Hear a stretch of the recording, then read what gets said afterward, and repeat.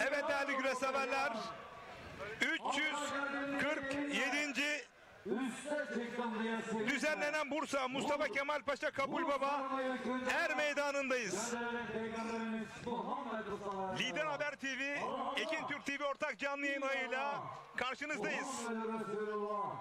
Bugün burada birbirinden önemli pehlivanlarımız kol bağlayıp güreş tutacaklar. Bunların başında sizler de çok merak etmiş olduğunuz bir isim var. Cengizhan Şimşek aylar sonra siz çok değerli güreş severlerimizin karşısına çıkacak.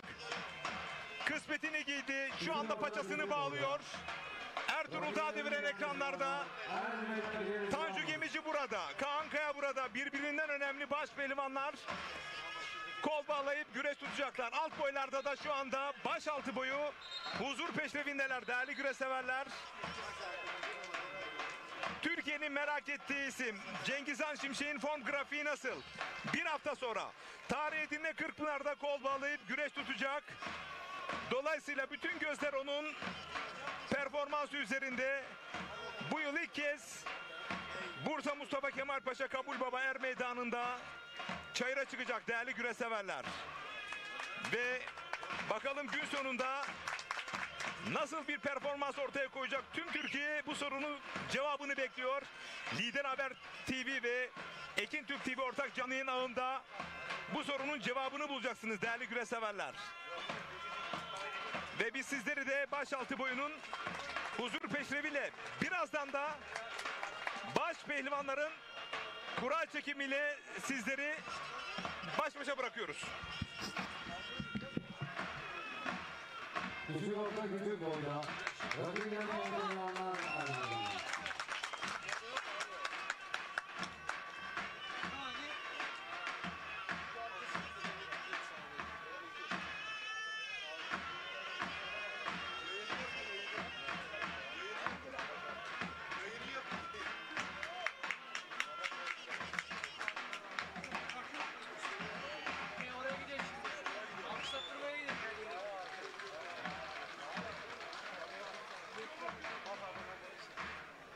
Evet, küçük orta, küçük boyda, ismini okuduğum pehlivanlar selamatlanmak için çok aceler meydana. Mehmet Ali Başar,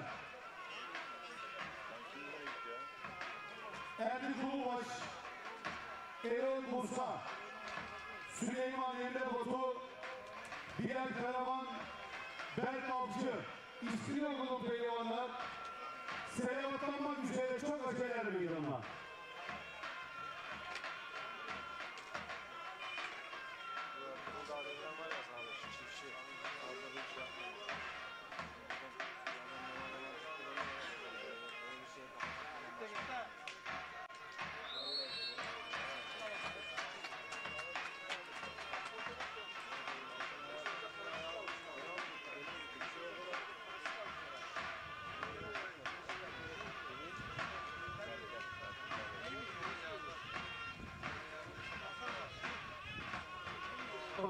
Küçük orta pehlivanları, küçük orta galileri Er Meydan'a yerinizde alınız.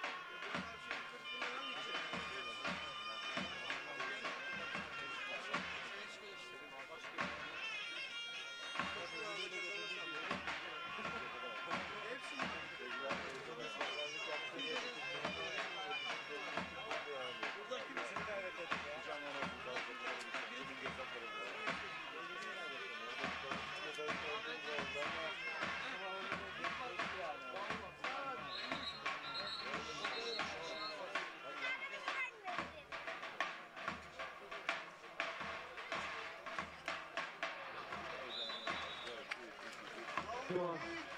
Yeter. Sen ne oldu İksan? Sen ne oldu ki?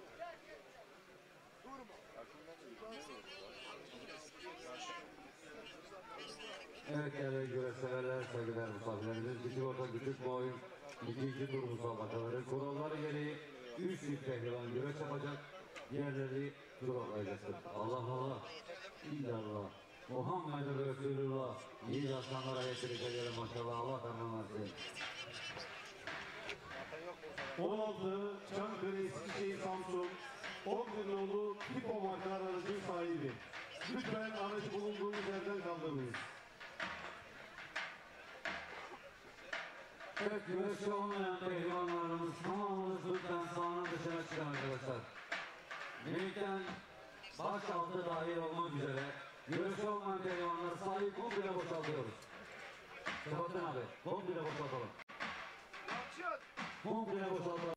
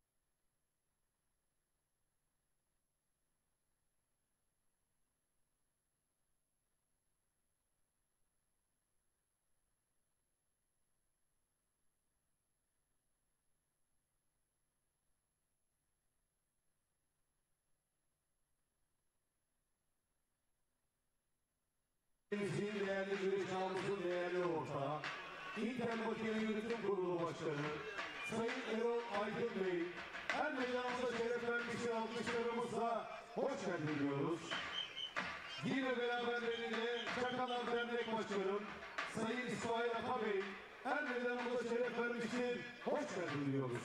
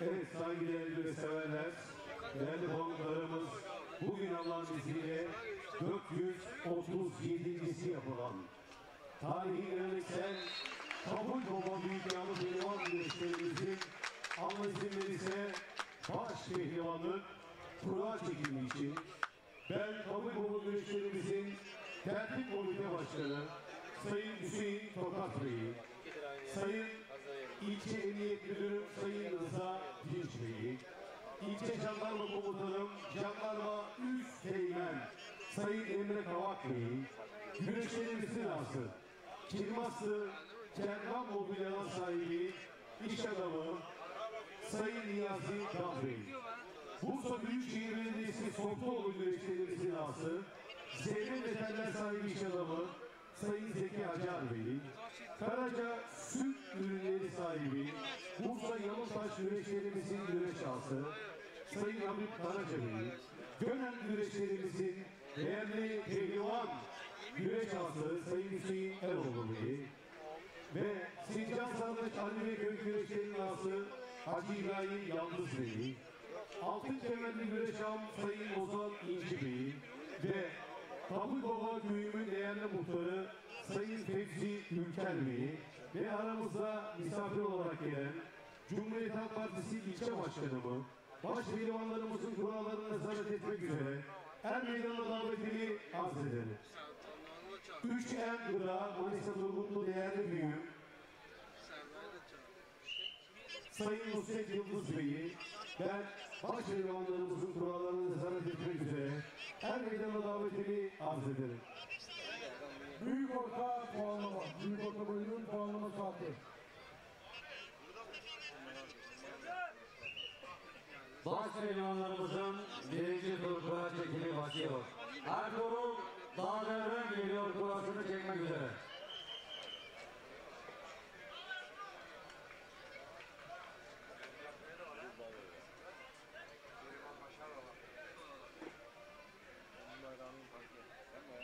...11 numara Ertuğrul Dağdevrem Tanju Gemici geliyor.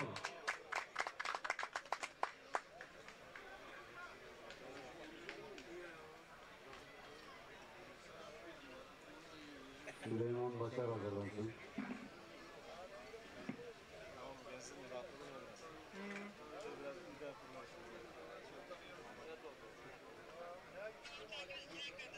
...13 numara Tanju Gemici. Süleyman Başar geliyor kurasını çekmek üzere.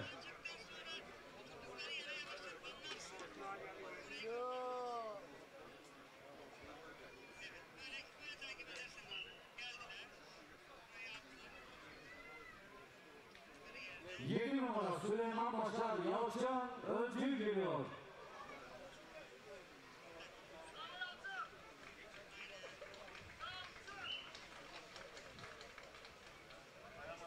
Beş numara Yalçın Öncü.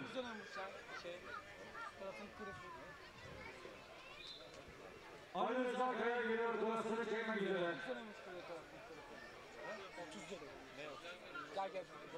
6 numara Ali Rıza Kaya Necip Yıldırım geliyor. 30 lira. Var mı? O var mı sende?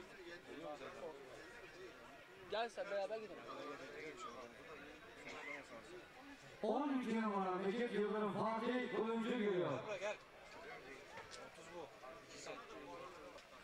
8 numara Fatih Kuyumcu Güngör Ekin geliyor.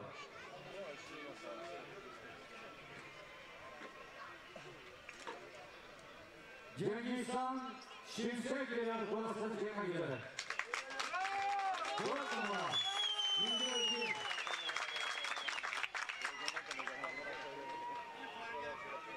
1 numara Cengizhan Şimşek Mustafa Doğan Özkaya geliyor.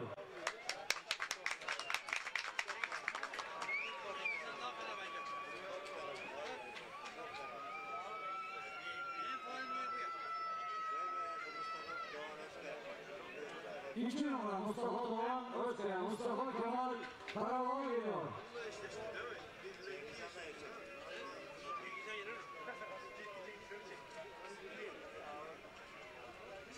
9 numara Mustafa Kemal Karabağ, Hasan Zeybek geliyor.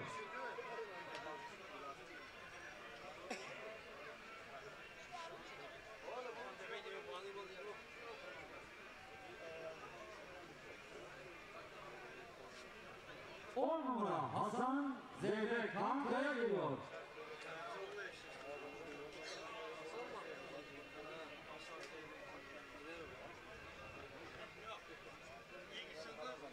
Üç numara Kankaya Ali Yaratma geliyor. 14 numara Ali Yaratma. Çok değerli başkanlarımız lütfen anı fotoğrafı için bir düzen alalım. Çok değerli başkanlarımız Mustafa, Doğan Özkaya, Karabağ, Cengiz Han, Süleyman Başar, hemen bir düzen alalım hocam. Çok değerli başkanlarımız anı fotoğrafı için lütfen.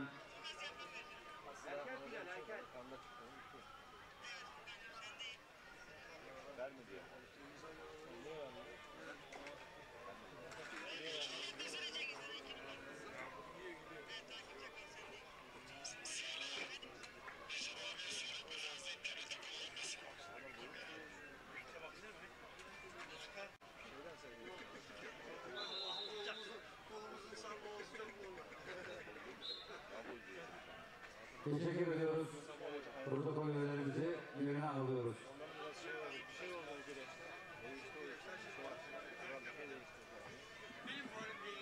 Başkanlarımızın birinci tur kura çekimlerini arz ediyorum. Cengiz Han Şimşek Mustafa Doğan Özkaya ile Kankaya İncör Ekin ile Yalçın Öncül Ali Rıza Kaya ile Süleyman Başar Fatih Koyuncu ile Mustafa Kemal Karabağ Hasan Zeybek ile Ertuğrul Dağlar'ın Necip Yıldırım ile Tanju Gemici Ali Yanakmen ile Küçükçü başkanları yardım.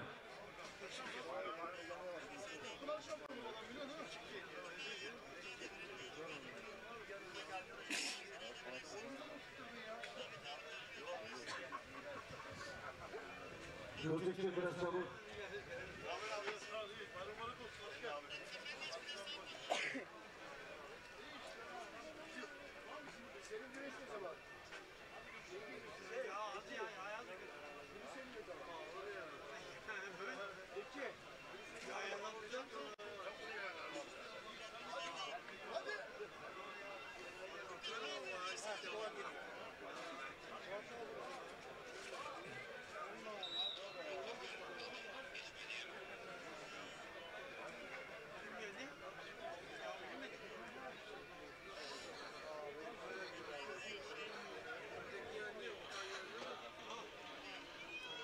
Nasıl? Kime atacağım bunu?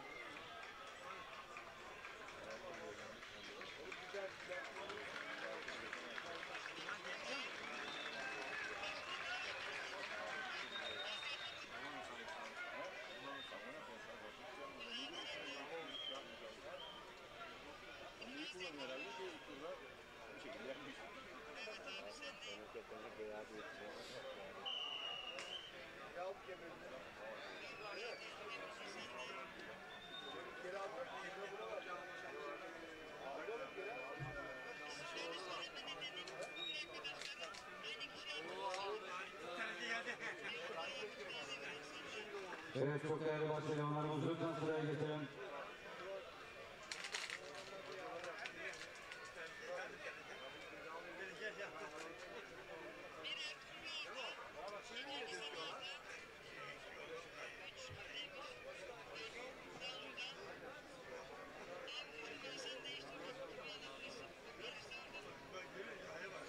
Hasan hocam. Büyük orta pehlivanları kurallarınızı çekmek üzere cephe hakemliğine geliyoruz. Tekrar diyorum. Evet, Büyük orta pehlivanlarımız kurallarınızı çekmek üzere cephe hakemliğine geliyoruz.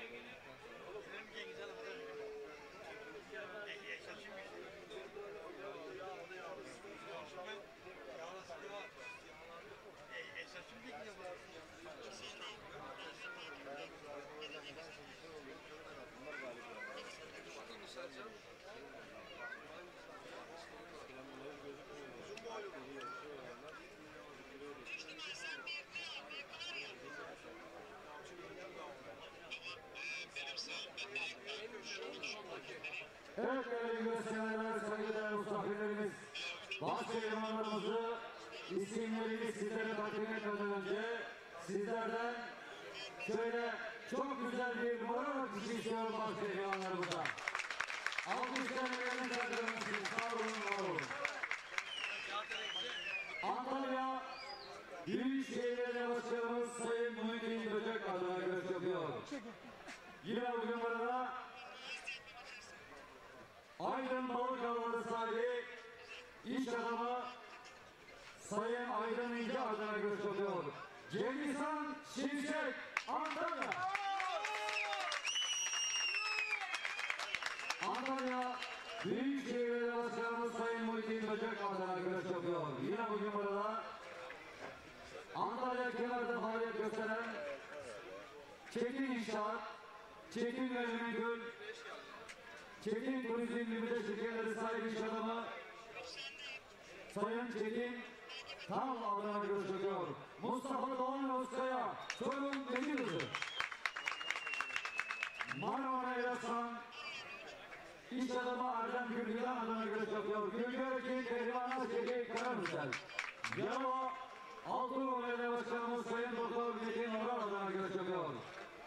Yine bugün arada her sak güreşleri arası iş adamı Sayın Erkan Uysal adına görüş yapıyor. Kaankaya Pehlivanlar Şehri Karamürsel.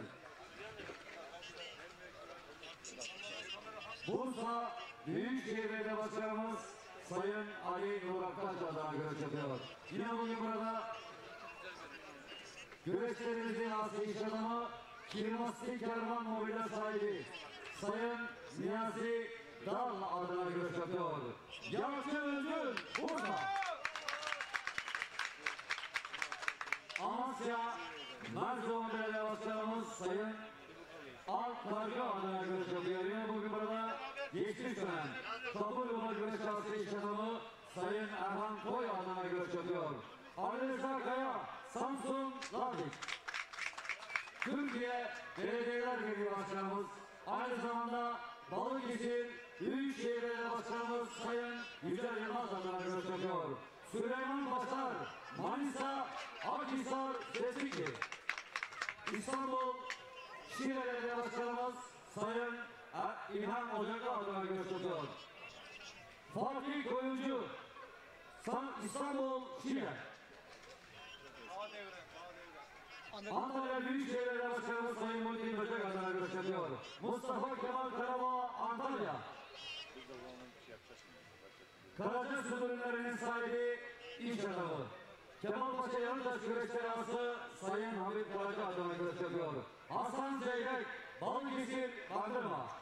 İstanbul Şile Belediye Başkanımız Sayın İlhan Ocaklı adına görüş yapıyor. Mecit Yıldırım, İstanbul Şile. Balıkesir Büyükşehir Belediye Başkanımız, aynı zamanda Türkiye Belediyeler Birliği Başkanımız Sayın Yücel Yılmaz adına görüş yapıyor. Yine bugün burada Aslı Eski Kabul Babalı. Bu toprakların öz evladı. Turgul'da faaliyet gösteren Turgul'lu iş adamlarımızdan 3 yıldız gıda sahibi Sayın Nusret Yıldız adına görüş yapıyor.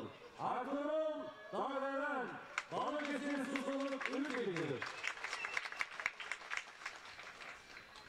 Kocaeli Büyükşehir Belediye Başkanımız Doçent Doktor Sayın Tahir Büyükakın adına görüş yapıyor. Yine bugün burada Aslı Eski bu toprakların öz evladı Kabul Babalı Erdoğan Genç adına görüş yapıyor. Tanju Gerici Samsun Terme. Muğla Türkiye Belediye Başkanımız Sayın Alim Karaca adına görüş yapıyor. Muğla bölgesi, Tunusman bölgesi traktörleri anabaş bayi iş adamı Sayın Ümit Kanatmış adına görüş yapıyor. Ali Yaratma, Muğla, Fethiye. Bugün buraya dizilmiş Bursa'nın, Kemalpaşa'nın, Kabul ağaları beyleri, biraz sonra Er Meydanı'nda güreş yapacak pehlivanların çataldır yürekleri. Aziz seyircim, şöyle bir bakın, sadece kısmet güzellerinde kişileri aziz seyircimde ise en çok alkış ve istekleri. Allah Allah, illallah, Hakk'in, Muhammed Resulullah. Baş pehlivanlarımızın gelişiyle birlikte alkışlarla gelin maşallah. Haydi aslanlar, Allah emanet. Bülent.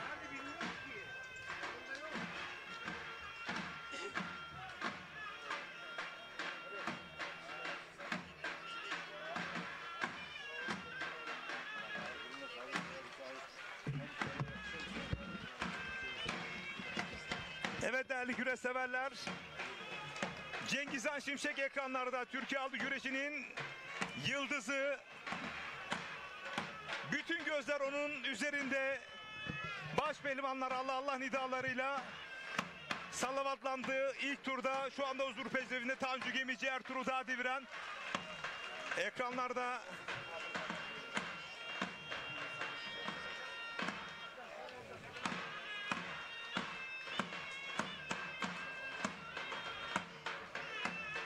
Mecit Yıldırım ekranlarda. Lider Haber TV, Ekin Türk TV ortak canlı yayın ağıyla bu yıl 347.si tertip edilen Bursa Mustafa Kemal Paşa Kabul Baba yağlı pehlivan güreşlerindeyiz değerli güreş severler. Cengizhan Şimşek çok merak ediliyor form grafiği. Sezon başından beri ilk kez güreş severleri karşısına çıkıyor. Kısmet giyiyor, paçasını bağlıyor. Ve şu anda huzur peşrevinde. Bir hafta sonra tarih Edirne Kırkpınar'da performansı merak konusu. Cengizhan Şimşek, çok büyük bir sevgi seli söz konusu kendisi adına.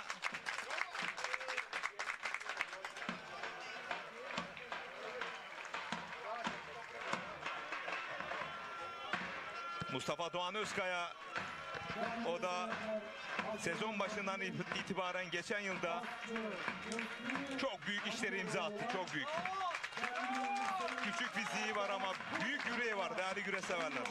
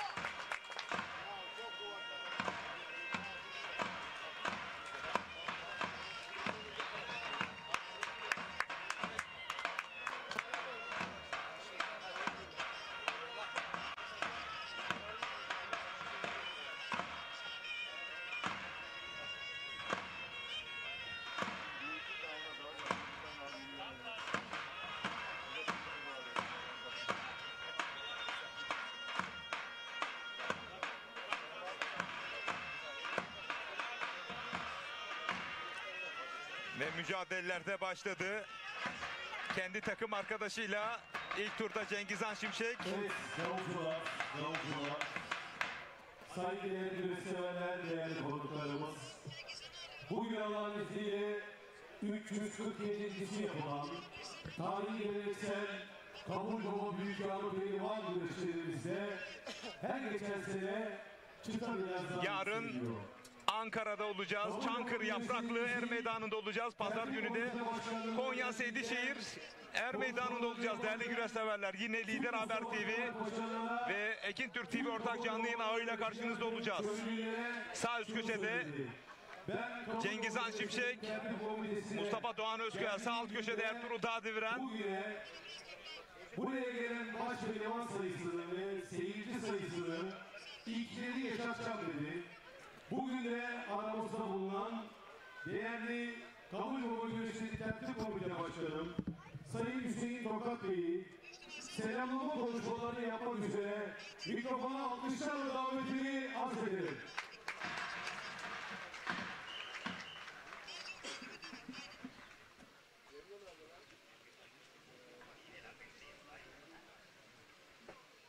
Herkese merhaba.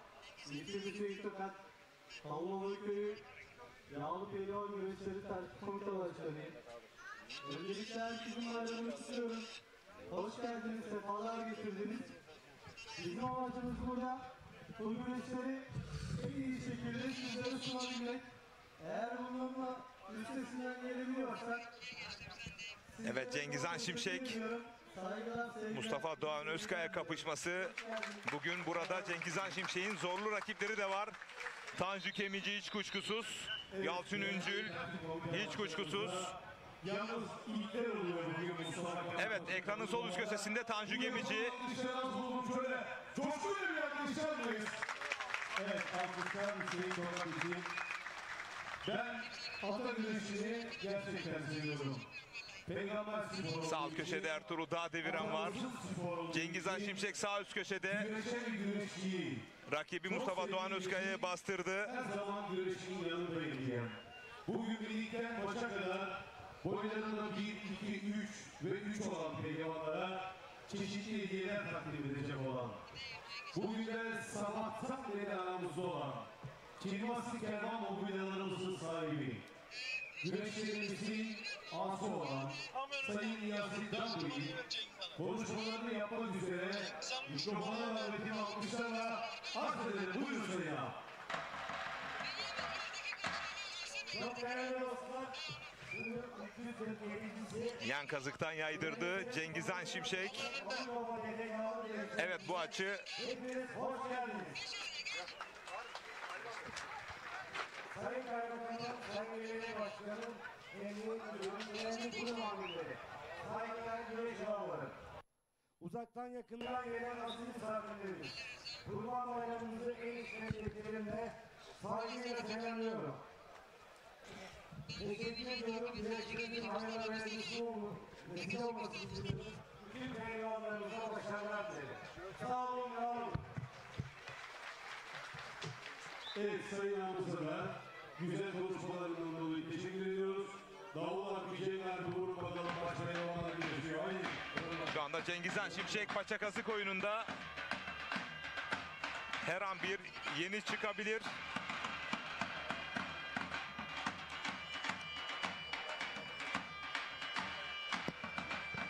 Bir paça kazık arışını havalandırdı paça kazıktan. Hadi Cengizhan hadi. Cengizhan Şimşek.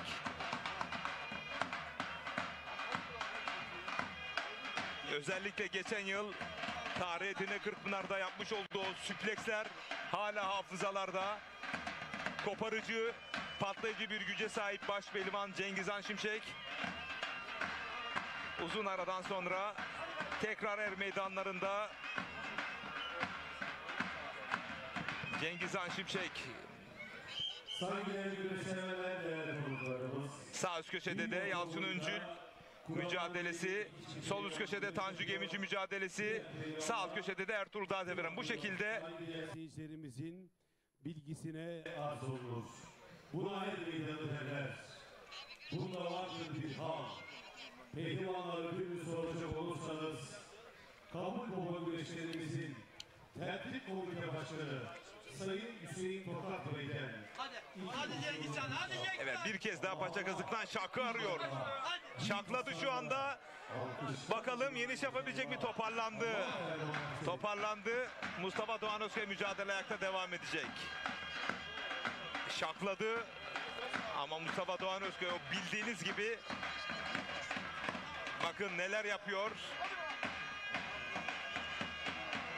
Tabii ki bugünkü mücadele Cengizhan Şimşek'in performansını da bir nebze olsa test etmiş olacak. Onu söyleyebiliriz. selamatlamak üzere çok acele meydanda.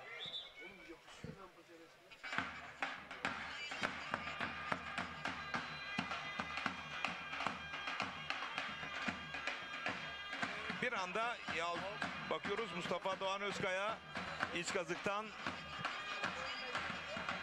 sürdü Cengizhan Şimşek'i. Evet, bu açıdan takip edebiliriz.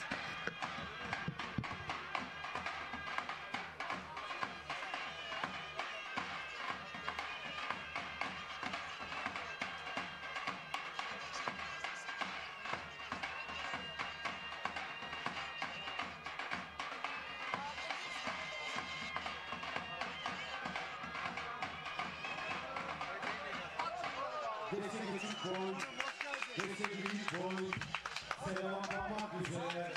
Son öceler ve yeniliklerimizi alıyoruz. Evet, yerde devam ediyor mücadele.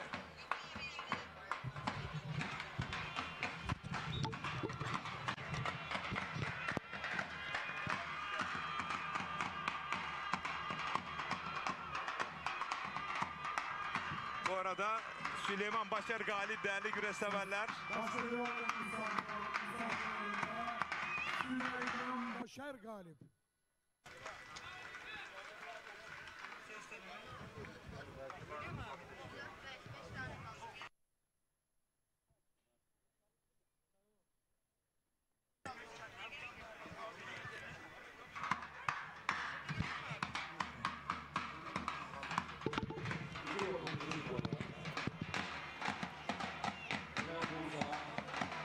Evet, ilk ismini çeyrek finale yazdıran isim oldu değerli güreş severler.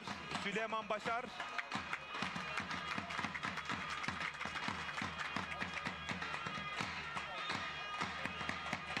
Sol alt köşede Cengizhan Şimşek. Geçen yıl adeta yıldırım gibi çarpmıştı Kırkpınar'ı. Bu yıl performansı çok merak edilen bir başpehlivan. Tabii ki onun güreşebilme noktasında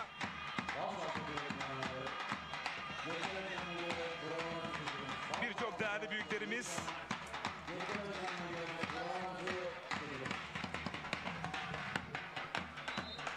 düşüncelerini, öngörülerini paylaştılar.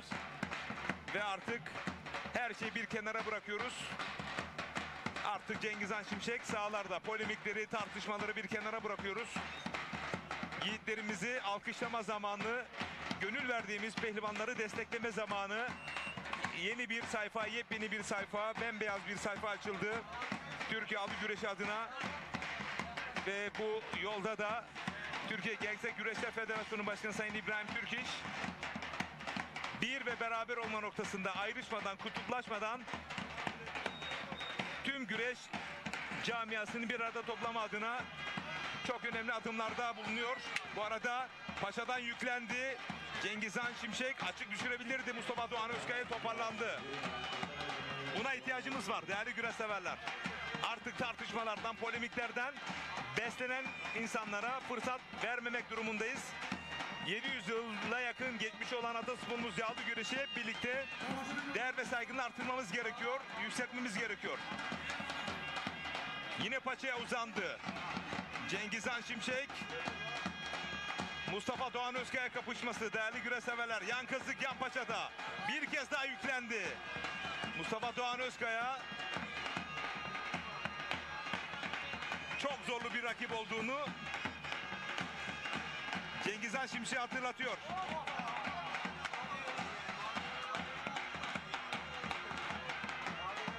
Bu arada çok değerli büyüğümüz Ömer Oğuzhan iyi yayınlar diliyor. Tokat'ımızın duayen sanatçımız Mihrican Bahar ablamız ile birlikte izliyoruz demiş. Yine sanatçı Bahar Duman, komşusu Havva Hanım, ablasının eşi Cahit Dündar abimiz birlikte izliyorlarmış Ekin Türk TV'de. Lider Haber TV, Ekin Türk TV ortak canlı yayında beraberiz derken evet, adını çeyrek finale yazdıran baş pehlivan oluyor Ertuğrul Dağdeviren. Sol omuzundaki sakatlığı geçen hafta Gaziantep Şahin Bey yağlı pehlivan güreşlerine katılmamıştı.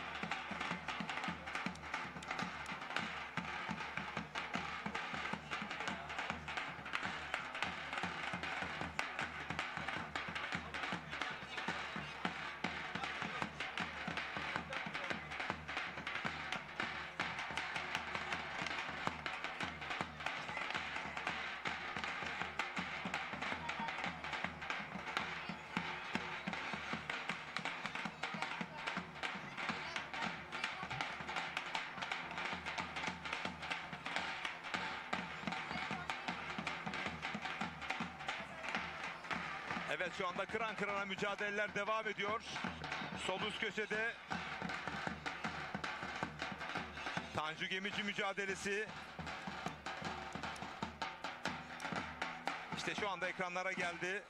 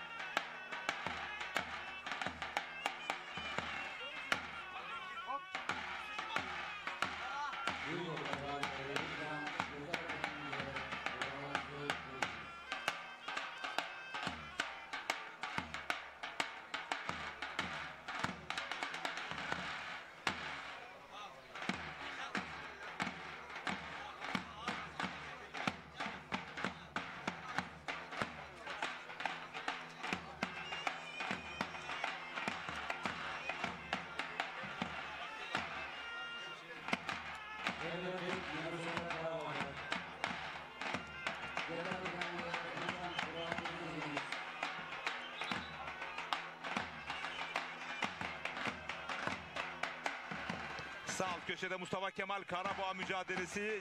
Cengiz Han Şimşek'in ustası Hasan Zeybek'le kapışıyor. Sol üst köşede Tanju Gemici. Aliyan atma mücadelesi. Sol alt kadrajda da Cengiz Han Şimşek, Mustafa Doğan Özkaya mücadelesi.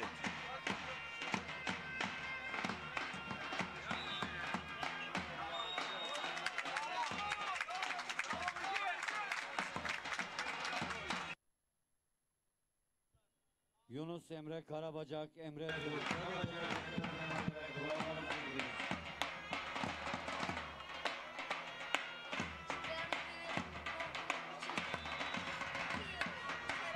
İç kazıktan septirdi bu arada.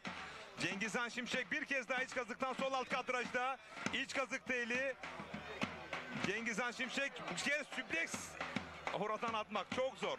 İmkansız. Sol el iç kazıktayken imkansız. Sağ üst köşede Ali Rıza Kaya mücadelesi. Sol üst kadrajda da Tanju Gemici, Aliyan atma kapışması.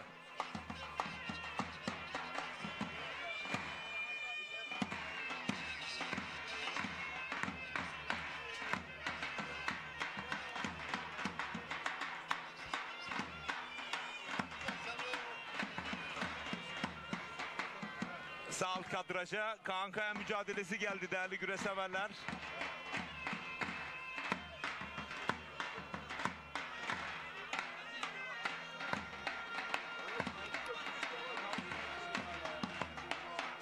Sağ üst kadrajda Yalçın Üncül, Ali Rıza Kaya, sol üst kadrajda Tanju Gemici, Aliyan Atma, sol alt kadrajda Cengiz Han Şimşek kapışması.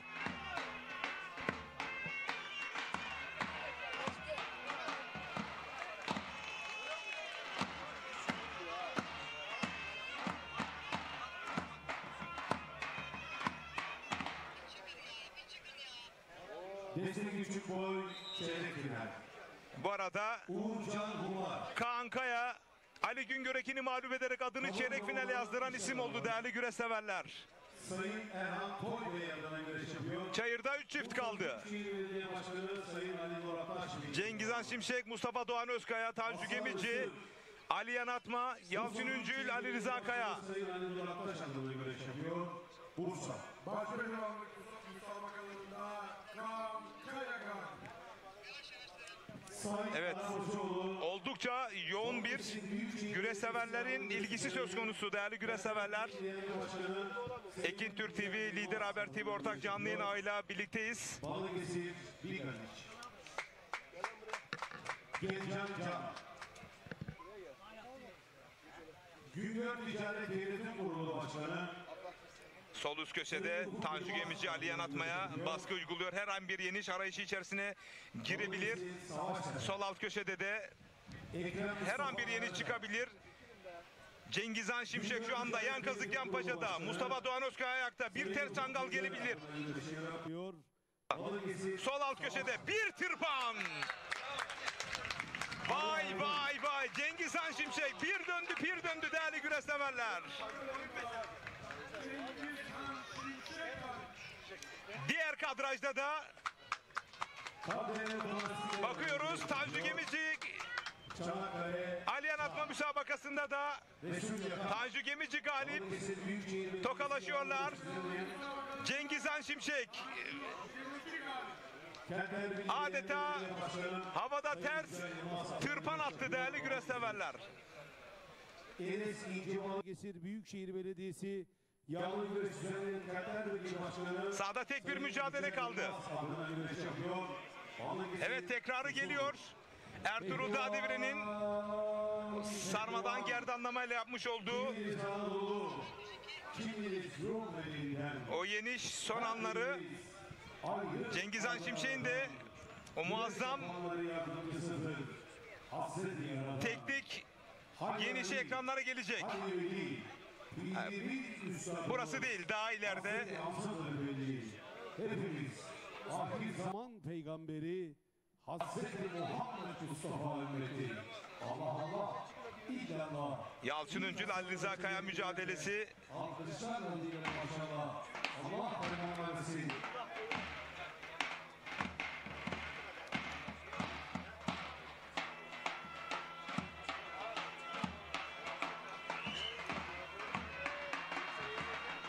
Ali Rıza Kaya, Yalçın Üncül mücadelesi yerde devam ediyor.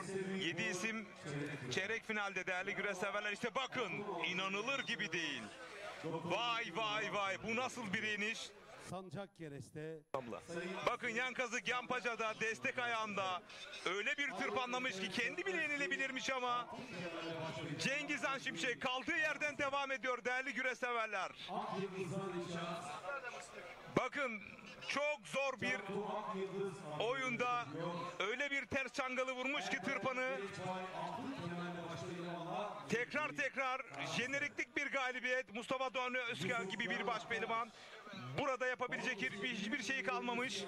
Ve çeyrek finalde Cengizhan Şimşek değerli güreş severler.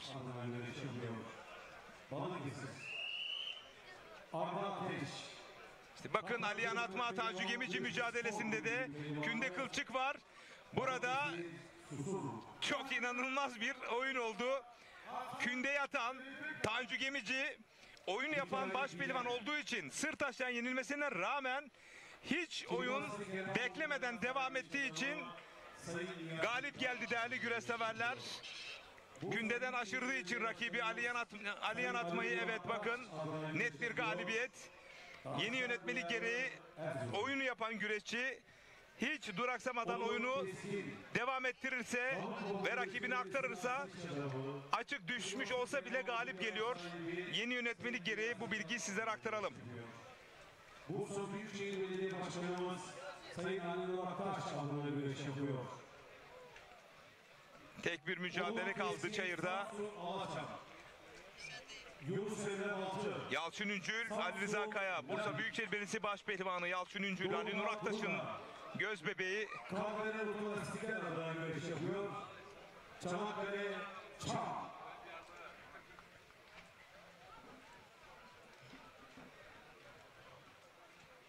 Pehlivan. Yalçın Öncül Paşa Kazık oyununda. Kiminiz Rum Melgen. Her biriniz ayrı ayrı anadan güreş yapanların yardımcısıdır. Hazreti Yaradan. Çapraz gireyim deme yan baş atar. Sarma külde takayım deme kılçık yapar. Tak sarmayı küldeden at. Gönder peygamberimiz Muhammed Mustafa'ya selamat. Allah Allah, illallah, Muhammed'in Resulullah, koç yiğitlere alkışlarla diyelim maşallah. Allah belanı versin. Sağlık hocam.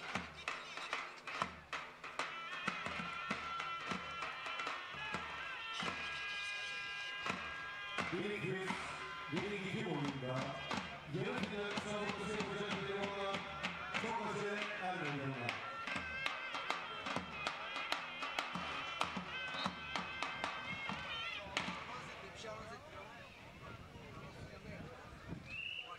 Üç numaradan çok acele aracıyım.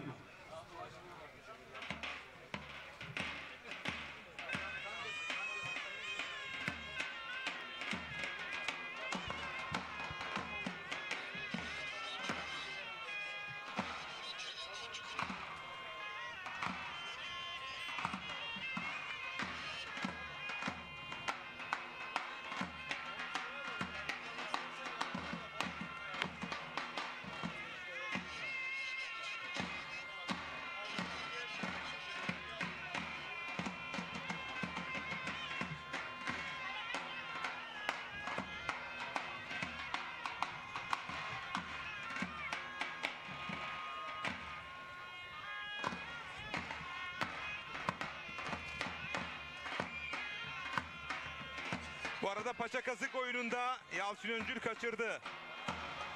Yalçın Öncül kaçırdı Paçakazık oyununda.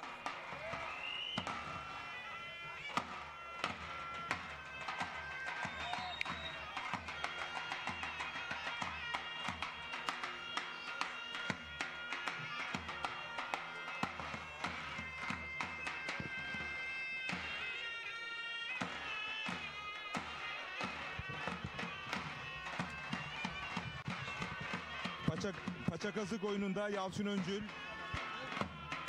Her an bir yeni çıkabilir, keçi dikmesi çıkabilir.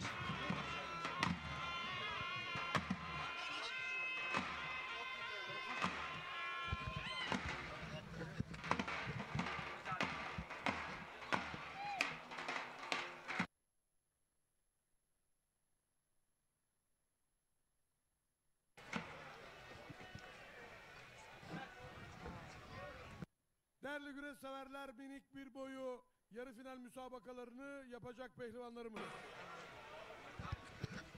Yunus Emre Bulut. Balıkesir Büyükşehir Belediye Başkanı. Hüseyin Yücel Yılmaz pehlivanı. Mücadele ayakta devam edecek. Balıkesir Balıklı.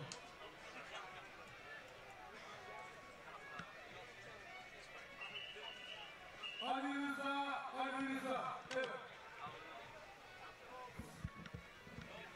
Bursa Büyükşehir Belediye Başkanımız Sayın Ali Aktaş Bey pehlivanı yine bugün meydanımızda Bursa Büyükşehir Sokol Güreşleri Arası Sayın Zeynep Metal'in sahibi Zeki Acar Bey adına güreş yapıyor Bursa.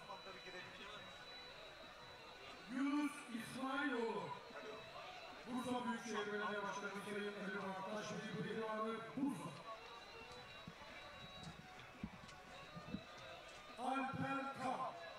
Tamam, sana zahmet bu ara. Mustafa Kemal Paşa Yanıntaş güreşleri ağabeyimiz Sayın Habib Karacabi pehlivanı Bursa Mustafa Kemal Paşa. Minik iki boyu yarı final müsabakaları. Hasan Hüseyin Şahin. Balıkesir Büyükşehir Belediye Başkanımız Sayın Yücel Yılmaz Bey pehlivanı Balıkesir Balıkesir. Ömer Naci. Hul Fitness'in sahibi Uğur Gökçe adına güreş yapıyor. Bursa Mustafa Kemal Paşa. Cihan Orhan. BK yemeklerinin sahibi iş adamı Mustafa Karalı adına güreş yapıyor. Bursa Büyükşehir. İsmet Emir. Klas Sofa mobilyalarının sahibi iş adamı Mustafa Çakmak adına güreş yapıyor. Balıkesir Kepsüt Beyköy. Allah Allah. İllallah. Muhammed Resulullah. Boylarında yarı final yapan yiğitlere Alkışlarla diyelim maşallah. Haydi aslanlar, Allah derman versin. Teşvik 1 ve Teşvik 2 boyunda yarı final müsabakalarında her meydanlar.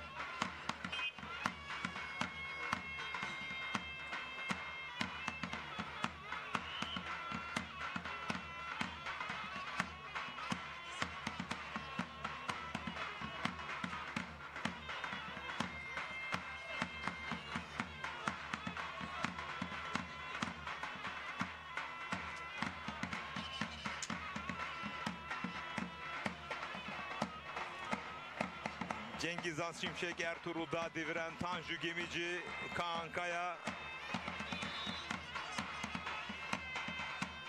Süleyman Başar ikinci turdalar. 7 isim belli oldu. 8. isim bakalım kim olacak?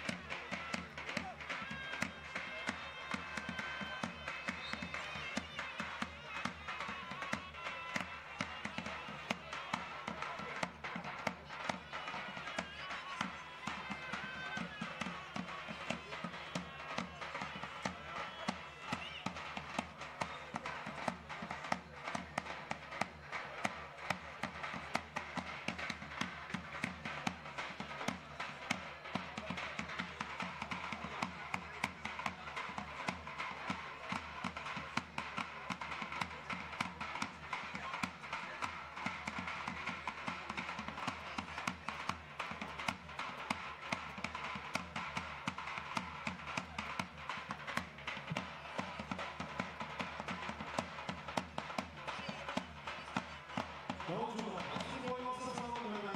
Davulcu ustam.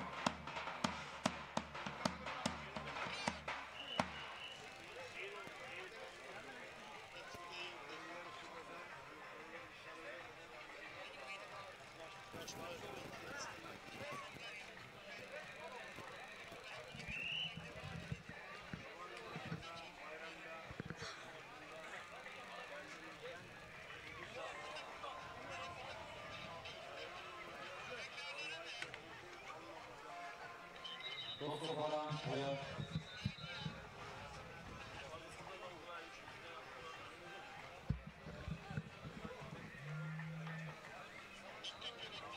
Küçük orta büyük boy. Küçük büyük boy. Çok acele yollarını almış.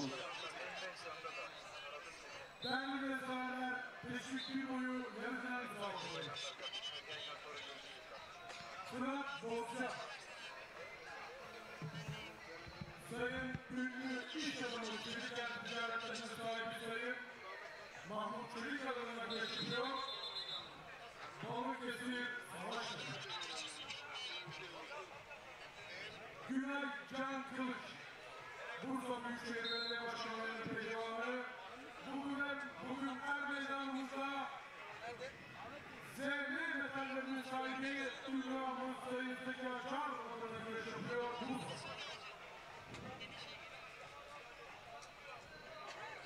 Berke Ergül.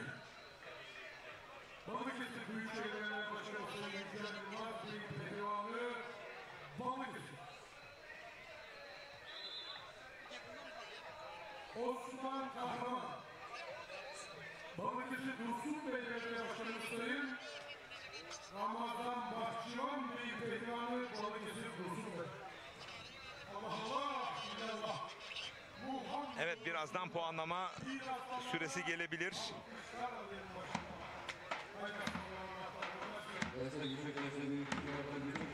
büyük boy.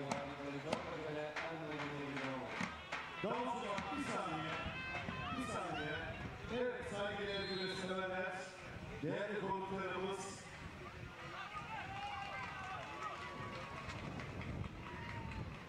Kabul Baba güreşlerimizin Tertip Komite Başkanlığı'nı yıllarca yürüten, Kabul Baba'da güreş olsun diye gece gündüz çalışıp direnip bu güzel günün oluşmasında yıllardır yatsınmayan çok büyük emeği olan, yaşayan doğan olan Yiğit Namı Yarlı'nın Hacı Mustafa Aydoğdu her meydanımıza şeref vermiştir. Hacı amcamızı alkışlarımızla şöyle hoş geldin diyoruz. Sağ olsunlar, var olsunlar.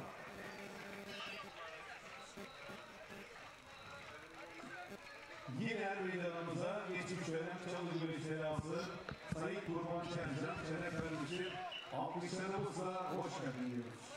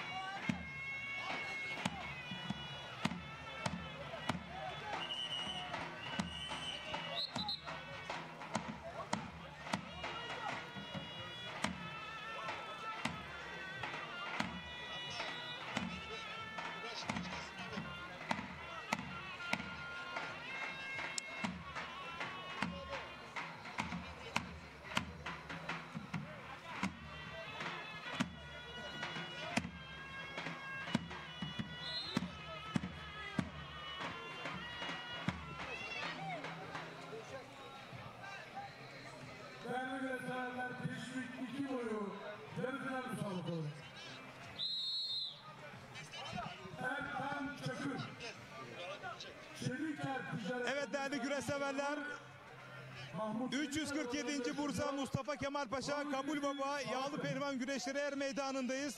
Baş pehlivanlar kıran kırana güreşiyor.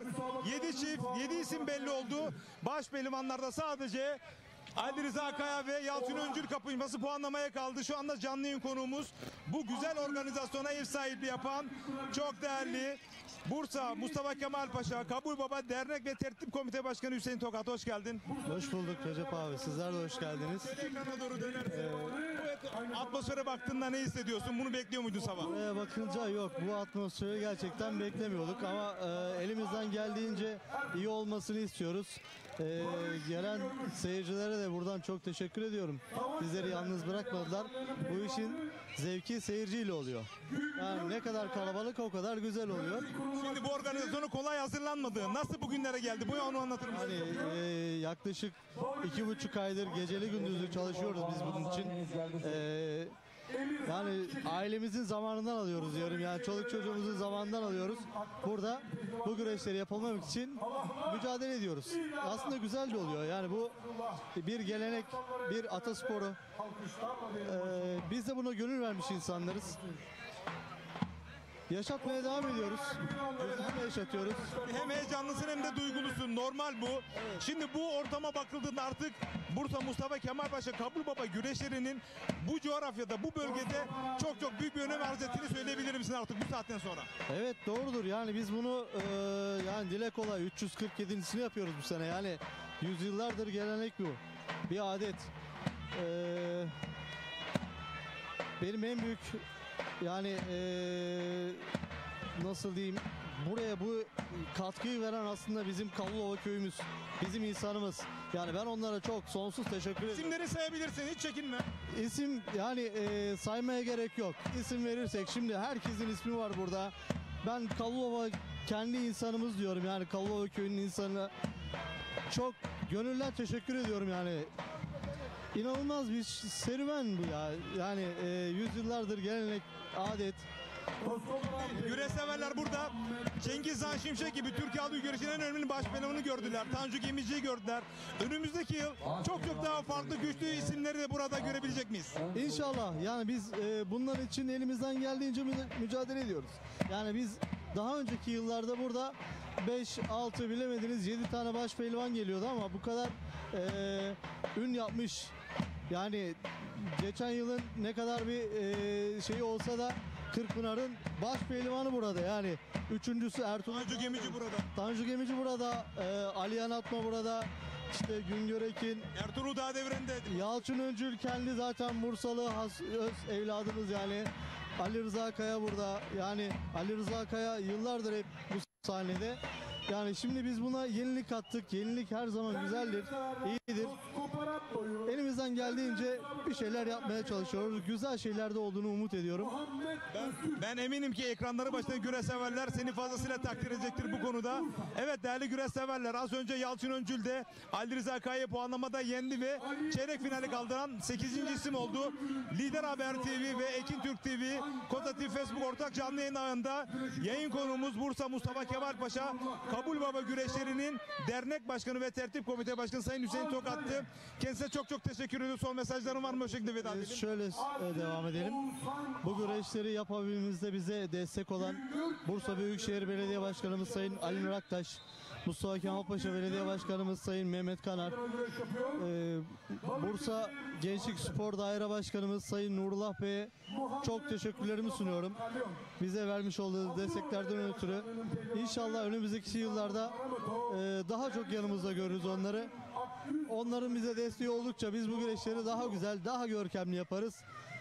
Hepsine çok teşekkür ediyorum. Ben de teşekkür ederim. Neden? Ayrıca Kabul Baba Güreşi'nin tertip komite başkanı olarak bütün organizasyonlara da teşrif buyuruyorsunuz. Bu çok önemli teslim noktasında. Evet, doğrudur. Sağ olsun. Biz davet ediyoruz, davet ediliyoruz. Gidiyoruz. Bursa Büyükşehir Belediyesi Yağlı Güreşleri ağamız, bizim komşu köylümüz Sayın Zeki Acar burada. Çalı Güreş ağamız Hakan Sövünmez. Yurt dışında Habib Karaca burada. Habib Karaca, Yalıtaş Güreş ağamız Habib Karaca burada. Yani yine komşu köyümüz Ali Beyköy eski ağalarından Ozan İnci ve yeni ağa Baba şu anda aramızda. Yani biz birlik oldukça, beraber oldukça her şey oluyor yani. Her şey güzel oluyor. Hüseyin Tokat teşekkür ediyorum. Gönlüne sağlık. Biz teşekkür ederiz Recep abi. Herkese iyi seyirler, iyi yayınlar diliyorum. Evet, ekranları başında güreş severler. Çeyrek finalde baş pehlivanlar birazdan kura çekim için çayıra çıkacaklar ama biz sizleri alt boyları mücadeleleri baş başa bırakıyoruz. Yarı finalde dualarla diyelim bakalım. Allah rahmet eylesin. Deste büyük boy bağlama.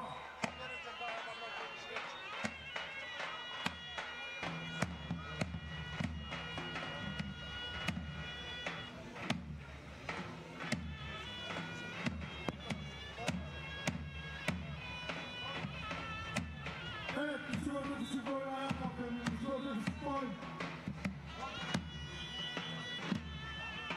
Evet, Cetvel hocalarım, küçük boyu eşleyelim.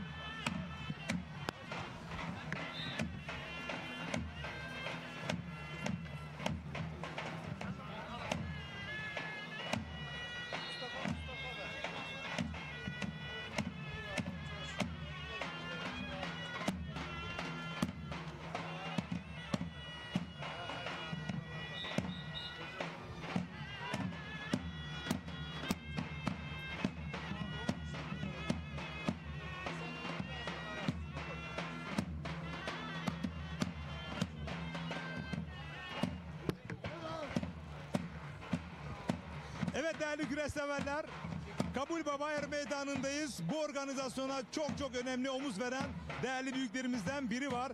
Kırmasti Kervan AVM Yönetim Kurulu Başkanımız, güreş ağamız Sayın Niyazi Dal. Hoş geldiniz efendim. Hoş bulduk, siz de hoş geldiniz. Sağ olun. Çok güzel bir ambiyans var. Bunun baş mimarlarından birisiniz. Ne hissediyorsunuz öncelikle?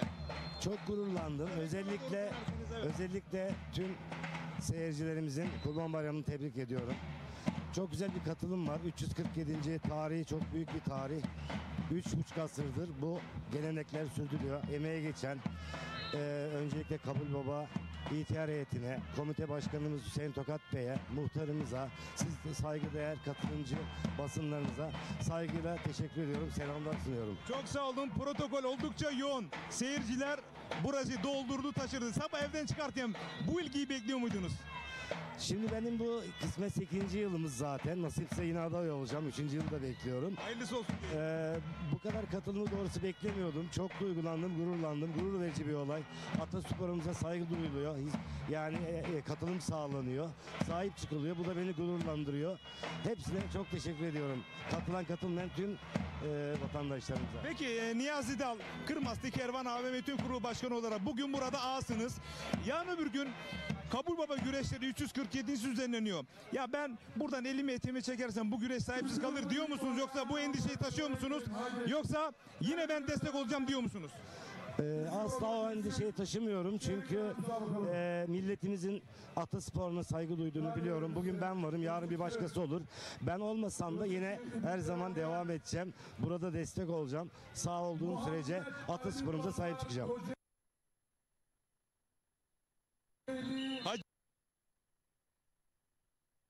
Mustafa Aydoğdu sizi burada çok seviyor ve parmağıyla işaret etti. İyi ki var dedi. Onun hakkında birkaç cümle alabilir miyim? O çok güzel bir insan, duayenimiz. Ben de çok saygı duyuyorum.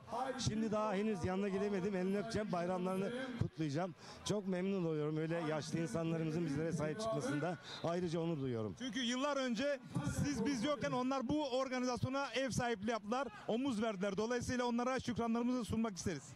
Ben de çok aynı duyguları paylaşıyorum. Çünkü çok onlar duayen, çok emektar. Bak zor yürüdüğü halde buraya bastonuyla geliyor. Ne mutlu ona. Evet, bu arada bakıyorum protokolde misafirleriniz geldi. Dilerseniz biz sizi misafirlerinizi yanına uğurlayalım. Değerli güreş severler, Kabul Baba güreşlerinin güreş şahsı Kırmasti Kervan AVM Yönetim Kurulu Başkanı Sayın Güreş şahsı Niyazi Dal yayın konumuzdu. Kendisi protokole uğurluyor. Sizleri de arka kadrajdaki mücadelelerle baş başa bırakıyoruz. Bursa Mustafa Kemal Paşa. Körekendi Mahallesi. Can Saydam. İstanbul Koşuyolu Hastanesi'nde yatmakta olan akciğer nakli bekleyen Mehmet Seyman adına meydanımıza güreş yapıyor. Bağlıkesir Susurluk Göbek.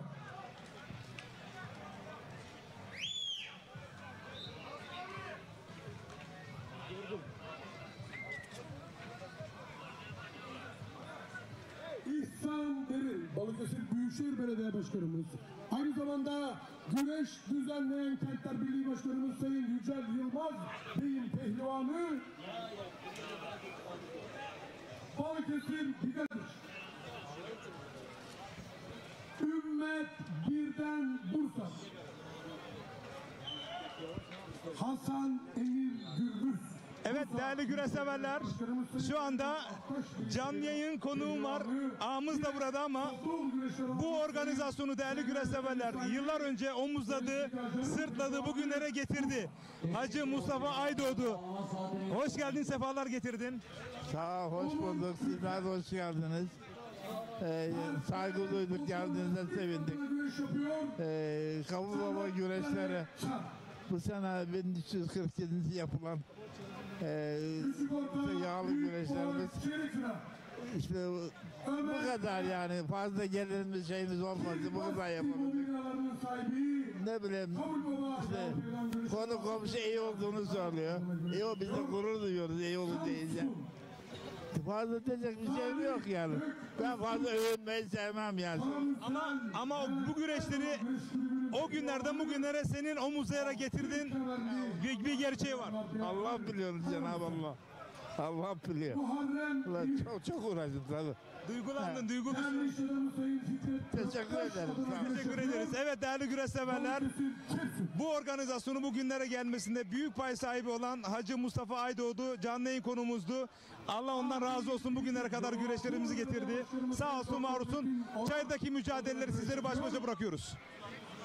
Aynı zamanda Hersek güreşleri ağamız Sayın Erkan Uysal'ın pehlivanı Yolova Altınok.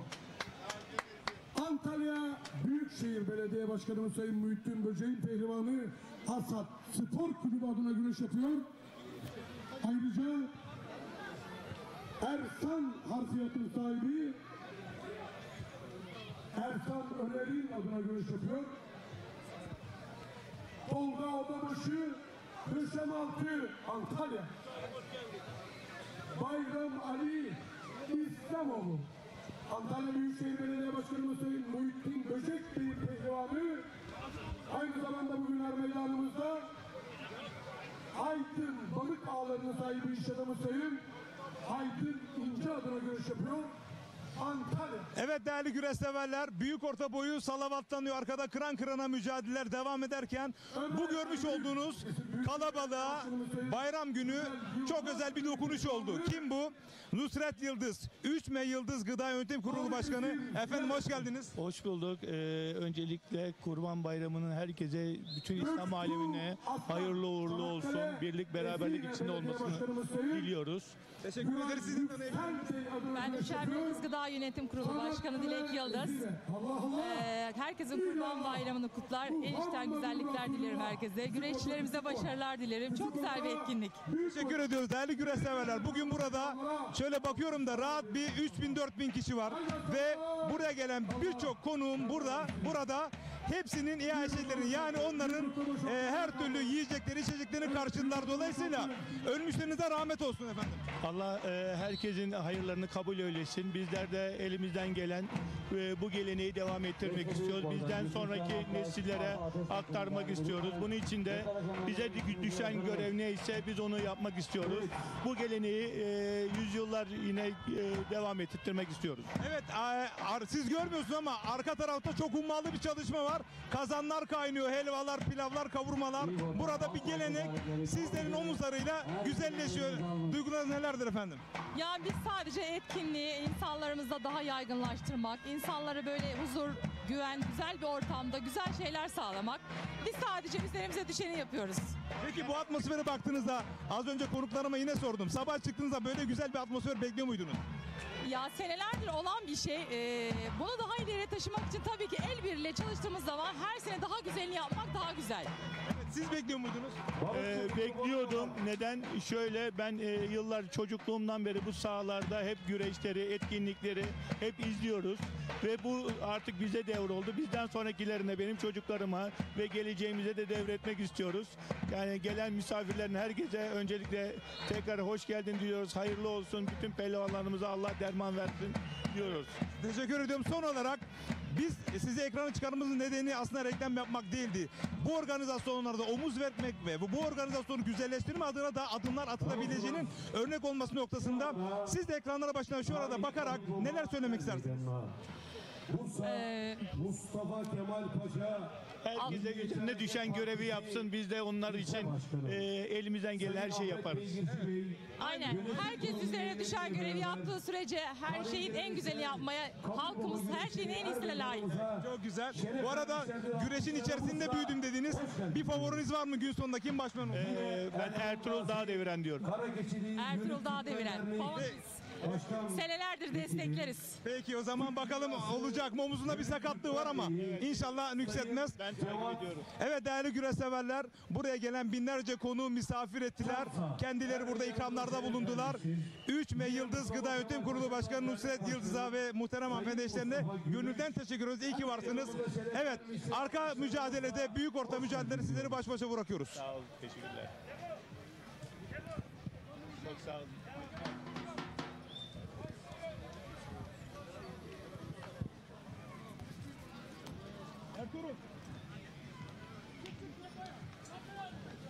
Evet, yine er meydanımıza Başak Tur, servis taşımacılığın Bursa'da lider ismi olan değerli güreş aşığı, değerli iş adamım Sayın Ercan Acar Bey er meydanımıza şeref vermiştir, alkışlarımızla hoş geldin diyoruz.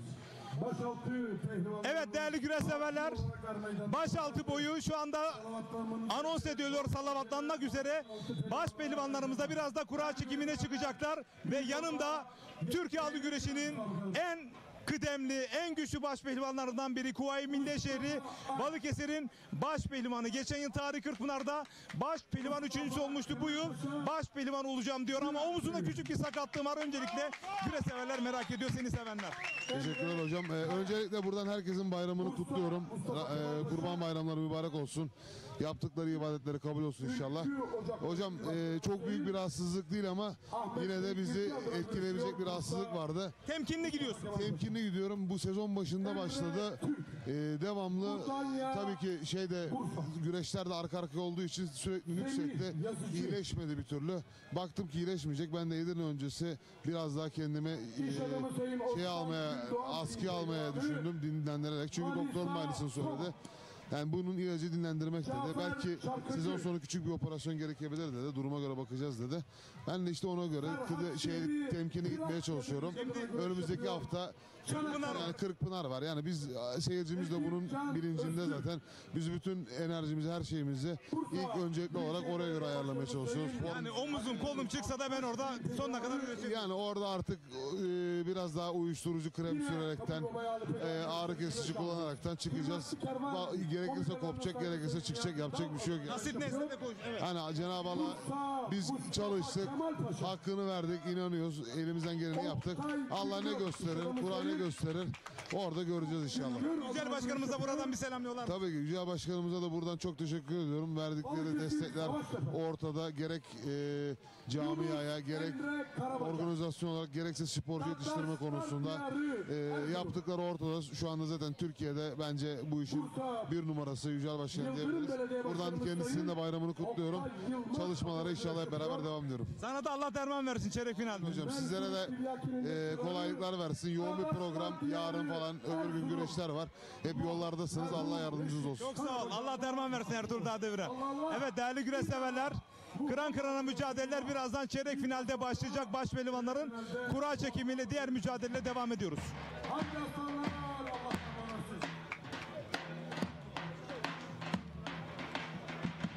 Baş altı pehlivanları Haceler meydanlar.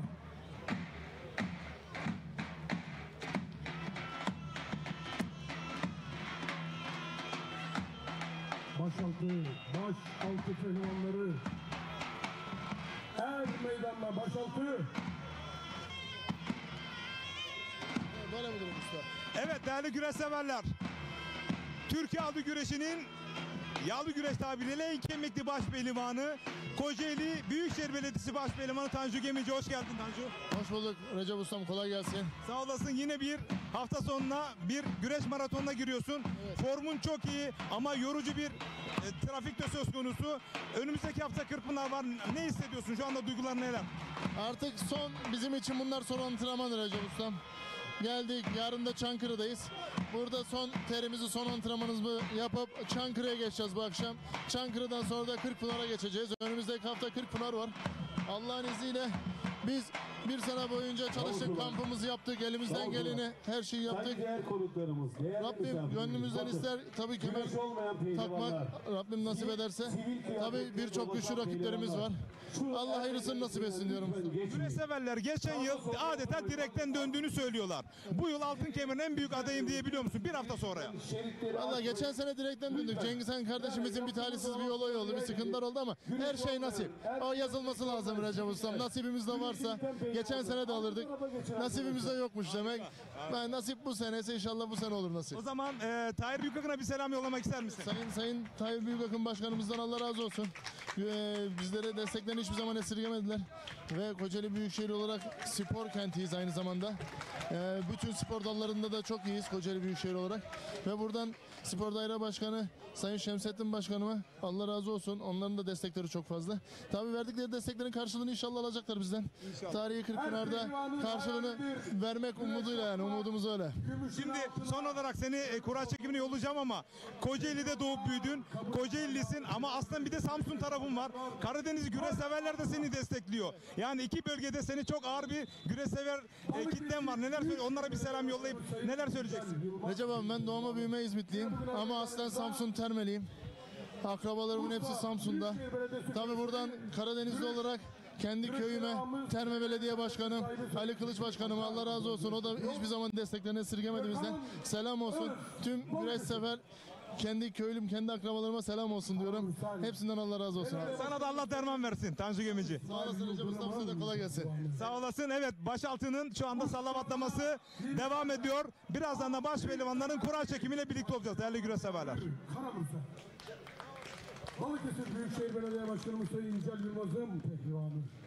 Yine bugün meydanımızda Softball güreşleri ağamız Sayın ZM Metal'in sahibi Zeki Acar adına güreş yapıyor. Balıkesir. Bursa Mustafa Kemal Paşa Belediye Başkanımız Sayın Mehmet Kanar adına güreş yapıyor. Yine Bursa Mustafa Kemal Paşa Yalıntaş güreşleri güreş ağamız Karaca Süt ürünlerinin sahibi Habib Karaca adına güreş yapıyor. Aslı, nesli bu toprakların evladı Okan Yavaş Mustafa Kemal Paşa Çaltırılık. Bursa Büyükşehir Belediyesi adına güreş yapıyor.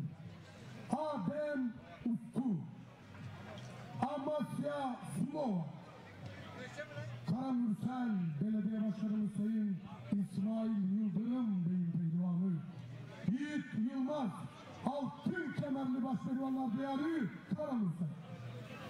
Antalya Büyükşehir Belediye Başkanımız Sayın Muhittin Böcek Bey'in pehlivanı. Yine bugünler meydanımızda Aydın Balık Ağları'nın sahibi iş adamı Sayın Aydın İnce adına güreş yapıyor. Tolga Turan, Antalya. Yolov Altınova Belediye Başkanımız Sayın Doktor Metin Oral Bey'in pehlivanı. Bugünler meydanımızda Ersek güreşler ağamız Sayın Erkan Uysal adına güreş yapıyor. Burak Kaya, altın kemerli başpehlivanlar diyarı kanımızda. Allah Allah, illallah, Muhammedur Resulullah. Yiğit aslanların çeyrek finalde alkışlarla diyelim maşallah. Aynı aslanlar Allah'tan ulaştı.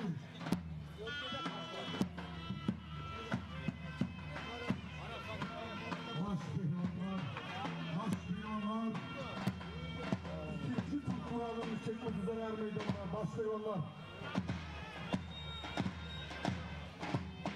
Evet Evet değerli güreş severler, baş pehlivanların kura çekimi anonsu yapıldı. Bu güzel organizasyona omuz veren çok önemli büyük değerlerimiz var dedik. İşte onlardan biri Erhan Toy hemen sağımda, Olcay Koç hemen solumda. Senle başlamak istiyorum. Çok ummalı bir çalışma. Yorgunsunuz ama gururlusunuz sanırım. Evet, uzun süren yaklaşık 15-20 gündür burada harıl harıl bir çalışma var. Köyümüzün halkı gönüllülük esasına dayalı bir çalışma. Gayet de güzel gidiyor. Harika gidiyor. İnşallah çıtayı yükselterek devam ettirmek niyetindeyiz. Nasipse daha iyisini yapacağız. Evet sabah Olcay Koç evden çıkarken bu kalabalığı, bu ilgiyi bekliyor muydun? Açıkçası beklemiyorduk ama bunun olması için elimizden geleni yapmak için uğraştık. Yani bundan sonra bunun için devam etmeye çalışacağız. Ya bu sadece bu bugünlük değil. Yani aylardan beri bunun için çalışıyoruz. Yani biz çok küçük bir köyüz. Yani kendi çabalarımızla bunu yapıyoruz. Hatta birazdan mezat başlayacak. Yani buranın ana gelir kaynağı. Bunu da herkese göstermeye çalışacağız. Büyümeye çalışıyoruz ama gerçekten zor bir şey yapıyoruz. Yani biz bu sporu seviyoruz yani. Evet, Erhan Toy dedi ki artık çıtayı yükselttik dedi. Yükselttik tabii ki. Seneye daha da fazla olmak için uğraşacağız yani kesin. Evet. Bugün burada Cengiz Han Şimşek burada, Tanju Gemici burada, Ertuğrul Dağdeviren seneye çok daha başka yıldızlar da olacak. Evet inşallah onun için müjdeyi uğraşıyoruz. verelim. Evet bu müjdeyi verebiliriz inşallah. Bunun için daha fazla çalışacağız. Peki bu organizasyona omuz veren, katkı sağlayan büyüklerimiz de var. Onlardan da biraz bahsedebilirsin. Aklına gelenler mesela. Şimdi zaten Hacı Mustafa Aydoğdu ile görüştünüz. Daha önceki tertip komite başkanlarımız olsun. Yani burada bir 80-100 hanelik bir köyüz. Genel olarak bunun bütün gelir kaynağı buradan kaynaklanıyor. Yani başka herhangi bir gelirimiz yok. Herkes karınca kararınca ne katabilirse, Olcay'ın da dediği gibi asıl gelir kaynağımız mezatlar. Bunları daha çok çoğaltarak, farklı gelir kaynakları yaratmaya çalışarak hem buranın daha güzelleşmesi hem de gelen vatandaşa daha iyi bir güreş izlettirmeyi hedefliyoruz. Bu arada Nusret Yıldız'ı biz buraya konuk aldık. Evet. Çünkü bu kadar konuk gelen insanları burada misafir ettiler. Onlar da karınca katkı sağladılar. Bu noktada bir teşekkür herhalde hak ediyorlar. Tabii ki Nusret Yıldız buranın bütün yani bu gelen herkesi doyurdu. Öyle diyebiliriz. Buradan hiç kimse aç gitmiyor. 347 yıldır dedelerimiz, atalarımız burada bunu başlatmış. Biz gençler olarak da bunu devam ettirmeye çalışıyoruz. Ona da gerçekten çok teşekkür ediyoruz. Çok büyük desteği var bize. Bizler de size teşekkür ediyoruz. İyi ki varsınız. Sağ olun. Son sözlerinizi alalım. Yani bu köy kurulduğundan beri bu gelenek devam ettiriliyor. Aslında bu civar köylerde de vardı ama artık ne yazık ki... Burası marka oldu değil mi? Ya, hepsinde bitti desek yeridir yani. Biz devam ettirmeye çalışıyoruz. Daha da ileriye gideceğiz kesinlikle. Evet değerli güreş severler, gün boyu size söyledik yayınımızın başında. Bu organizasyonlar kolay yapılmıyor. Birçok önemli isimler var. İşte onlardan ikisi yanımızdaydı. Hem Erhan Toy hem de Olcay Koç'a gönülden teşekkür ediyoruz. Çünkü 700 yıla yakın bir atasporumuz güreşe bu kalabalıkta bu kadar insanı bir araya getirmek kolay değil. Gecelerin gündüzlerine kattılar. Kapanışı da yine beraber yapacağız. Çünkü bu kadar hummalı çalışma yapan gizli kahramanlar var. Onlarla veda edeceğiz. Ne zaman? Gün sonunda. Teşekkür ediyoruz her ikinize de. Baş pehlivanların çeyrek final mücadele sizleri baş başa bırakıyorum.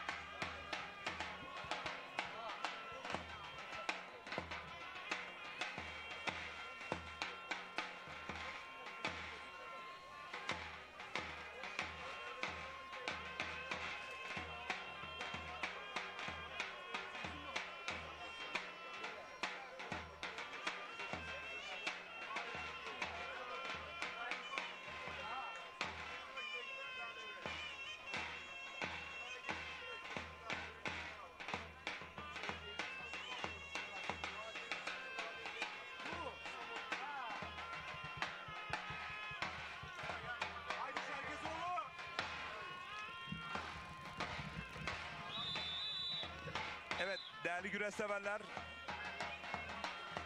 bu organizasyona omuz veren çok önemli değerlerimiz diyorum. Çünkü sadece oturup izlemiyorlar. Biz ne katkı sağlayabiliriz derdiyle bu güzel organizasyona katkı verdiler. Şimdi de baş pehlivanların çeyrek final salavatlaması için sözü Kırkpınar Başçaskırı adayı ve yardımcısı Sebahattin Erdoğan'a bırakıyorum. Çünkü Şükrü Kayabaş sağken Kırkpınar Başçaskırlığı ancak ona yakışır. Başkanımız aynı zamanda yağlı güreş yaptıran Kentler Birliği Başkanımız Sayın Yücel Yılmaz adına güreş yapıyor. Süleyman Başer, Manisa, Akhisar, Selçuklu. Değerli güreş severler, Yolova, Altınova Belediye Başkanımız Sayın Doktor Metin Oral adına güreş yapıyor. Yine bugün meydanımızda Yolova Altınova Hersek Yağlı Pehlivan güreşlerinin güreş ağası Sayın Erkan Uysal adına güreş yapıyor. Kaan Kaya, altın kenarlı baş milyonlar diyarı Karamızda. Değerli güreş severler, milli güreşçi, Kocaeli Büyükşehir Belediye Başkanımız Doçent Doktor Sayın Tahir Büyük Akın'ın pehlivanı. Yine aynı zamanda çardak güreşlerinin Tanju, yine bugünler meydanımızda değerli büyüğümüz Aslı Nesli Kabulbabalı Erdoğan Koç adına güreş yapıyor. Tanju Gerici, Samsun Ter. Herkes büyük yansa.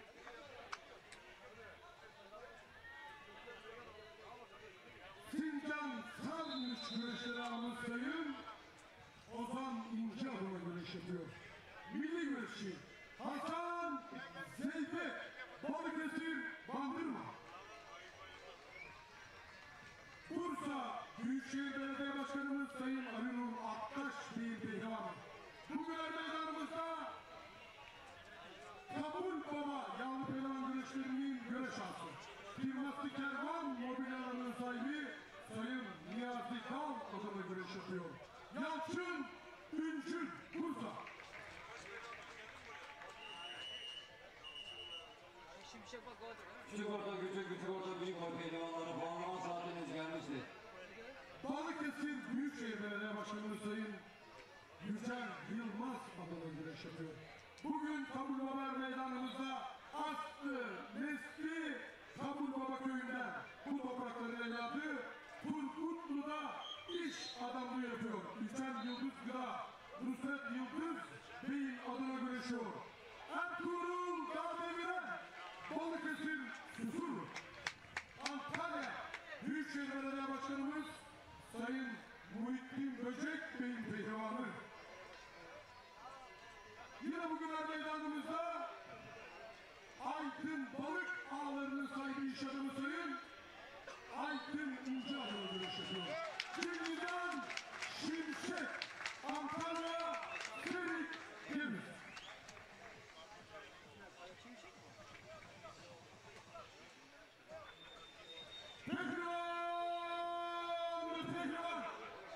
Pehlivan yürürken kollarını açar. Peşref çekenler havada uçar.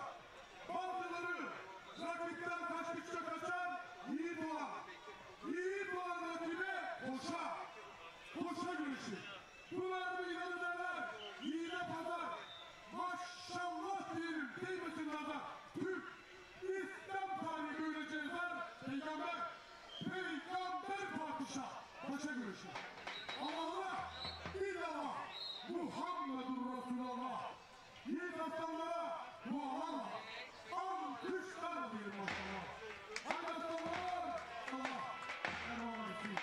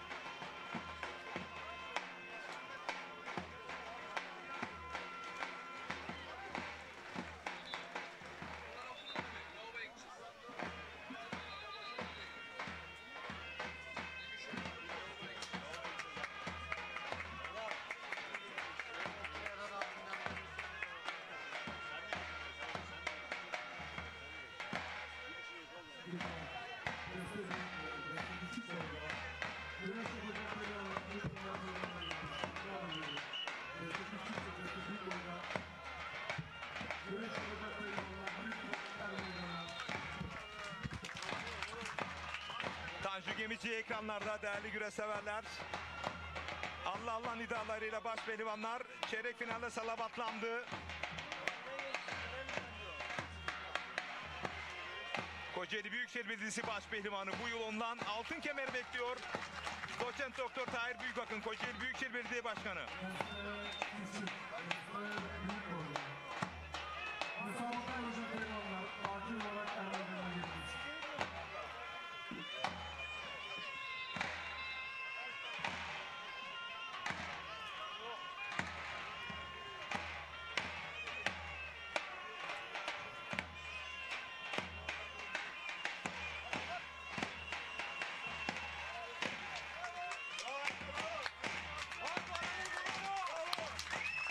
Evet, baş pehlivanlıkta huzur peşrevi bitmek üzere ve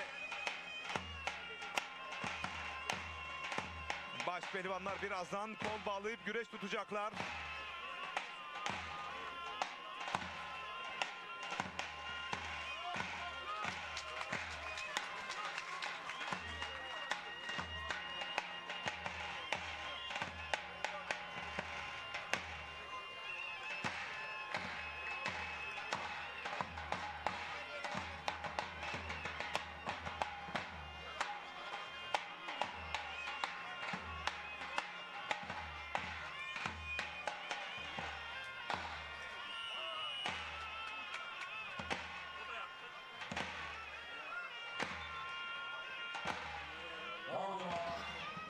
Evet değerli güreşseverler, saygıdeğer misafirlerimiz gelmeye devam ediyor. Şu anda meydanımızda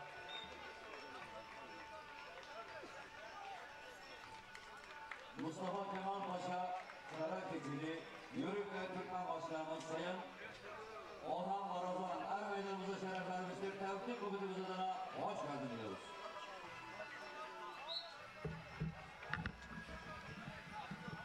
Evet, Tanju Gemici bir kez daha ekranlarda.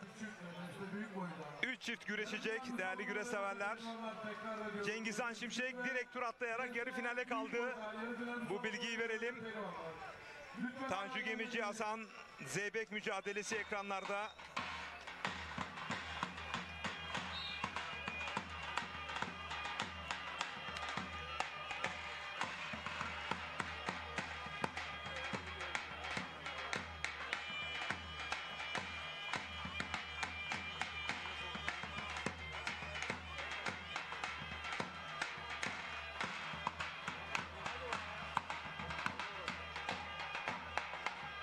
Ekranın sağında Ertuğrul Dağdeviren, Yalçın Öncül kapışması. Ekranın solunda da Tanju Gemici, Hasan Zeybek. Diğer tarafta da ben sizler için takip ediyorum. Kankaya mücadelesi Süleyman Başar'la Lider Haber TV ve Ekin Türk TV ortak canlı yayın ağıyla karşınızdayız. Değerli güreş severler.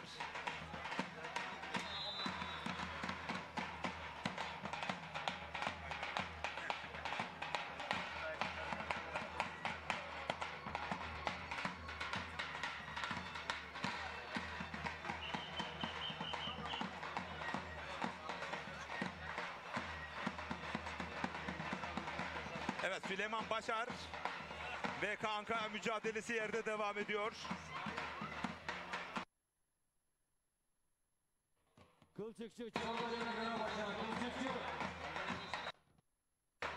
Bir tarafta da burayı dolduran binlerce güreş severler ekranlara geliyor. Sol alt köşede, sağ alt köşede sarmadan gerdanlıyor Süleyman Başar. Kankaya'yı oradan her an bir sonuç çıkabilir mi? Bakıyoruz.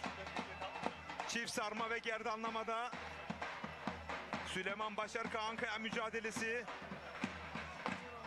Yarın Çankırı Yapraklı Er Meydanı'nda olacağız değerli güreş severler. Pazar günü de Konya Seydişehir Er Meydanı'nda olacağız. Fatih Tatü değerli hocamızın koordinatörlüğünde. Mehmet Tudal, belediye başkanımız, Konya Seydişehir. Evet, gerdanlamanın boğazdan yapılmaması gerektiği konusunda ikazda bulundu. Gerdanlama tam çenenin altından tutulur, boğazdan değil. Hakem mücadele ayakta devam ettirecek.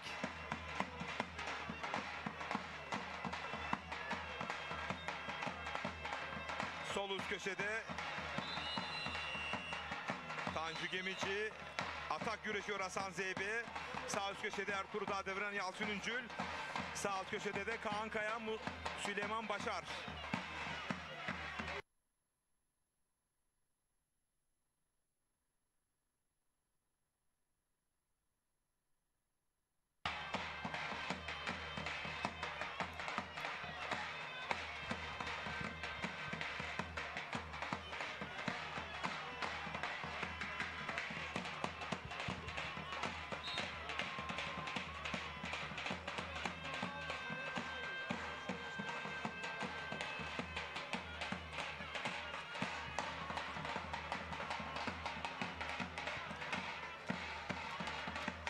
Tekrar ediyorum, Cengizhan Şimşek direkt 7 numarayı çekerek tur atladı. Yani yarı finale kalan ilk baş pehlivan oldu.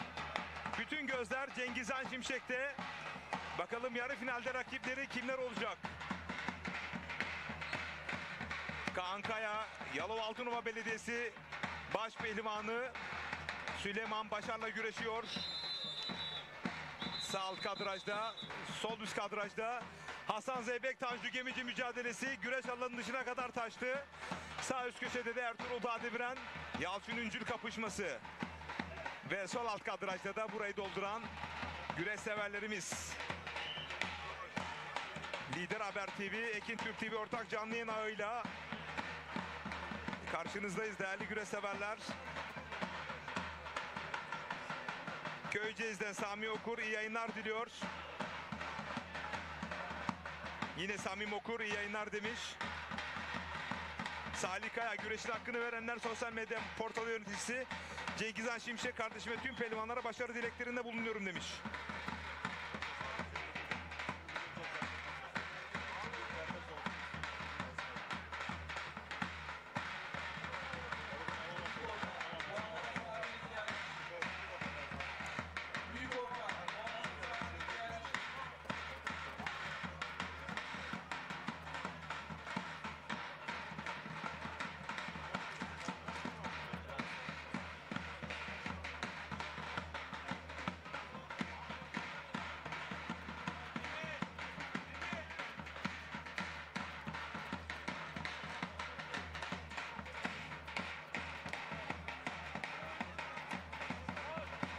Bayanlar, çocuklar, ihtiyarlarımız, abilerimiz, büyüklerimiz, çocuklarımız, hanımefendiler tribünleri tıklım tıklım doldurdular.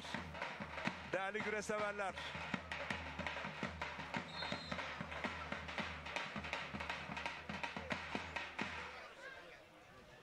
Ertuğrul Dağdeviren, Yalçın Üncül kapışması ekranlarda. İbrahim Erdal Arcan, değerli büyüğüm iyi yayınlar diliyor. Kucak dolusu sevgiler yolluyoruz. Balıkesir'e, Gönen'e. Sayın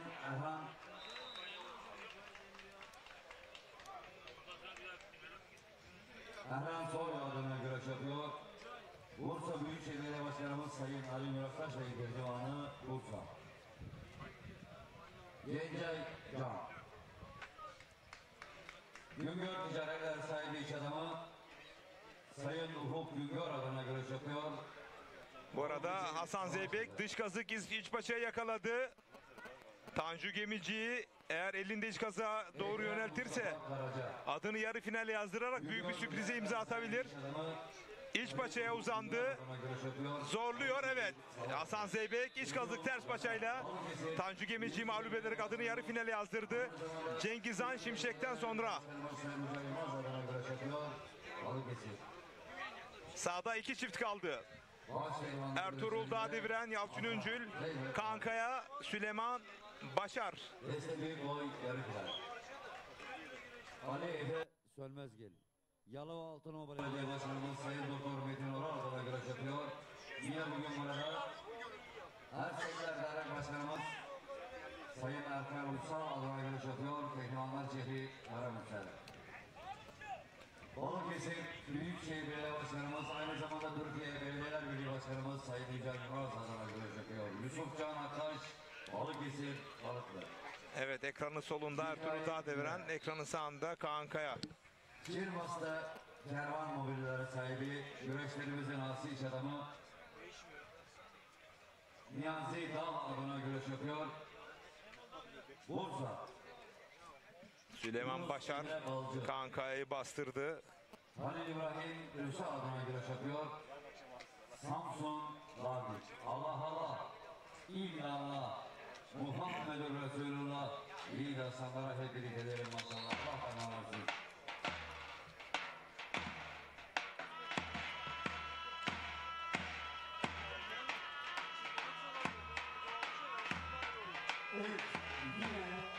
Bu arada Ertuğrul Dağdeviren'den bir kas kanadı arayışı toparlandı. Açık düşebilirdi. Ertuğrul Dağdeviren açık düşebilirdi. Sayın Adem Çelik Bey, her meydanımıza şeref vermiştir. Alkışlarımızla hoş geldiniz. Yalçın Özgün çok atik bir başpehlivan çünkü.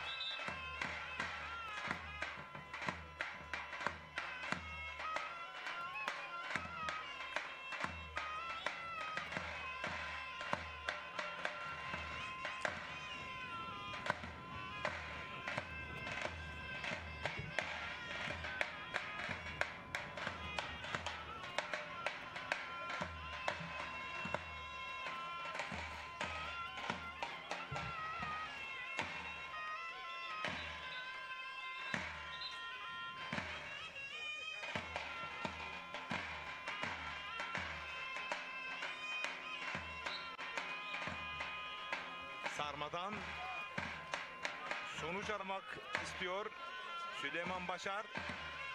Soldan sarmayı takmış. Tıpkı merhum Toros kaplanı Cengiz Elbiya gibi tam baldırdan işte karşı tarafa aktardığında gerdirerek orada rakiplerini affetmezdi ama sarmayı boşalttı Kaan Kaya. Tecrübeli bir şekilde künde pozisyonunda. Kılçıkta Kaan Kaya. Künde kılçık mı bakıyoruz? Kaan Kaya her an kılçık yapabilir. Değerli güreş severler, bir kez daha künde pozisyonunda Süleyman Başar mı yoksa Kaan Kaya mı baş pehlivanlıkta yarı finale kalacak? Künde kılçık açıldı, artık burada düdük çalması gerekiyor. Çay hakemi düdüğü çaldı. Kaan Kaya adını yarı finale yazdırdı değerli güreş severler. Yalova Altınova Belediyesi'nin baş pehlivanı Kaan Kaya yarı finalde. Cengizhan Şimşek, Hasan Zeybek, Kaan Kaya yarı finalde. Son yarı finalist Ertuğrul Dağdeviren yoksa Yalçın Üncül mü olacak? Zehra medallarının sahibi Sayın Zeki Acar adına güreş yapıyor. Bir kez daha tekrarını izliyorsunuz. Hasan Zeybek iç kazık ters paçayla Tanju Gemici'yi mağlup ederek adını yarı finale yazdırmıştı. Mustafa Kemal Paşa Yalantaş güreşleri ağası. Karaca süt ürünlerinin sahibi iş adamı Sayın Habib. Evet, Kaan Kaya ve Süleyman Başar mücadelesinin son anları bir kez daha. Künde kılçık pozisyonu. Net bir kılçık oyunuyla Kaan Kaya yarı finalde değerli güreş severler. Bir mücadele kaldı Ertuğrul Dağdeviren ve Yalçın Öncül arasında. Burası Bursa Mustafa Kemal Paşa Kabul Baba Er Meydanı. Bu yıl 347. kez tertip ediliyor değerli güreş severler. Dile kolay. Muazzam bir ilgi söz konusu aynı zamanda. Allah Allah. İllallah. Muhammedur Resulullah. Finale giden iyi insanlara hep birlikte derim maşallah. Allah razı olsun. 52 boyunda final müsabakası yapacak pehlivanlar Ermeydan'da.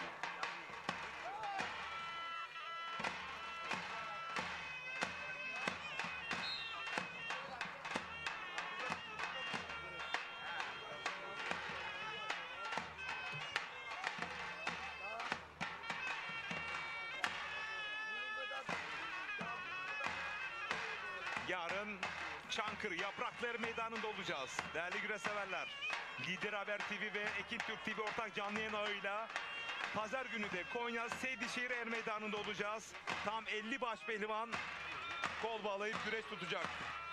Ve oradan da pehlivanlarımız tarihi Edirne Kırkpınar'a bitmeyen güreşin devam eden efsanesinde yolculuk yapacaklar. Ve önümüzdeki haftada 2023 yılı tarihi Kırkpınar baş pehlivanı, dolayısıyla Türkiye Cumhuriyeti baş pehlivanı belli olacak.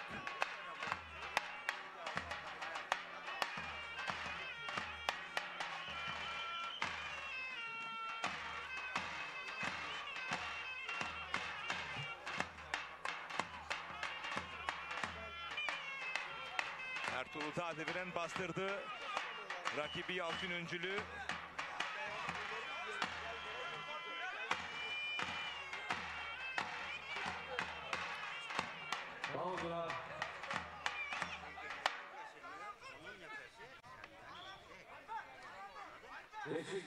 İç kaza yöneldi. Ertuğrul Tadeviren iç kazıktan serptirecek mi yoksa Yalçın Öncül karşı bir hamle yapacak mı? İç kazık ters paçada. Ertuğrul Tadeviren değerli güreşseverler keçe dikmesi yapabilir.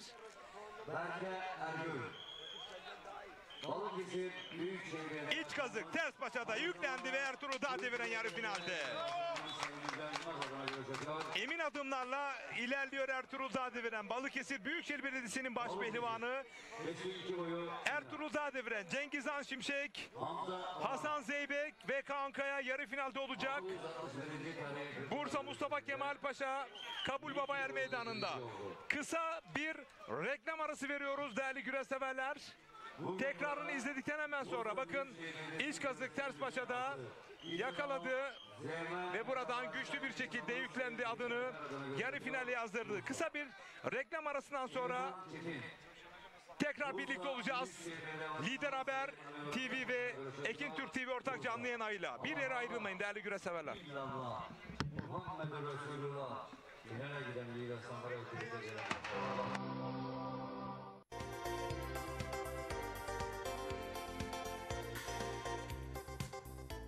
Efendim herkese merhabalar. Bugün muhteşem bir hava var. Tekirdağ Saray'dayız. İstanbul'un arka bahçesinde gördüğünüz müthiş bir kalabalık da var. Çünkü insanlar yatırım yapmak istiyor. İnsanlar toprak sahibi olmak istiyor. Ekin TV olarak bizler de doğru yeri sizlere sunuyoruz. İşte o doğru yerlerden bir tanesi Saray'da. Çok güzel bir yer. Biraz böyle görüntüleri görüyorsunuz. Ana yola yakın, saray merkeze yakın, mahallenin hemen yanında fabrika var. Çok güzel bir yer. Gelip görmenizi ısrarla öneriyorum. Bunu sadece ben önermiyorum. İşte dinlediniz, gelenler, alanların tavsiyelerini gördünüz. Bu tavsiyeleri değerlendirin. Bu fırsat kaçmaz. Mesela bugün burada toplam 23 tane parsel satıldı. Neden? Çünkü insanlar burayı beğendi. Biliyorlar ki burası onlara ileride güzel bir yatırımlık yer olduğunu biliyorlar. Sizler de geç kalmayın. Bakın hafta içi, hafta sonu fark etmez. Hafta sonu böyle kalabalık geliyoruz her zaman. Hafta içi de gelmek isterseniz gelebilirsiniz. Ekran altında numaramız var. Ekran altında fiyatımız var. Hemen arayın ve yerinizi ayırttırın. Geç kalmayın. 0212 486 3900'a çağrı dahi atmanız yeterli. Müşteri temsilcilerimiz sizleri arayacak. Sizlerin de yapması gereken, bakın bu kadar net söylüyorum.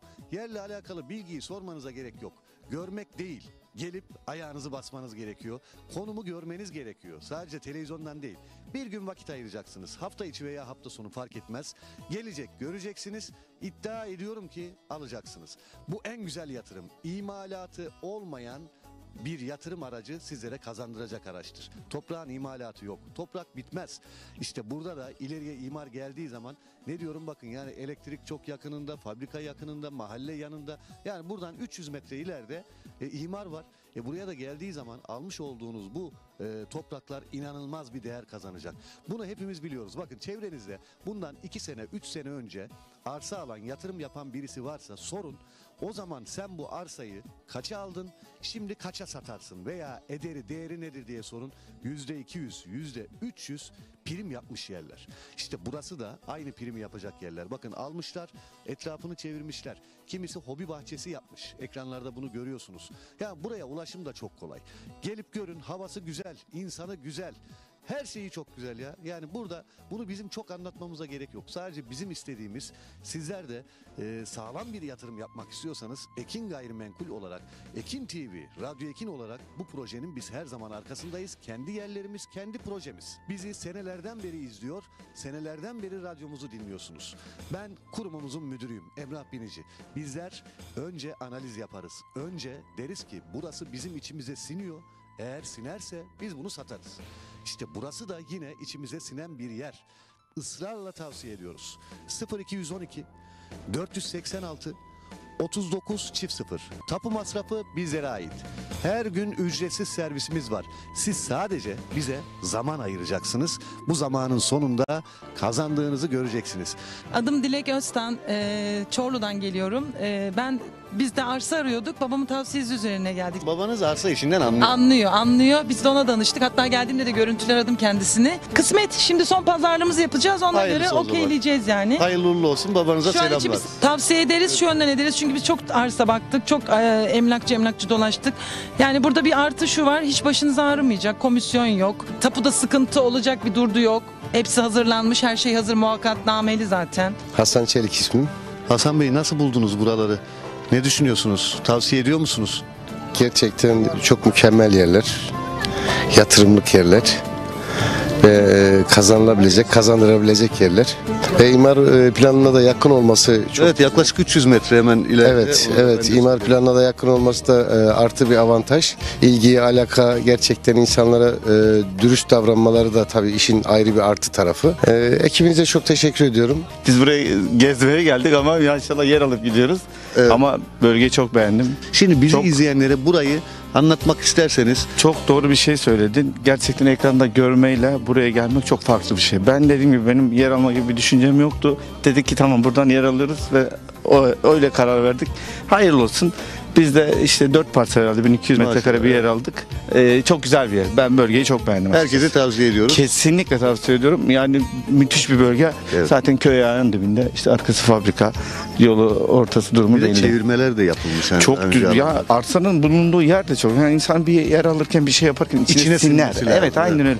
Ben işte yapıyorum, ticaret yapıyorum, başka bir şey yapıyorum. İlk gördüğüm sinerji çok önemli. O sinerjiyi burada aldığım için de kabul ettim, aldım. Çok teşekkür ediyorum. Biraz önce ne yaptık? Röportaj yaptık. Dedi ki ben gezmeye geldim. Burayı gören geliyor, buradan yer alıyor. Daha bunun ötesi yok. Bunu bu kadar anlatmaya da gerek yok. Yerlerimiz son derece kaliteli, son derece prim yapacak, kazanabileceğiniz yerler. Tekirdağ Saray'dayız biz şu anda. İşte havayı da görüyorsunuz. Ekran görüntülerinden gördünüz. Burayı kaçırmayın derim. Yaklaşık biz burada şu anda 40 kişi, 50 kişiyiz. Yani haftaya da belki bitecek burası. Ama biz size bu fırsatı sunuyoruz. Gelin pazar gününe vakit ayırın. Veya pazar günü kalabalık oluyor, eyvah biter diyebilirseniz hafta içine, hatta yarına hemen randevunuzu alın ve bizler sizleri getirelim, yerimizi gösterelim. Ondan sonra beğenin, tapunuzu alın. Ondan sonra da ödemesini yapın. Bu kadar kolay. Tapu masrafı bize ait. Araç takasımız mevcut. Aracınız varsa değerinde sayıyoruz. Bunlar çok önemli. Aracınızın değerini öldürme diye bir şey yok. Değerinde sayıyoruz, takasımızı yaparız. Her türlü takas seçeneğimiz mevcut. Tekrar ediyorum, ücretsiz servisimiz mevcut. Ekran altında fiyatlarımız var. Hem ev yapıp hem de bahçe olarak kullanabileceğiniz muhteşem bir yer. İşte hafta sonları biraz önce bir abimizle görüştük. Hafta sonları ne yapıyor? Ben her hafta sonu buradayım diyor. Burada piknik yapıyor, çayını demliyor. Çünkü hava güzel. Sağlıklı bir yaşam var burada. Bahçesini işte belliyor, bir şeyler ekecek. Diğer abimiz hemen kenarda, onu da gördünüz, etrafını çevirmiş. Hobi bahçesi yapmış. Kocaman bahçe. Hafta sonları geliyor buraya, ailesiyle piknik yapıyor. Bu fırsatı değerlendirin. Ücretsiz servisimiz var. Muhteşem bir yer. Kaçırmayın. Son kez telefon numaramızı veriyorum. 0212 486 3900. Abdurrahman Kaplan. Ya biz burada eşime, dostuma, kardeşime, çevremize Yani burada 4000-5000 yer metre olarak aldık yani. Herkese de tavsiye edebileceğim bir yer. Yani ilk önce imara girecek yerlerden bir tanesini diyebilirim yani. O yüzden kaçırmasın kimse. Ama yani öyle bir özveri var ki hani şey gibi hani insanların alması için yani satma özverisi de var ya, alın özverisi de var. Onu ama hissediyorum. şimdi toprak güzeldir yani. Artık herkes sıkılmış bir şehirdi. Karabalık'tan sıkılmış zaten burada. O yüzden böyle güzel bir yer herkes zaten görüyor. Bugün burası Karabalık. Biz de geldik burada. Yerimizi aldık. Aldığımız yerimiz belli zaten. İşaretlemişiz zaten burada. Bütün arkadaşlarım da, iş arkadaşlarıma da tavsiye ettim. Onlara da hayırlı olsun burada. Yanımızda bir müşterimiz var. Aynı zamanda izleyicimiz, Ekin TV'nin misafirimiz. Sizi tanıyabilir miyim? Benim ismim Şemistan Şahin. Ekranlarda gördünüz. Evet, aynen. Sonra geldiniz buraya. Gördüm, beğendim. Gerçekten yeri de çok güzel. Herkese de tavsiye ederim yani. Konum olarak, çevre olarak, güzel, havası çevre olarak da güzel. Trakya'nın herhangi bölgesinde yeter ki toprağın olsun senin. Hiçbir zaman için zarar etmezsin. Bugün 100 liraya aldığın yer bir sene sonra 1 milyon lira. Trakya'da yer almak, cennette yer almak gibi bir şey. Evet. Yani dünyanın, Türkiye'nin her yeri bir cennet, her yeri ayrı bir güzelliği var. Ama buradaki insanların, buradaki konumun kimsenin kimseye zarar vermediği tek memleket diyebilirim. Ben kayınçomu getirdim bugün. Buradan 4 parsel aldık. O da aldı, ben de aldım. 4 kayınçom daha var. Onları da buraya getirip bütün aileyi burada toplamak. Buraya gelip de burayı beğenmeyen, yani gerçekten almayan olur mu sizce? Kesinlikle olmaz. Yani şimdi televizyondan, internetten, dergiden, gazeteden bakıp da insanlar karar vermesin veya insanların birebir yorumlarını öyle okuyup da karar vermesinler. Bir günlerini ayırsınlar. Hem değişik bir atmosferi, oksijeni, tabii onu teneffüs etsinler, birebir görsünler. Her şeyin parseli yapılmış. Yani belediyeden acaba burası şöyle miydi, çapraz mıydı, bilmem ne miydi değil. Birebir çıplak gözüyle görüp ona göre zaten gönül rahatlığıyla biz nasıl gezmeye geldik, 4 parsel aldık gidiyoruz. Ali Coşkun. Şimdiki düşüncelerinizi merak ediyorum. Almış olduğum parsellerden çok memnunum. Hayırlı uğurlu olsun. Allah'a teşekkür ederim. Ama gerçekten güzel. Bakın o kadar güzel ki gelenler burada piknik yapıyorlar. Evet. Arabalarını park etmişler. Evet, işte etrafını evet, çevirmişler. evet. Bir şeyler ekmeye Evet, çalışıyorlar. evet. Yani insanı rahatlatan, huzur veren bir havası var buranın. Evet. Huzur veren bir havası var. Songül Çamlıyurt. Geldiniz, gördünüz. Daha önce ekranlardan gördünüz burayı.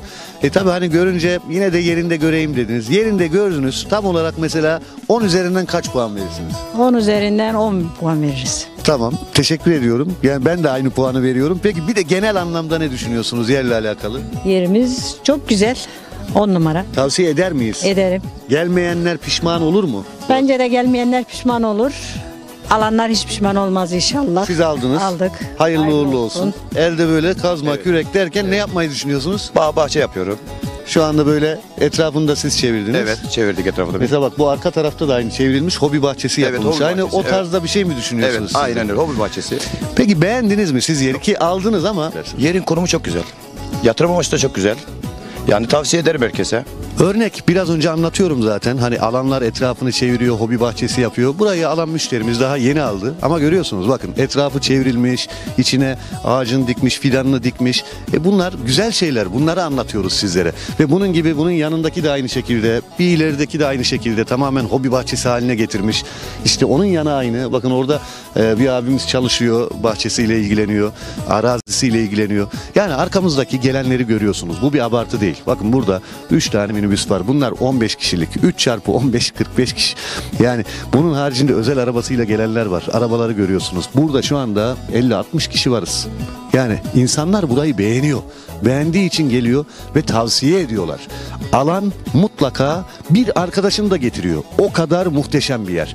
Onun için değerlendirin arkadaşlar. Bize dua edeceksiniz.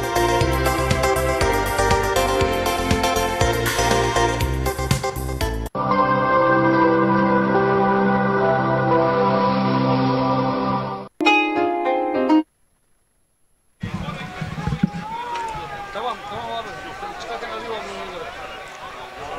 Ben bugün döneceğim. Güreşlere geldik. Tamam mı? Bugün döneceğim. Bugün geleceğim diye diyorum. Girelim mi? Erol Aydın, Sayın Erol Aydın, Intel Makine Yönetim Kurulu Başkanı, Sayın Erol Aydın. Tamam. De güreş mi? Tamam abi. Tamam olur 30 saniye olur. Bir hanımla konuşabiliriz. Tamam, yok kapatma sen bana söyle.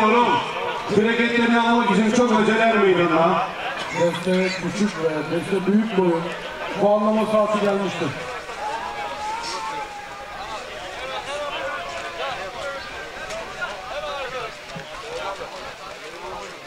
Evet, Bursa Çalı Güreşlerimizi değerli güreş ağamız Sayın Hakan Sönmez Bey, değerli ortağı İntel Makine Yönetim Kurulu Başkanı Sayın Erol Aydın Bey, günün anlam ve önemini taşıyan plaketlerini güreşlerimizin aslı Sayın Niyazi Dal Bey'den Sayın ağamız takdim edeceklerdir, arz ederim.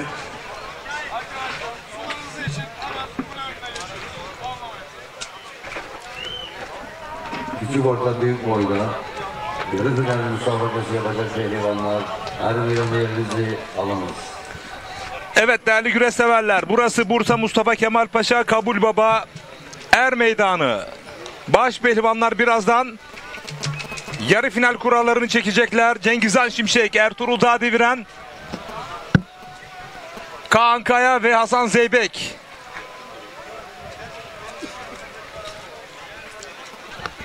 Güreş ağamız Sayın Niyazi Dal protokole gelen konuklarına plaket ve şiltlerini takdim ediyorlar. İş adamımız Sayın Niyazi Dal Bey günün anlam önemini taşıyan plaketlerini takdim etmeye devam ediyor bu arada. Evet. Lider Haber TV, Ekin Türk TV ortak canlı yayın ağındayız. Yarın da Çankırı Yapraklı Er Meydanı'nda olacağız. Pazar günü de Konya Seydişehir Er Meydanı'nda olacağız değerli güreş severler. Saygıdeğer misafirlerimiz küçük orta, küçük boy, yarı final. Aydın balık ağlarının sahibi ünlü iş adamı Sayın Aydın İnce Adana güreş yapıyor. Bu arada Omay Organizasyon ve Zembil Organizasyon Yönetim Kurulu Başkanı Fatih Tatu, pazar günkü Konya Seydişehir yağlı pehlivan güreşlerinin koordinasyonunu sağlayacak. Geçen haftada Gaziantep Şahin Bey yağlı pehlivan güreşlerini koordine etmişti. Başarılı bir şekilde yükselmeye devam ediyor organizasyon noktasında Fatih Tatu. Alt boylarda şu anda salavatlanıyor. İhsan Derin, Balıkesir, Biberit. Bursa Büyükşehir Belediye Başkanımız Sayın Ali Baktaş adına güreş yapıyor. Yine bugün burada Bursa Büyükşehir Belediyesi güreşlerimizin ağası ZMA Metalların sahibi iş adamı Sayın Zeki Acar adına güreş yapıyor. Hasan Emin Gürbüz, Artvin Yusuf Evi, küçük orta büyük boy yarı final. Salih Gök Öztürk. Pehlivan Harbiye sahibi iş adamı Halil Basar adına güreş yapıyor. Karamürsel Belediyesi Avukat Eren Arman Spor ve Güreş Kulübü'nün pehlivanı Pehlivanlar Diyarı Karamürsel. Adil Bilgin. Yalova Altınoluk Belediye Başkanımız Sayın Doktor Metin Oral adına güreş yapıyor. Yine bugün burada Ersek güreşleri güreş ağası iş adamı Sayın Erkan Uysal adına güreş yapıyor. Yalova Altınoluk.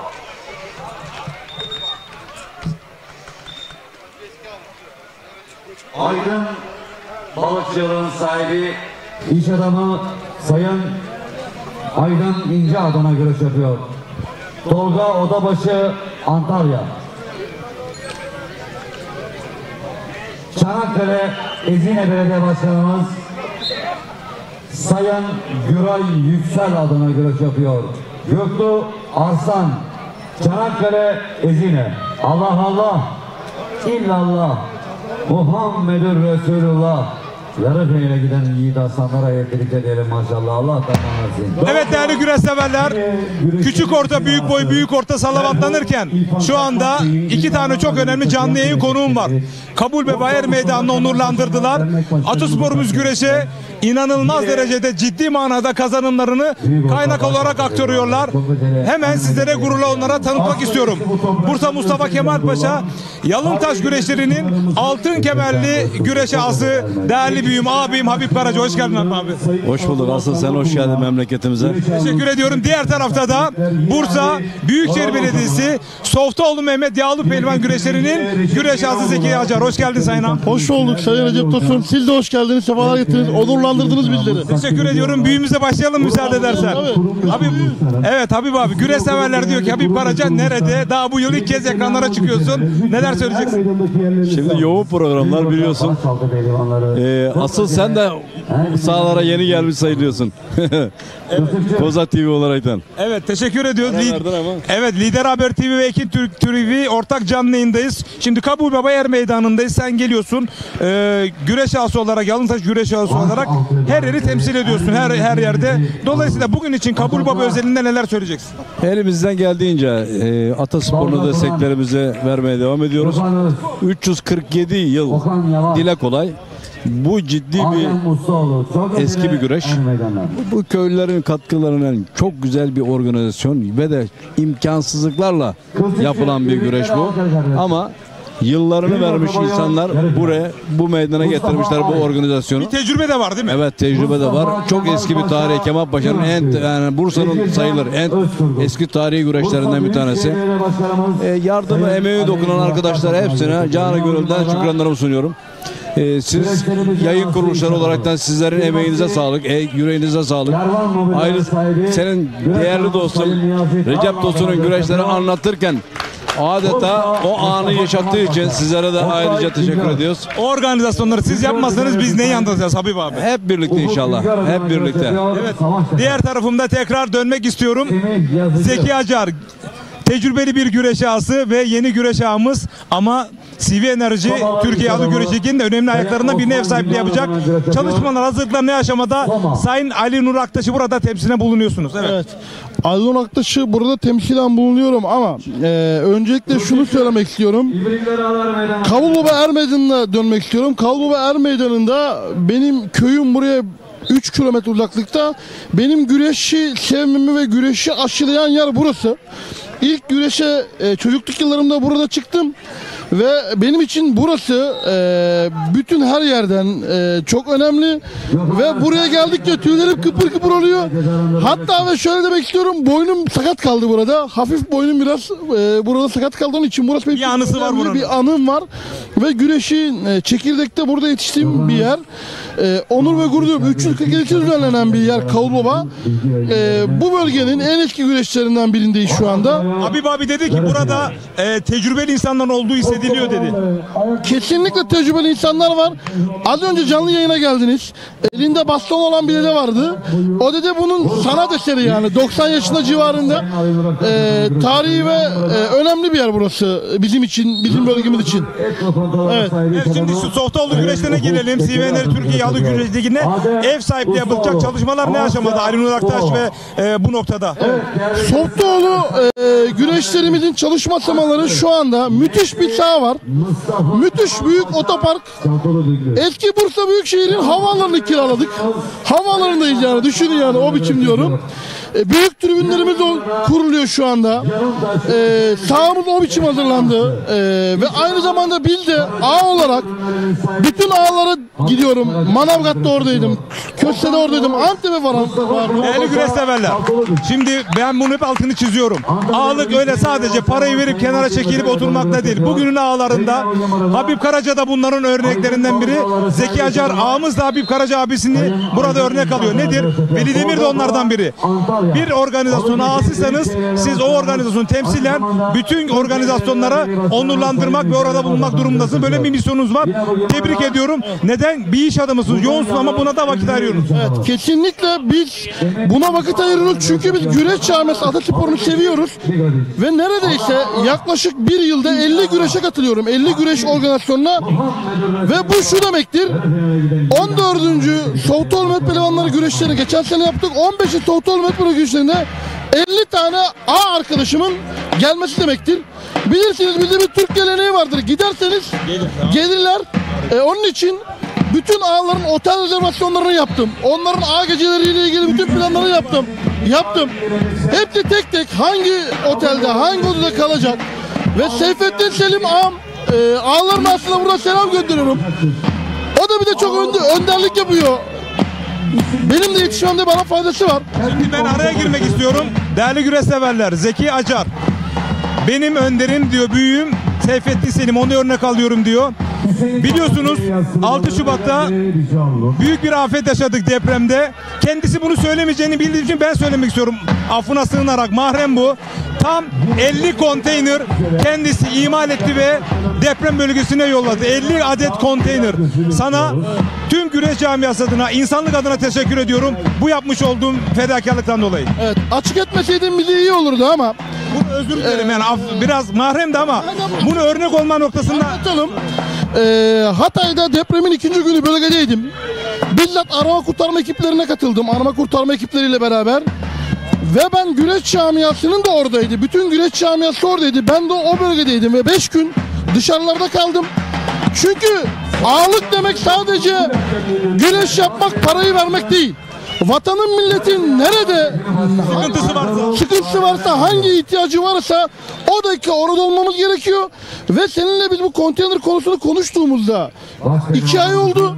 Şu anda ekibim Hatay'da, Samandağ'da 40 konteyner. Hala oradalar. Hala oradalar. Allah razı olsun. Evet. Değerli güreş severler. İşte bu atasporumuz güreşin, insanlığın, insani ve vicdani değerlerin ne kadar önemli olduğunu ve önde olduğunun bir göstergesi. Ben herkes adına bir kez daha insanlık adına teşekkür ediyorum Zeki Acar. Mahremi paylaştım ama özür diliyorum senden. Bunun örnek olması gerekiyor. Aynı bağlamda da Sayın Habib Karaca, Karaca Sütü'nün Yönetim Kurulu Başkanı. O da mahrem belki ama birçok dokunuşlara imza atıyor. Nerede bir güreş camiasının cemiyeti, düğünü ya da cenazesi varsa Habib Karaca orada. Dolayısıyla son sözlerini alalım, veda edelim Habib Karaca.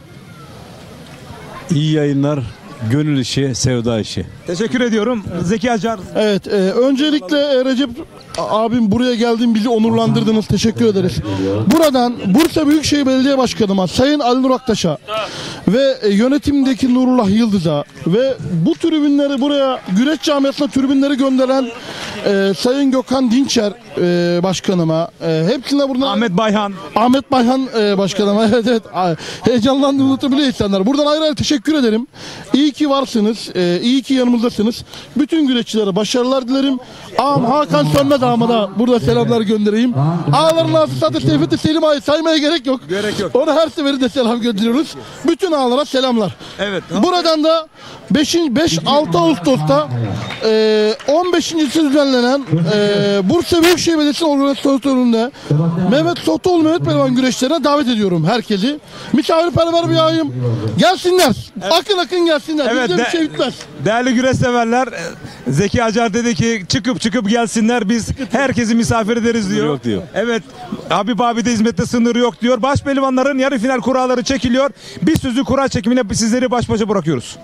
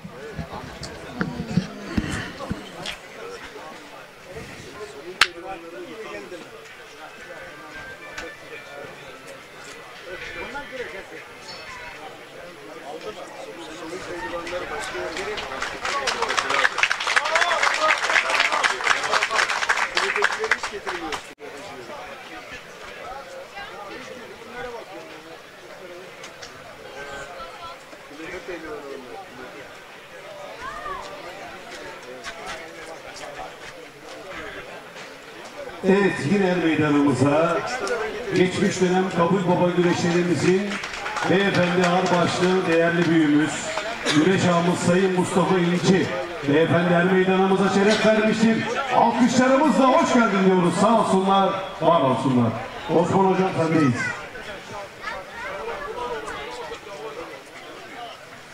Evet değerli güreş severler, saygıdeğer misafirlerimiz. Baş pehlivanlık yarı final müsabakaları. Yalova Altınova Belediye Başkanımız Sayın Doktor Metin Oral adına güreş yapıyor. Evet değerli güreş severler, baş pehlivanlar yarı finale salavatlanıyor. Sayın Hakan Uysal. Kaan Kaya, Cengiz Han Şimşek, Hasan Zeybek, Ertuğrul Dağdeviren kapışmasını, salavatlamasını sizler için cazgırlarımıza bırakıyoruz. Evet. Böcek adına güreş yapıyor. Yine bugün burada Antalya'da faaliyet gösteren Aydın Balık Ağları'nın sahibi iş adamı Sayın Aydın İnce adına güreş yapıyor. Cengiz Han Şimşek, Antalya.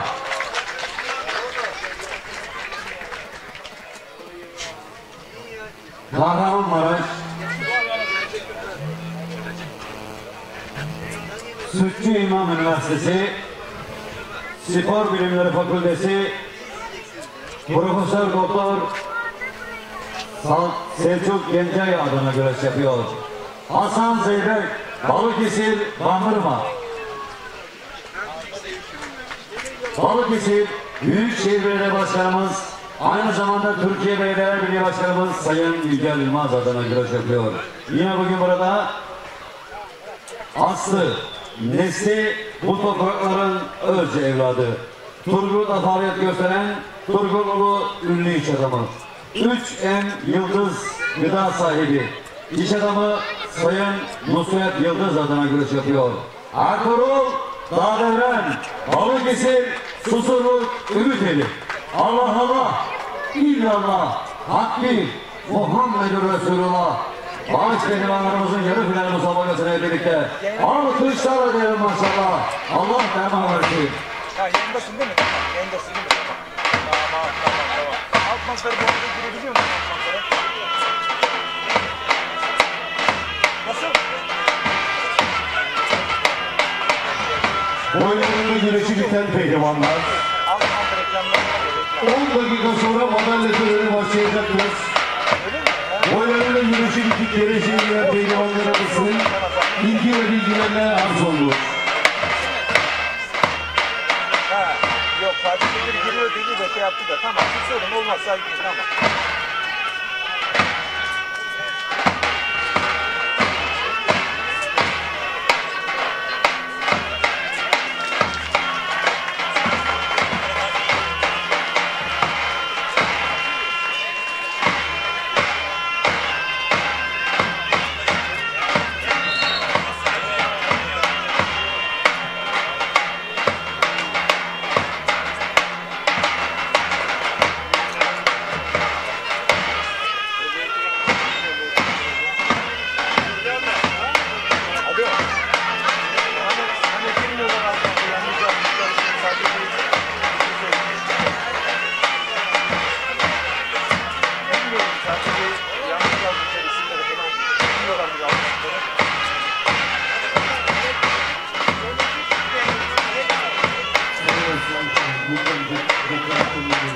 Evet, Allah izin verirse 348. Kabul Baba güreşleri ağırlık iadesi son 1,5 dakika sonra başlayacaktır. Evet değerli güreş severler, yarı final anındayız. Bursa Mustafa Kemal Paşa Kabul Baba Er Meydanı'nda.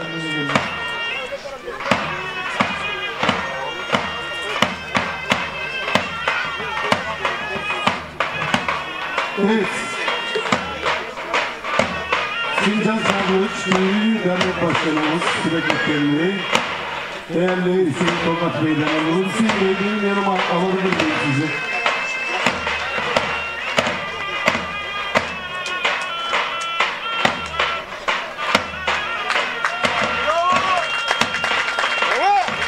Evet.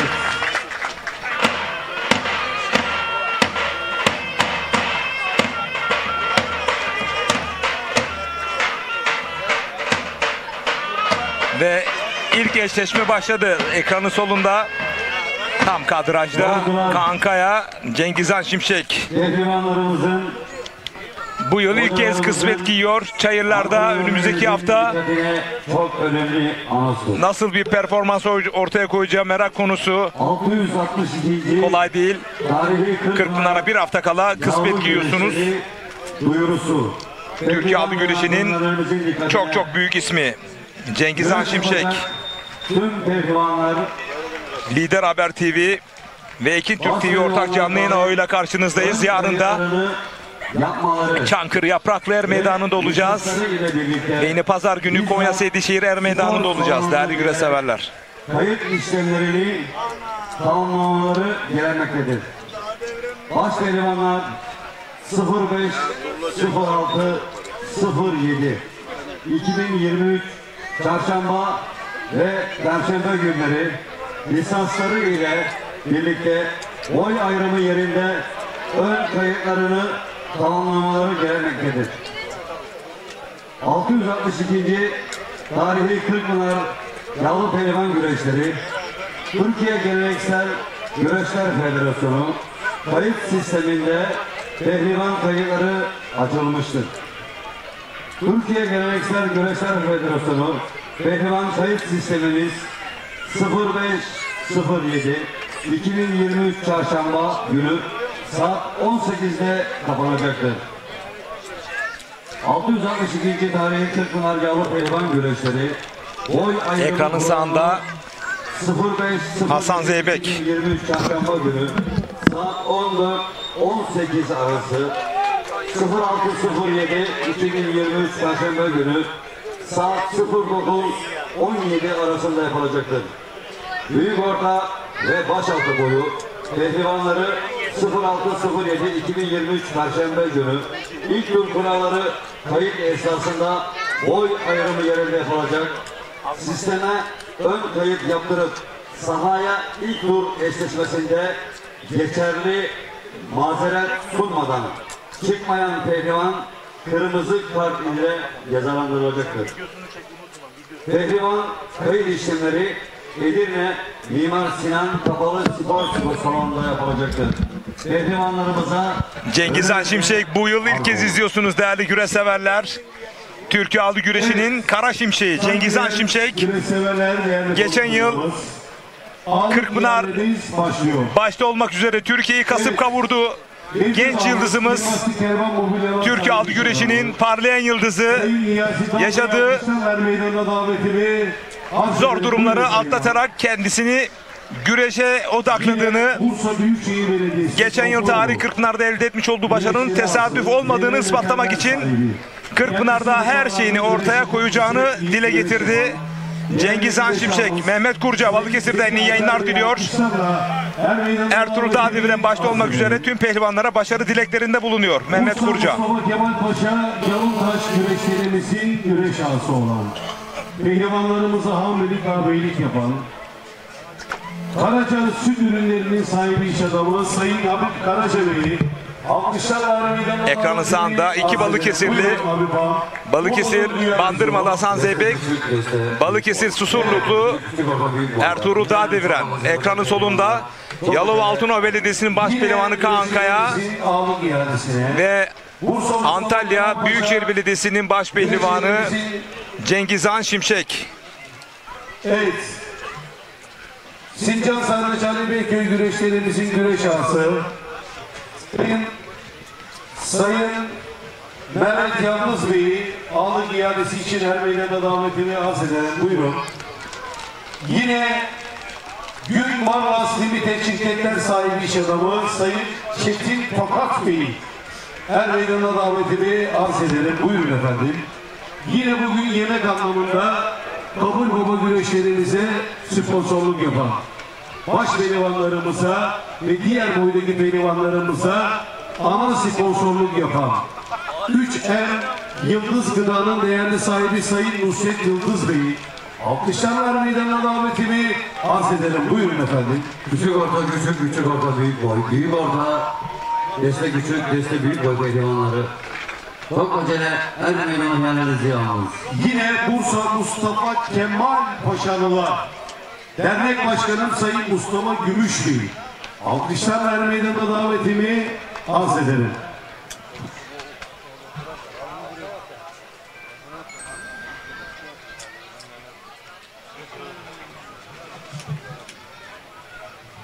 Yine yanımızda genç bir iş adamımız var. Löpür löpür ötlerin sahibi iş adamı Sayın Ufuk Tekeli Bey.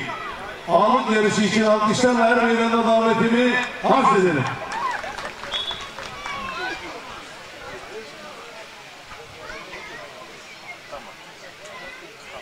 Evet, şimdi Cengiz Han Şimşek, Kankaya gözlerini siliyorlar. Ertuğrul Dağdeviren Hasan Zeybe'yi bastırdı. Burada çok sevdiğim değerli büyüğüm, değerli amcam Mustafa İnce amcam da var burada.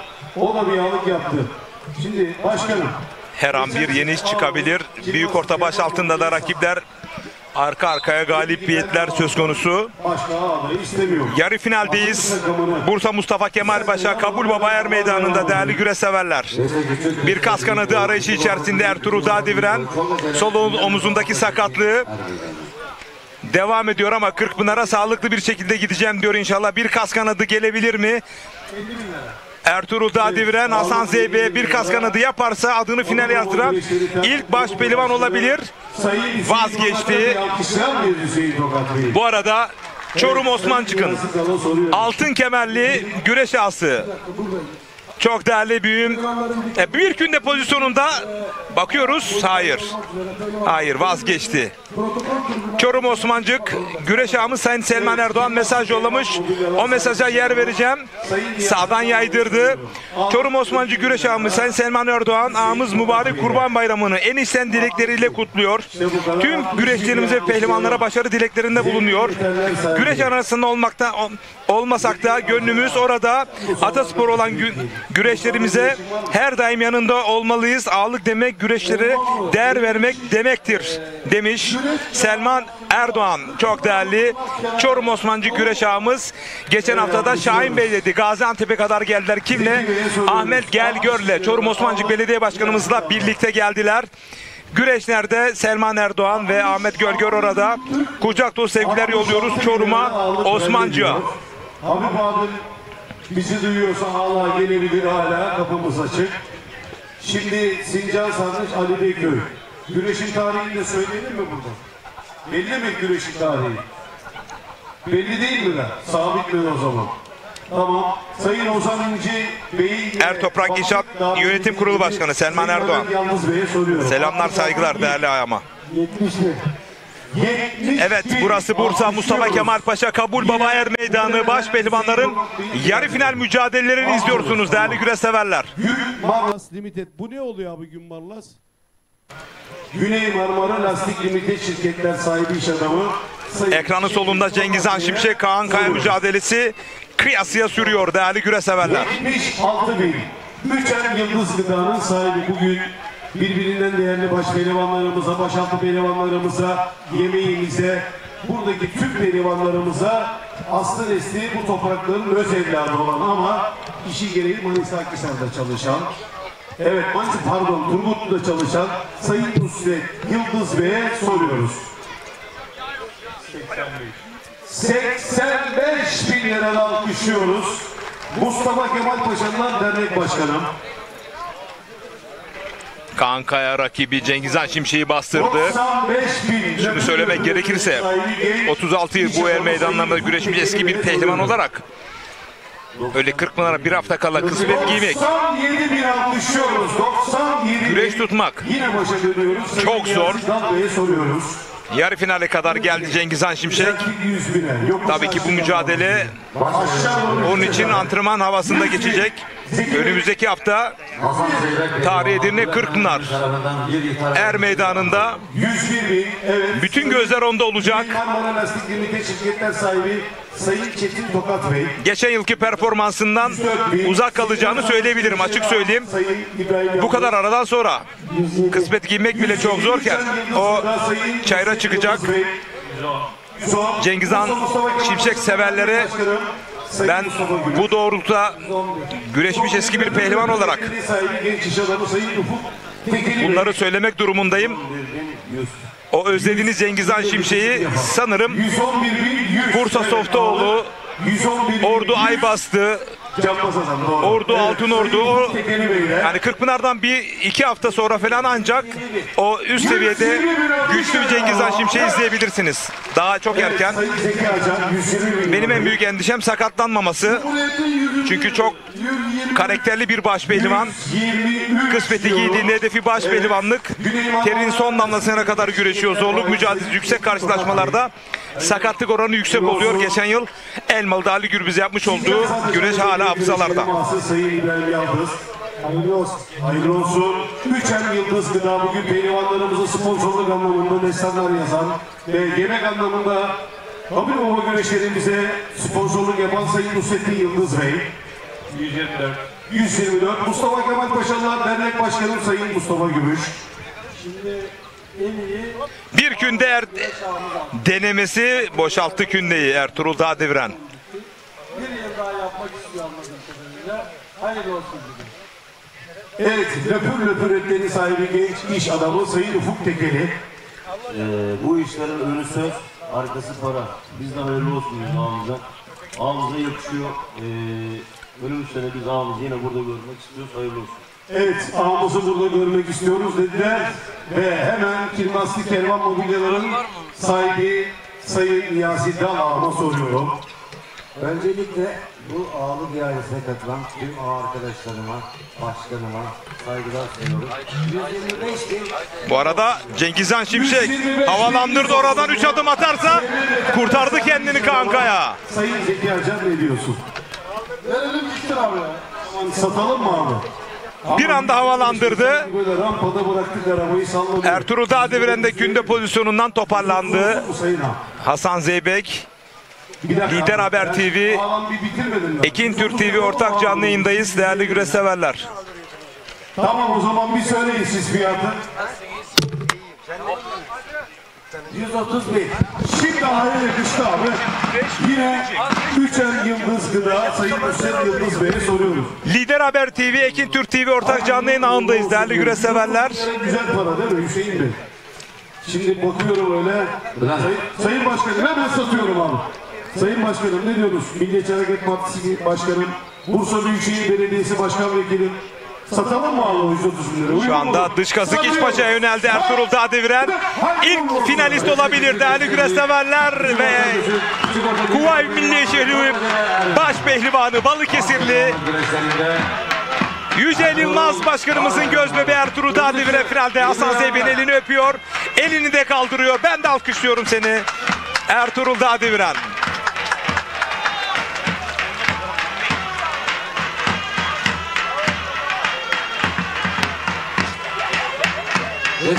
Yan kazık yan paçada Cengiz Han Şimşek paça kazık arayışı içerisinde Kolbas'tan kankaya dolanmak istiyor. Beline girdi. Yan kazıkta bekliyor. Her an paça paçaya gelebilirler değerli güreş severler. Bakalım finalde Ertuğrul Dağdeviren'in rakibi kim olacak? Paça kazıkta kankaya bir diş çangal. Vay vay vay Cengiz Han Şimşek sağ gösterirken sol vurdu. Tam tabirle paça kazıktan havalandırmak isterken sağ ayağıyla çangalı taktı ve sırt aşağı yendi. Cengiz Han Şimşek finalde rakibi oldu Ertuğrul Dağdeviren'le birlikte değerli güreş severler. Finalin adı Ertuğrul Dağdeviren, Cengiz Han Şimşek. Bakın Ertuğrul Dağdeviren'in yendiği son anlar ekranlarda. Şimdi de Cengiz Han Şimşek'in kankaya o son anda yapmış olduğu sağdan tırpan, çapraz makas. Bakın biraz daha geriden değerli öğretmenim, bakın ayağını bakın nasıl takmış. Çok ustaca bir hareket Cengiz Han Şimşek'ten. Ve finalde Ertuğrul Dağdeviren'le kapışacak değerli güreş severler. Güngör Düzenler'in sahibi iş adamı Sayın Ufuk Güngör adına güreş yapıyor. Balıkesir Savaştepe.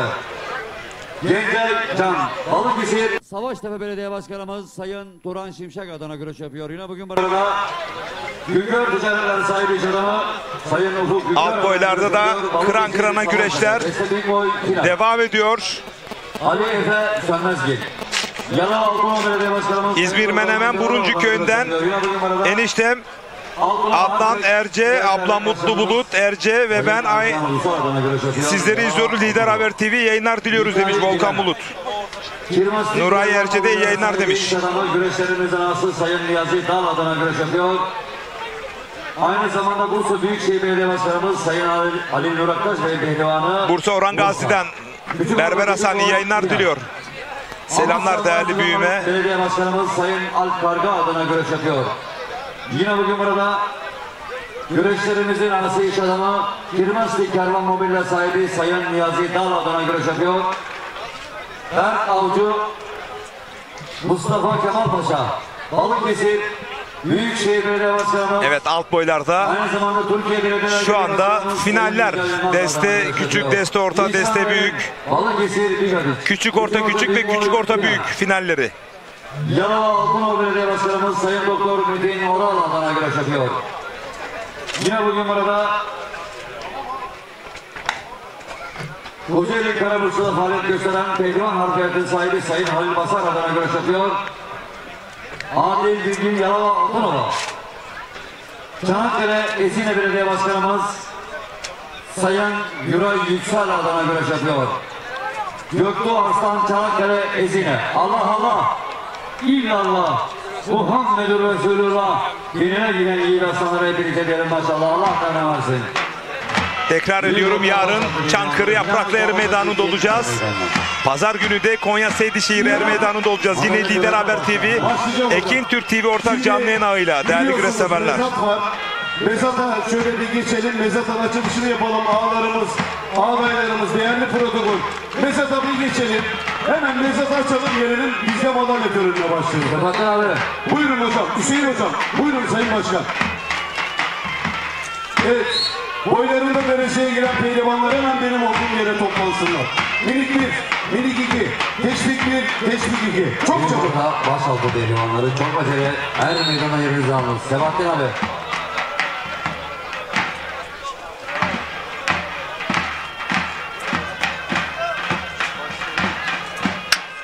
Büyük orta başaltı boyunda. Final müsabakası yapacak pehlivanlar çok acele er meydanda.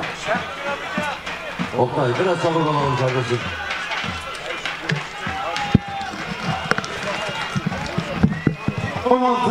Lüleburgaz, Fatsa, Polatlı, 34 doğru Mitsubishi panelvanın sahibi. Aracı lütfen bulunduğunuz yerden kaldırınız. Minik 1, şu an bana minik 1 lazım. Minik 1, çok acele. Minik 1.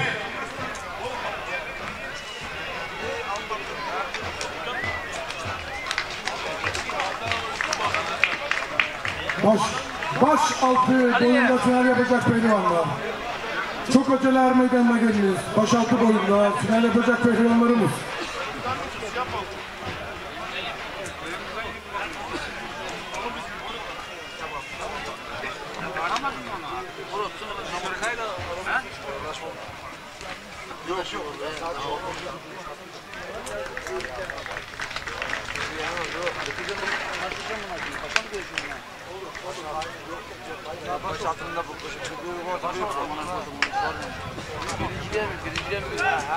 Evet.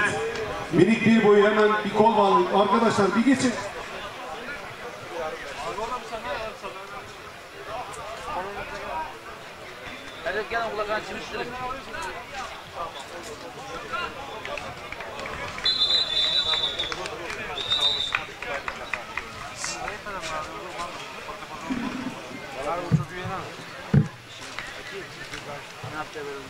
Evet, mezatımızı açtıysak hemen Hüseyin Bey ve değerli güreşçimizin ağları, değerli protokolümüzü yerine alalım.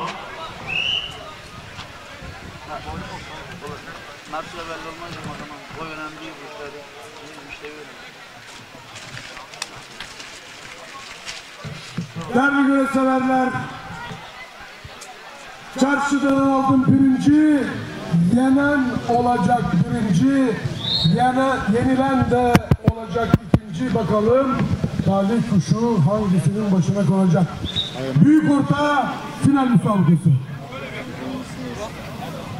Bekir Can Özturgut, Bursa Büyükşehir Belediye Başkanımız Sayın Ali Nur Aktaş Bey'in pehlivanı. Aynı zamanda bugün er meydanımızda Kabul Baba yağlı pehlivan güreşlerinin güreş ağası Tirmasti Kervan mobilyalarının sahibi Sayın Niyazi Dal adına güreş yapıyor. Bursa Mustafa Kemal Paşa. Evet değerli güreş severler.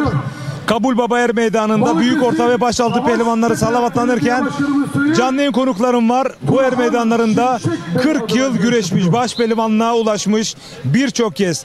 Yaşayan efsane Ahmet Taş'ın da ciddi rakiplerinden biriydi. Bu bölgenin öz ve öz evladı Sadullah Tanrıkulu. Hoş geldin üstadım. Hoş bulduk Recep Tosun, sağ olasın.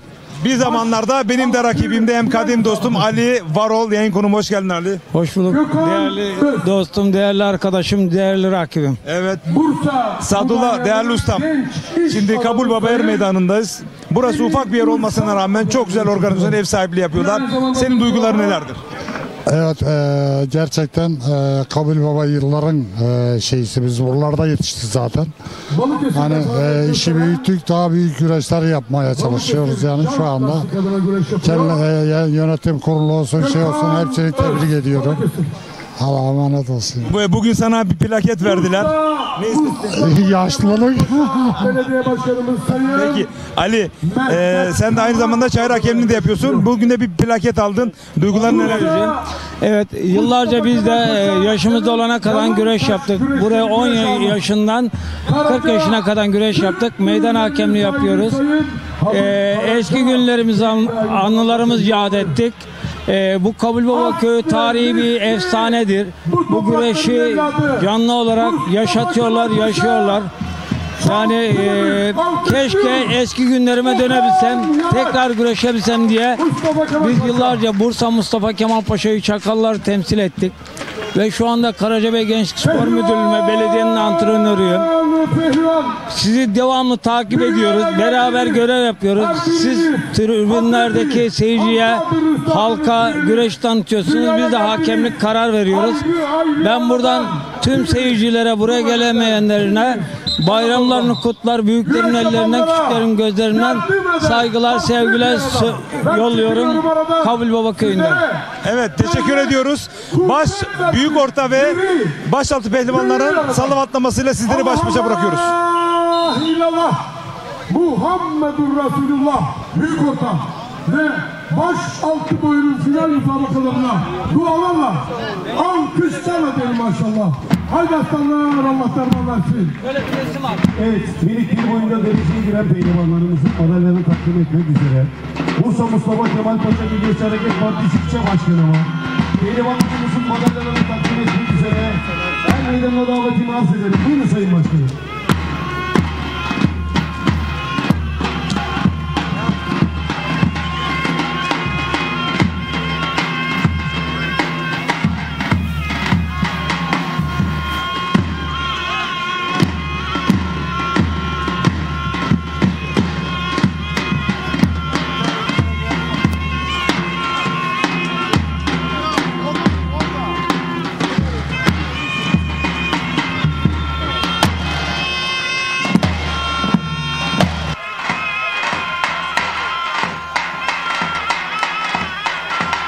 Açılın bakalım çocuklar, şöyle başkan ortaya bir girsin. Alkışlıyoruz bu güzel tabloyu. Pehlivanların başarılarının devamını diliyoruz ve Tirmasti Kervan mobilyamızın hediyelerini de verelim hemen. Onun hediyelerini takdim edelim. Evet, Sayın Başkanımıza teşekkür ediyoruz. Kılçıkçı neredesin?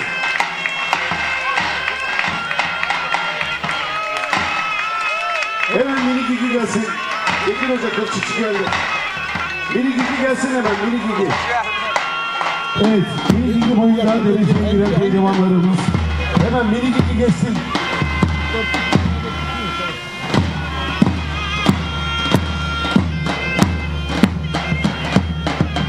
Evet değerli güreş severler, Kabul Baba Er Meydanı'ndayız. Büyük orta başaltı boyu salavatlandı. Sadece baş finali kaldı. Şu anda canlı yayın konuğum Lider Haber TV'deki Türk TV ortak canlı yayın ağında Kırkpınar Başçaskır Yardımcısı. Benim de 30 yıllık ustam Sebahattin Erdoğan. Usta hoş geldin. Hoş bulduk. Çok güzel güreşler oldu. Kabul Baba tarihi bir güreş alanı, tarihi bir er meydanı. 347 yıldan beri yapılıyor. Bugün de her şey çok güzeldi. Çok güzel misafirperverlik gördük. İkramlar çok güzeldi. Gerçekten bugün misafirperverliğe burada doydum diyebilirim. Yani. Tamam, o zaman bir beyitle ekranlara başlayan güreş severlerin kulaklarını pasını silelim. Tamam. Canlı yayın ekibimize o zaman bir beyit yapalım. Tamam. Gülün dikeni var diye sakınma sakın. Dikenler içinde açan güle bakın. Gönül bir sırça saraydır. Yoktur derler mimarı. Bir kırılmaya görsün. Asla mümkünü yoktur imarı. Gül alırlar, gül satarlar. Gülü de tartarlar. Hizmet anlamında değerli canlı yayın ekibimizi de altın teraziyle tartarlar. Nar tanesi, nur tanesi, okka çeker 5 tanesi. Değerli canlı yayın ekibimiz bu alemin bir tanesi. Alkışlar onlara gelsin. Evet değerli güreş severler, ustam Sebahattin Erdoğan önümüzdeki hafta tam 40 yıldır Kırkpınar'a aralıksız gidiyor ve bu yıl tarih edine Kırkpınar'da Başçaskır Şükrü Kayabaş'ın yardımcısı olarak görev yapacak. Ben de seninle gurur duyuyorum ustam. Allah yolunu açık etsin inşallah. Çok teşekkür ederim. Size hayırlı yayınlar diliyorum. Teşekkür ediyorum. Sizleri Büyükorta Başaltı finalle baş başa bırakıyoruz.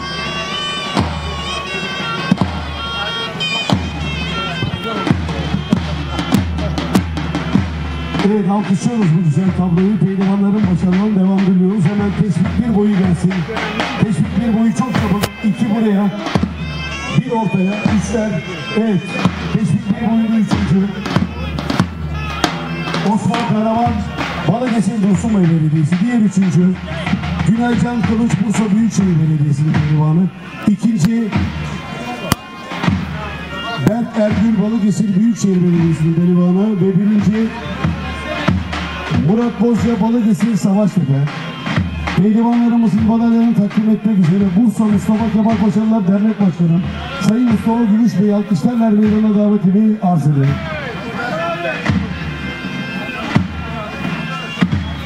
Yine Kirmaslı Kervan mobilyalarımızın değerli güreş ağımızın hediyeleri takdim ediliyor.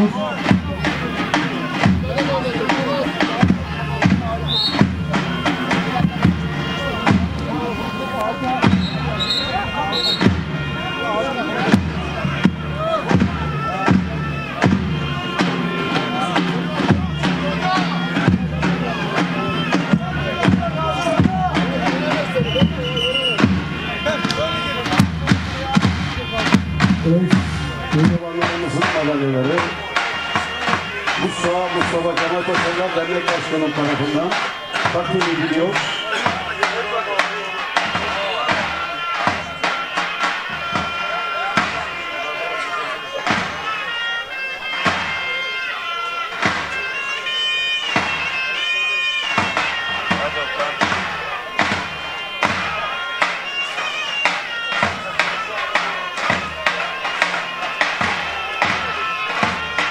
Evet, alkışlıyoruz bu güzel tabloyu. Pehlivanların başarılarını devam. Pehlivanlar.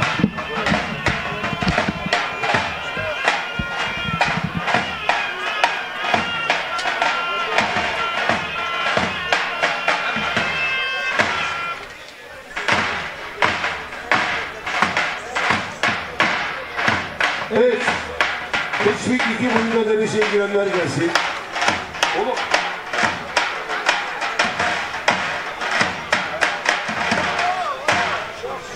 Evet, teşvik 2 boyu 3. Barış Güngörmüş Balıkesir Savaştepe diğer 3.'ümüz.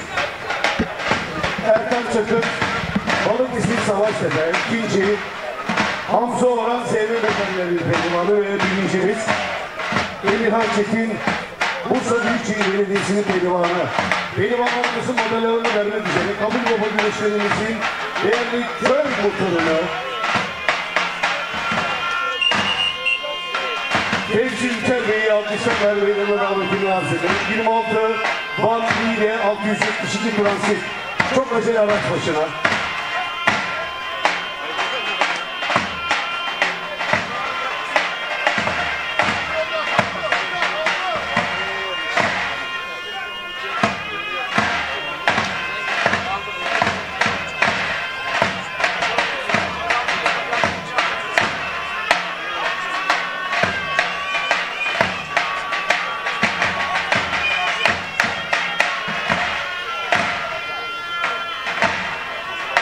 Davulcular bir saniye. Şimdi kule hakemliğinden geliyorum. Burada bulunan siviller dışarıya çıkmazsanız madalya töreni bitiyor arkadaşlar. Siviller lütfen dışarıya. Burada hiç sivil kalmasın. Pehlivan harici kimse kalmasın. Abi çıkın biraz daha geriye. Evet, tamam, teşvik aldıysanız. Abi.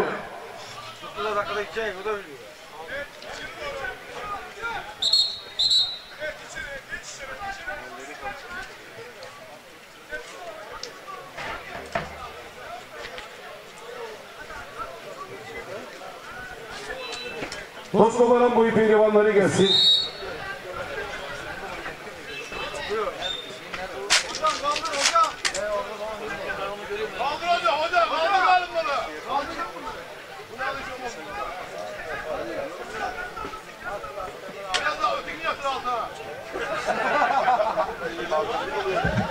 Evet, pehlivanlarımızın madalyalarını takdim etmek üzere. Evet, alt boylarda da hem madalya seremonisi hem de mücadeleler olanca hızıyla devam ediyor. Finallerdeyiz.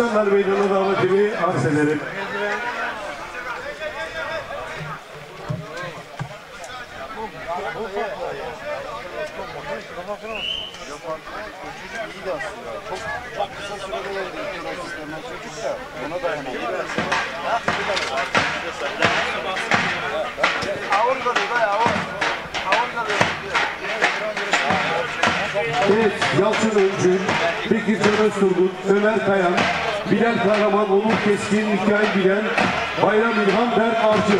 İsmini okudum, pehlivanlar ayrılmasın, burada beklesinler.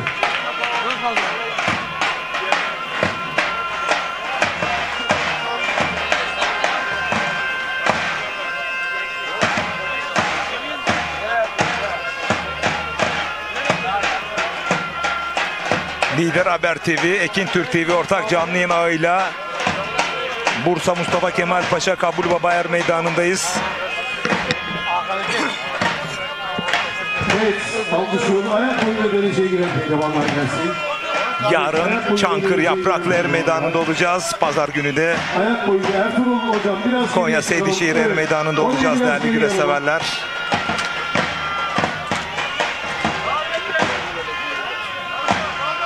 Evet.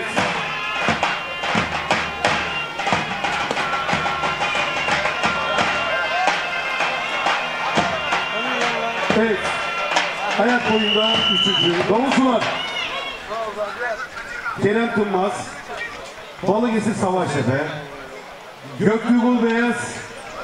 Balıkesir Büyükşehir Belediyesi'nin ikinci. Ömer Paranacar. Balıkesir sınırlı şampiyon. Mustafa Çelik, Kilmastik Erman modelleri pehlivanı birinci olmuşlardır. Pehlivanlarımızın madalyalarını takdim etmek üzere. Evet, değerli büyüğüm, değerli hocam, Sayın Recep Hocam, alkışlarla Er Meydanı'na davet etmeyi arz ederim. Buyurun değerli hocam.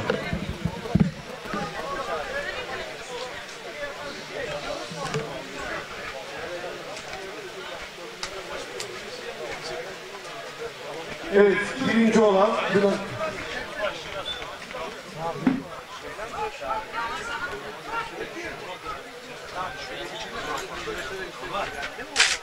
evet, Recep Hocam ayrılma, hem o vakitler hem de güreş almış filandır. Büyük orta, küçük orta, büyük boy puanlama saatiniz gelmiştir. Evet, güreş ağımız. O Balıkçı Hocam mikrofona versene sen buraya. Evet, güreş ağımız dereceye giren ve kendi pehlivan olan pehlivanlar küçük altın ile ödüllendiriyor. Evet, baş pehlivanlar final için sahaya.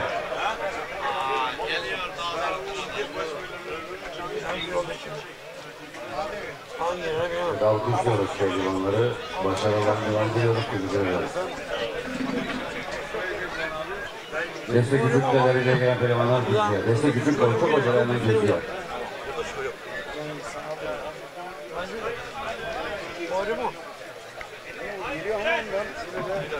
...16 SL 990 çok özel araç başına.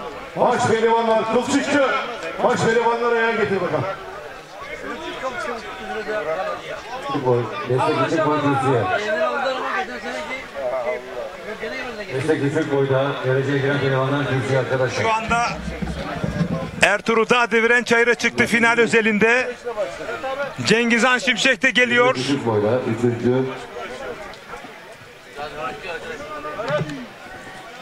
Görüyorsunuz Ertuğrul Dağdeviren final için çayıra çıktı. Kuvayi Milliye Şehri Balıkesir'in baş pehlivanı. Pehlivanı 3. Resul Yakan Balıkesir Büyükşehir Pehlivanı 3. Savaş Bölgeleri Başkanı'nın pehlivanı Ekrem Mustafa Karaca 3. Gencercan Savaştepe Belediyesi'nin pehlivanı 1. olmuştur. Başkanım, Hüseyin Başkanım.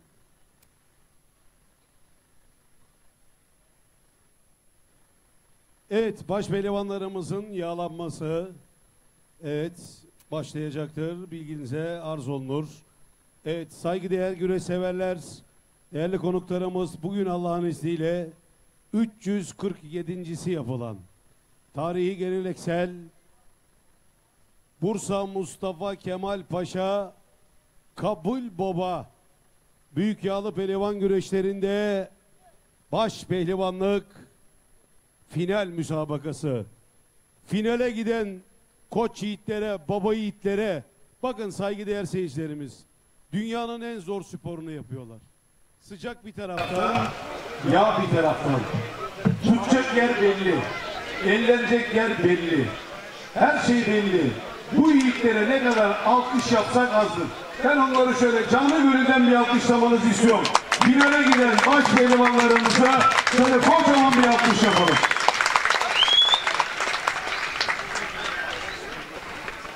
Balıkesir Büyükşehir Belediye Başkanımız Sayın Yücel Yılmaz Bey adına güreş yapıyor. Bugün burada aslı, nesli bu toprakların öz evladı olan Üçen Yıldız Gıda'nın sahibi Sayın Nusret Yıldız adına güreş yapıyor. Ben Nusret Bey'e bir alkış yapmanızı istiyorum. Bakın bu güreşlere gerçekten maddi ve manevi büyük destekler veriyor. Bir alkışlar mıyız Nusret Yıldız Bey'e? Aslı nesli Balıkesir Susurluklu. Hadi onu bir alkışlayalım mı? Ertuğrul Dağdeviren Balıkesir Susurluk. Yaptığı güreşlerle seyircilerimizden tam not alıyor. Antalya Büyükşehir Belediye Başkanı Sayın Muhittin Böcek Bey adına güreş yapıyor. Aydın Balık Ağları sahibi iş adamı Sayın Aydın Amca adına güreş yapıyor. Cengizhan Şimşek alkışlıyoruz Antalya. Final müsabakasını Bursa bölgesinden Sayın İbrahim Başa hocam yapacaktır. Bir alkışla değerli hocama. Bizler Koca Yusufların, Kurtderelilerin, Adalı Halillerin torunlarıyız. Bizler bu sahalarda sabaha dek güreş tutup şehit düşen akıncıların torunlarıyız. Ne mutlu bu sahalarda güreş tutan Atatürk gençliğine, ne mutlu Türk'üm diyene. 1071'de bir gedik, açıp içeri girdik. Buraları yurt bildik. Bedel ise bedeli Çanakkale'de, Dumlupınar'da, İnönü'de ödedik. Vatanım, toprağım, Türkiye'm benim. Yakarım kem gözle bakanı sana. Namusum, kutsalım bu vatan bana. Edirne'den Kars'a, İzmir'den Van'a, baş pehlivanlar dizilir er meydanına. Bu vatan, bu bayrak, şanımız bizim. Tarihe kazılı Türk, adımız bizim. Sana feda olsun. Kanımız, canımız bizim. Vatanım, toprağım, Türkiye'm benim. Selam olsun. Selam olsun bu er meydanlarından göçüp giden şampiyonlara. Selam olsun vatan için, namus için, bayrak için şehit düşen kahramanlara. Selam olsun. Selam olsun Türkiye Cumhuriyeti'ni kuran, Anıtkabir'de yatan, eşsiz komutan Mustafa Kemal Atatürk'e selam olsun. Allah Allah, illallah, Muhammedun Resulullah. Hadi aziz şehirim, hadi hemşerilerim, o elleri öper alnımıza koyarız. Hep beraber alkışlarla diyelim maşallah. Allah derman versin. Destek küçük boyun madalyalarını takdim etmek üzere Bursa Büyükşehir Belediyesi güreşlerimizin ağası, ZM Metaller'in sahibi iş adamı Sayın Zeki Acar ağamı davetimi arz ederim. Buyurun Zeki abi. Evet değerli güreş severler, baş pehlivanlar final huzur peşrevindeyken canlı yayın konuğum var. Bugünün anlam ve önemi noktasında bir madalya aldı gencimiz. Seni bir tanıyalım.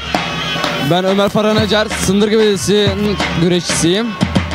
Burada organizasyonu yapan başta Mustafa Kemal Paşa Belediye Başkanı'na teşekkür ederiz. Hangi boyda güreşiyorsun? Ayak boyunda. Kaçıncı oldun? 2. oldum.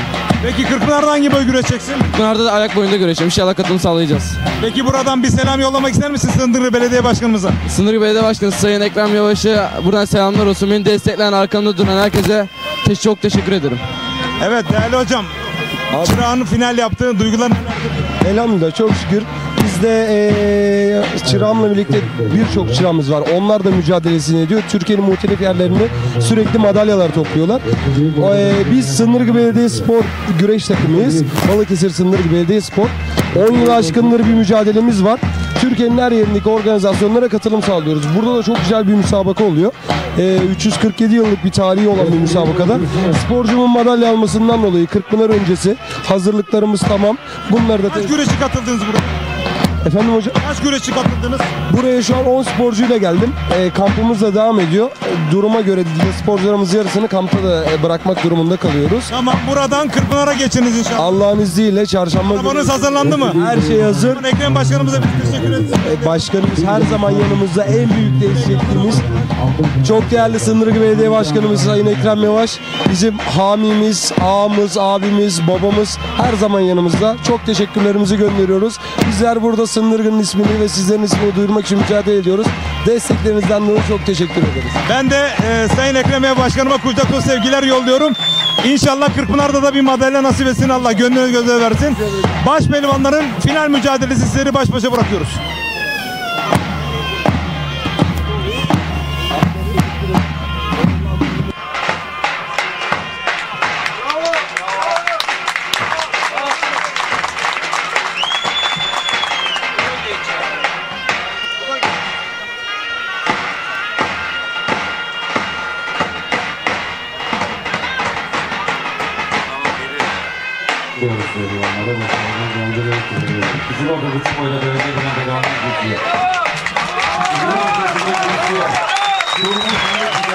Evet.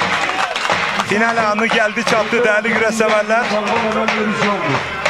Lider Haber TV, Ekin Türk TV ortak canlı yayın ağıyla final anındayız. Ertuğrul Dağdeviren mi, Cengizhan Şimşek mi? Bakalım Bursa Mustafa Kemal Paşa Kabul Baba Er Meydanı'nda zirveyi kim kapacak? Aylar sonra, uzun aradan sonra Cengizhan Şimşek kısmetini giydi ve ilk kez çıktı. Kabul Baba Er Meydanı'nda finale yükseldi. Rakibi Ertuğrul Dağdeviren ve haftaya da direkt Kırkpınar'a katılacak. Geçen yıl Türkiye'de tozlu dumana katmıştı adeta.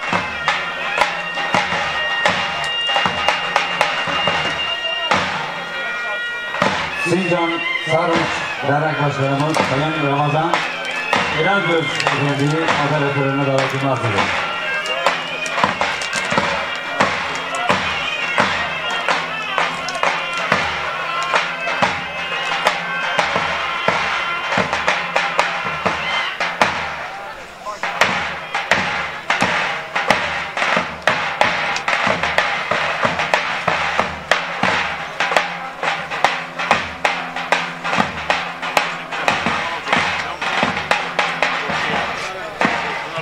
antrenman.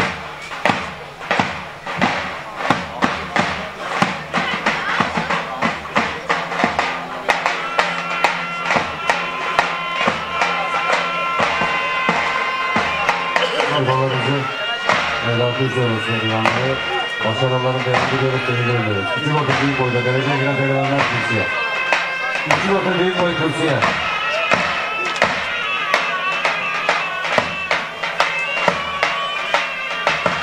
Balıkesir Büyükşehir Belediyesi Baş Pehlivanı Ertuğrul Dağdeviren ve Cengizhan Şimşek, Antalya Büyükşehir Belediyesi'nin Baş Pehlivanı. İki bakın, evet. İki bakın büyük boy. Madalyalarını takdim etmek üzere. Ömer Ceylan, Atilla Ceylan birlikte izliyormuş. Hakan Çoban iyi yayınlar diliyor. Selamlar yolluyoruz İskenderun'a.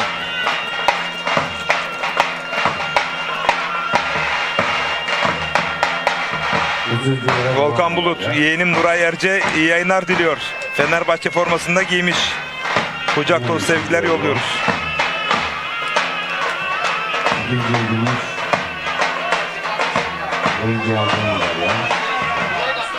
Başaltı pehlivanları puanlama saatimiz gelmiştir. Allah'ın arkadaşlar konularınızı alkışlıyoruz pehlivanları. Büyük orta pehlivanları puanlama saatimiz gelmiştir.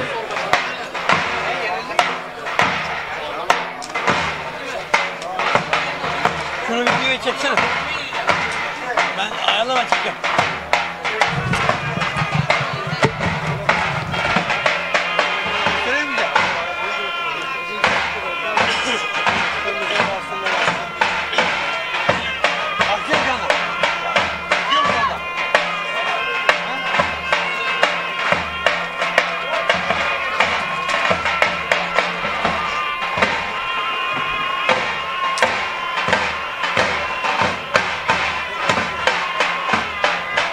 Bir anda tek daldı dış kasnakta. Ertuğrul Dağdeviren paçayı bırakmıyor. Cengizhan Şimşek. Mücadele ayakta devam ediyor. Kıran kırana bir final mücadelesi. Geçen yıl tarihi Kırkpınar'ın baş pehlivan finalisti ve baş pehlivan üçüncüsü kapışıyor. Bursa Mustafa Kemal Paşa Kabul Baba Er Meydanı'nda değerli güreş severler.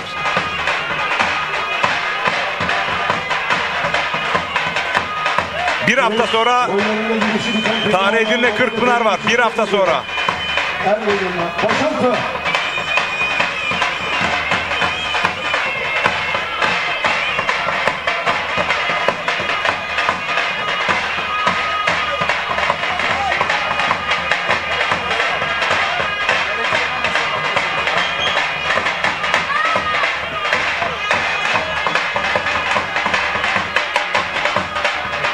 Evet, davulcular başaltı boyunda güreşler sona erdi.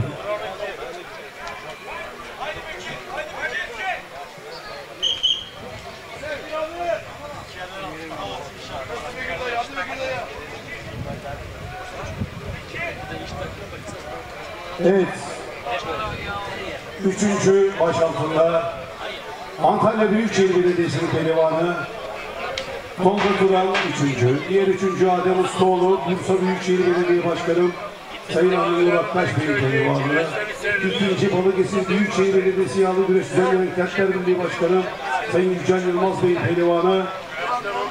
Aynı zamanda bugün burada ZM Metaller sahibi Bursa Büyükşehir Güreşleri Ağası Soktuoğlu Güreşleri Ağası Sayın Zeki Acar Bey pehlivanı, Gökhan Örs ikinci şampiyon Aslı Nesli bu toprakların öz evladı. Davulcular Bursa Mustafa Kemal Paşa Çaltılıbüklü Mustafa Kemal Paşa Belediye Başkanı Sayın Mehmet Kanar Bey pehlivanı Okan Yavaş birinci olmuştur. Bugün aynı zamanda Okan Yavaş Kirmaslı Kervan Mobilya sahibi. İş adamı Sayın Niyazi Dal adına güreş yaptı. Paçaya uzandı, göğüs çaprazından budamak istedi, uzak kaldı. Cengizhan Şimşek bir anda paçayı yakaladı oradan, budamak istedi, uzak kaldı. Ve değerli muhtarım Sayın Menderes Özen Bey'i de biz madalya için her meydanına davet ediyoruz.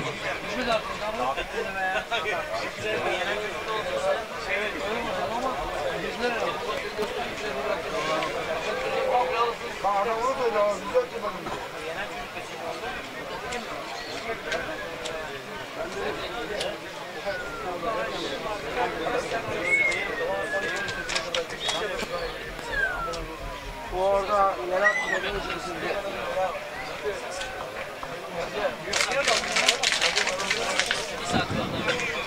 Mücadele kaldığı yerden devam ediyor.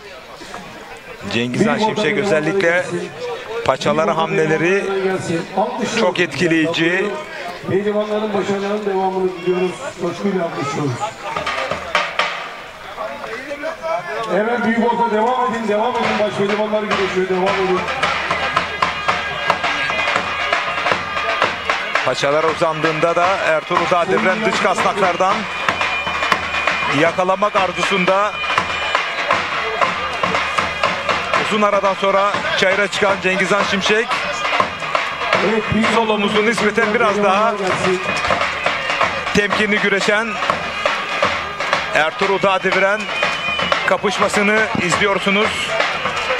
Bursa Kabul Baba Er Meydanı'nda değerli güreş severler, muazzam bir atmosfer. Ay yıldızlı al bayrağımızın gölgesinde kapışıyor. Türkiye adı güreşinin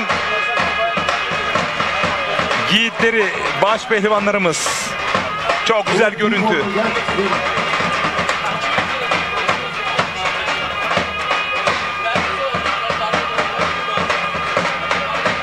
Bugün değerli yönetmenimiz Salih Adıgüzel prodüktörlüğünde siz çok değerli güreş severlerimize kesintisiz ve röportajlarla da zenginleştirdiğimiz güreşleri ekranlara getirdik. Şu anda final anındayız. Tüm boylara madalya seremonisi bitti. Sadece büyük orta kaldı. Ve baş pehlivanlık final kapışmasını izliyorsunuz. Mustafa Kemal Paşa, diğer üçüncümüz Semih Yazıcı, Manisa Soma, ikinci Bursa Büyükşehir Belediye Başkanım Sayın Ali Nur Aktaş Bey'in pehlivanı ve Yılmazlı Kervan Mobilya değerli güreş. Bakın çok güzel bir fotoğraf söz konusu. Birincimiz tüm Türkiye Cengizhan Şimşek'in performansını merakla bekliyor. Geçen yılki performansının yarısında olmasına rağmen bakın paçayı kaptığında çok güçlü sürüyor. Sürüyor. Ayran açık düşebilir. Yan düştü. Sırt taşa düşebilirdi değerli güreş severler. İnanılmaz kapıcı bir baş pehlivan. İnanılmaz. Aylar sonra kısmet giyip çayıra çıkmasına rağmen o kadar patlayıcı ve güçlü bir baş pehlivan ki yakaladım, affetmiyor bu çocuk, affetmiyor. Ve mücadele yerde devam edecek. Geçen yıl özellikle süplekslerin adeta kralıydı. Kimlere atmadı ki? Bakın kasnak ve paçadan öyle güçlü sürdü ki açık düşebilirdi. Son anda toparlanmış Ertuğrul Dağdeviren.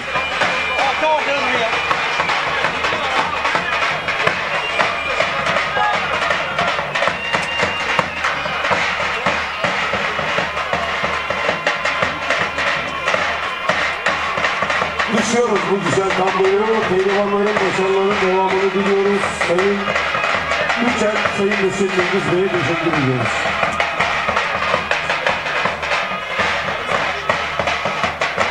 Ters paça kazıktan sonuca gitmek istiyor. Cengizhan Şimşek belli ki güreşi çok özlemiş. Yeter hakemliğini bekleniyorsun.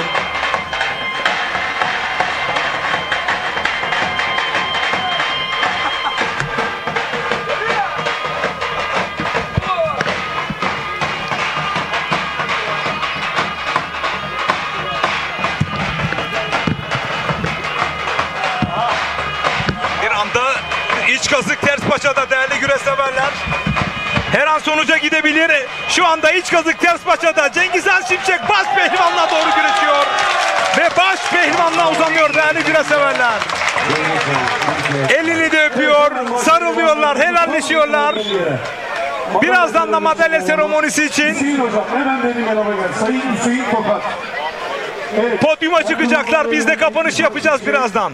Diğer üçüncüler Hasan Zeybek. Çıkacağınız mı yoksa? Alır biz ya. Abi gelin. Ertuğrul Buradan buradayım. gidemem. Gelin siz. Ertuğrul hocam buradayım. Gel. Anons edeceğim. Nasıl? Kaan Kaya. Evet, Kaan Kaya. Cengiz Han. Evet, tekrar izliyorsunuz iç kazık ters paçadan. Cengizhan Şimşek baş pehlivanla uzandı. Ertuğrul Dağdemir'i mağlup ederek Lider Haber TV ana haber bültenine bağlanıyor ve YouTube'dan devam edecek. Yayınına Lider Haber TV madalya seremonisini Lider Haber TV YouTube kanalından izleyebilirsiniz. Ekin Türk TV'den devam ediyoruz değerli güreş severler. Madalya seremonisinden sonra röportaj yapacağız ve kapanış yaptıktan sonra da veda edeceğiz. Yarın Çankırı Yapraklı, pazar günü de Konya Seydişehir Er Meydanı'nda olacağız. Bekleniyorsunuz madalya töreni için. Kaan Kaya.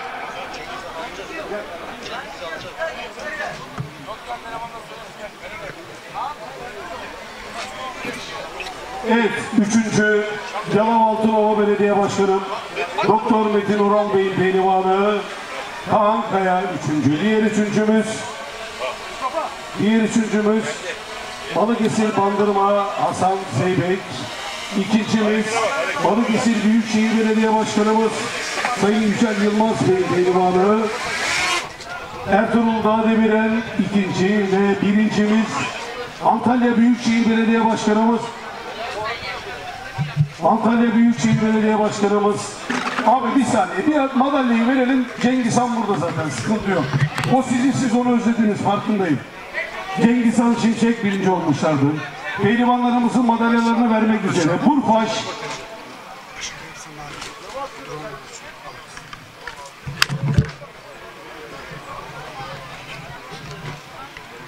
Burfaş Genel Müdürlüğü, güreşlerimizin ağası Sayın Niyazi Dal Bey'i. Niyazi Bey, buyurun efendim de Tertip Komite Başkanım Sayın Hüseyin Tokat Bey'i. Buyurun efendim, madalyaları takip. Osman abi madalyaları al. 3'er, evet, Ertuğrul'un aynı zamanda sponsoru olan.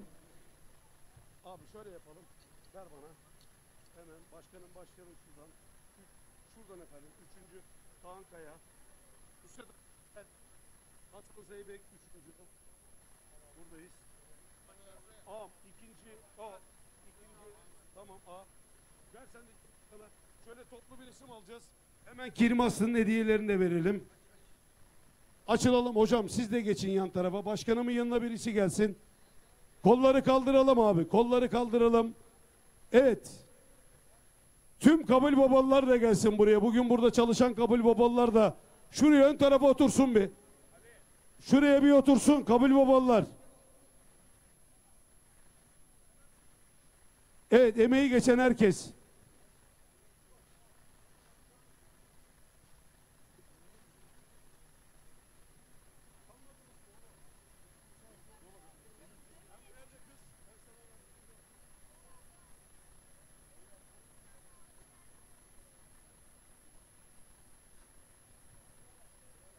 Halil İbrahim Yağız.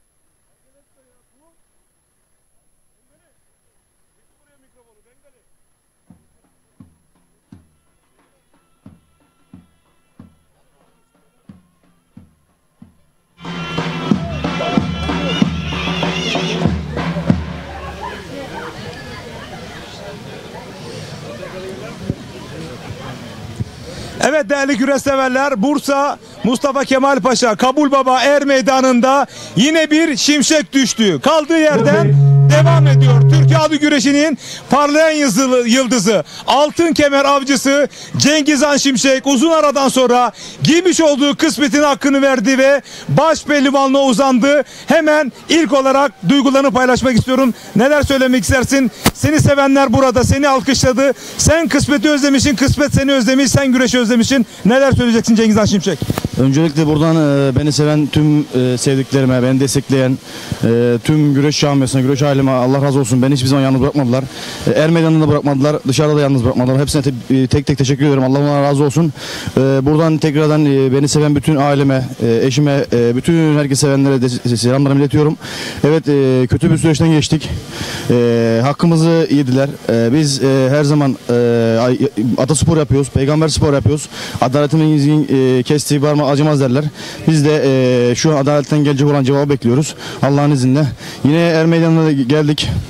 Ve gerekeni yaptım. Cengiz Han Şimşek tekrar sahalara döndü.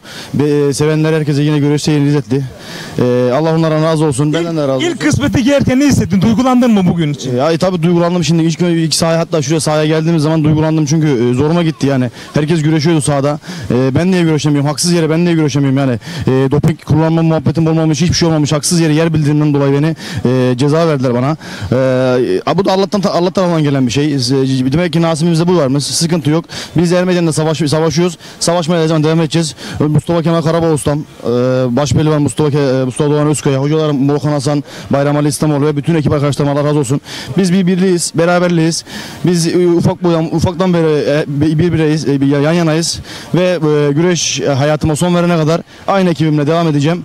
Herkesten Allah razı olsun. Beni sevenlerden Allah razı olsun. Şu an beni burada bekliyor herkes. Allah razı olsun herkesten. Ben Mustafa Doğan Özkaya ustana döneceğim ama bugün nasıl buldun can yoldaşını, kardeşini? Cengiz Han'ın durumu gayet iyi abi. Performans olarak nasıl buldun? Şimdi Gayet iyi. Zaten gördünüz kendiniz de. Yüzde olarak ne kadar iyi? Çünkü haftaya Kırkpınar var. Abi beni biliyorum, kendim herkese kafa tutuyorum ama Cengiz Han hala dirgen gibi maşallah. Allah nasip ederse Kırkpınar'da güreşimizi yapacağız nasip olursa.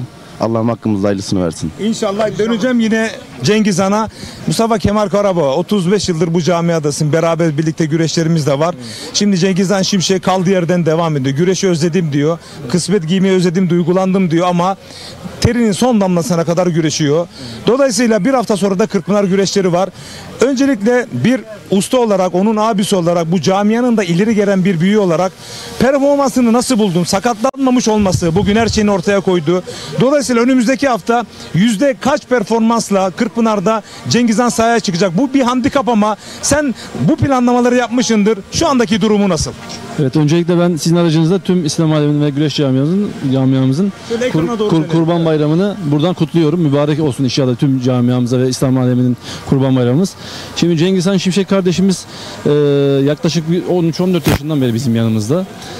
Kendisi gerçekten yıldız bir sporcu. Ve bunu da zaten geçen sene bütün bizim güreş camiamız Kırkpınar'da yapmış olduğu yenişlerle, o güzel yenişlerle gördü. Bir renk kattı. Bir yıldız doğduğunu tekrar orada kanıtladı kendisi herkese. Tabii talihsiz bir olay oldu. Yani 2020 yılındaki pandemide olan bir süreçte yapmadığı, yani es geçti mi diyelim, yapmadığı mı diyelim, ya aslında yapmış olduğu bir yer biliminden dolayı talihsiz bir olay geldi başına. Tabii her şey bir hayır vardır diyoruz biz. Biz devlet büyüklerimizin her zaman vermiş olduğu kararlara saygı duyuyoruz. Verecek olduğu kararlara da saygı duyacağız tabii ki. Yeni bir sayfa açtık diyebilir miyiz? Yeni bir sayfa tabii ki açtık. Çünkü Cengiz Han Şimşek'in daha yaşı çok genç. Mustafa Doğan Özkan'ın yaşı daha çok genç. Daha bu adamlar 25-26. Çok büyük hikayeler var. Mutlaka tabii ki ama tabii ki biz böyle yani küçük olaylara takılmak istemiyoruz. Cengiz Han Şimşek kardeşimiz bu sene ilk defa burada Bursa'da Kabul Baba güreşlerine biz geldik. Bursa halkını çünkü Cengiz Han kardeşimiz de Mustafa da bizim ekibimizi çok seviyoruz ve biz buraya tercih ettik. Burada ilk bu kutsal topraklarda güreş sahasına çıkmak istedik. Allah'a şükür Cengiz Han da bugün kendinize gördünüz. Tüm güreş camiamızda gördü. Güzel bir güreş sergiledi. Çok güzel bir kış çalışması geçirdik. Tabii biz isterdik ki bu sene yani hiç olmazsa şu lig güreşlerimizden bir veya iki tanesini güreş yapıp hem kendimizi göstermek hem de güreş camiasına Cengiz Han Şimşek'in güzel güreşlerini izletmek isterdik. Tabii biz de bunların aslında planlamasını yaptık. Yapmadık değil. Şu an ben Cengiz Han Şimşek'in performansını iyi görüyorum. İnşallah. Kaç görüyorsun? Şu an ben Cengiz Han Şimşek'in performansını %90 görüyorum. İnşallah Allah izin verirse önümüzdeki hafta Kırkpınar güreşlerinde de Allah'tan büyük bir mani olmasa inşallah Allah'ın izniyle biz güzel şeyler olacağına inanıyoruz. Hayırlısı diyorum. Buradan nasip diyorum. İnşallah her şeyin hayırlısı olur. İstediklerim var mı büyüklerim? Tabii buradan ben kendi aileme ve tüm güreş camiasına buradan selam ve sevgilerimi gönderiyorum. Tekrar tüm İslam aleminin Kurban Bayramı'nı kutluyorum. Evet, Cengiz Han Şimşek, kapanışı senle yapacağım. Şimdi önümüzdeki yıl büyük bir çıkış yaptın. Sahalara adeta yıldırım gibi düştün. Senden beklentiler çok büyük. Şimdi artık bazı şeyleri ustan da söyledi. Geride bırakıyoruz. Yeni bir sayfa açıyoruz.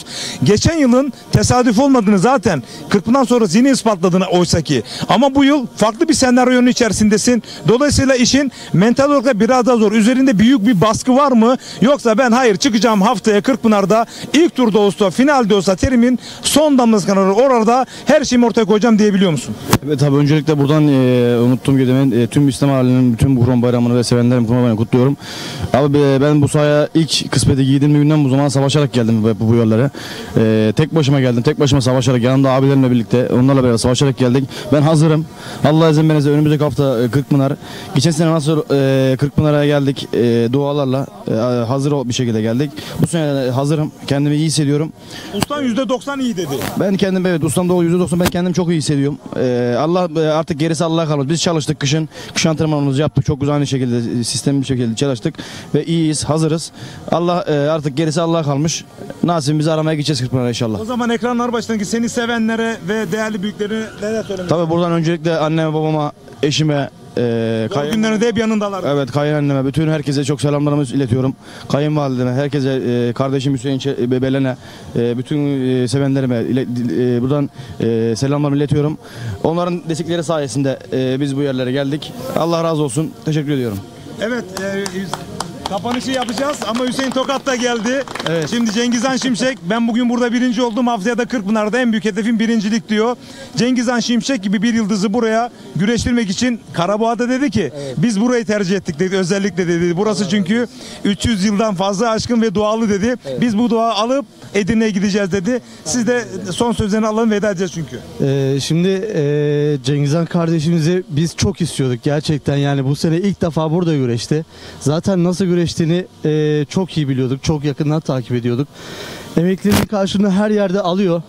Böyle devam etmesini de istiyoruz. Her zaman destekliyoruz kendisini.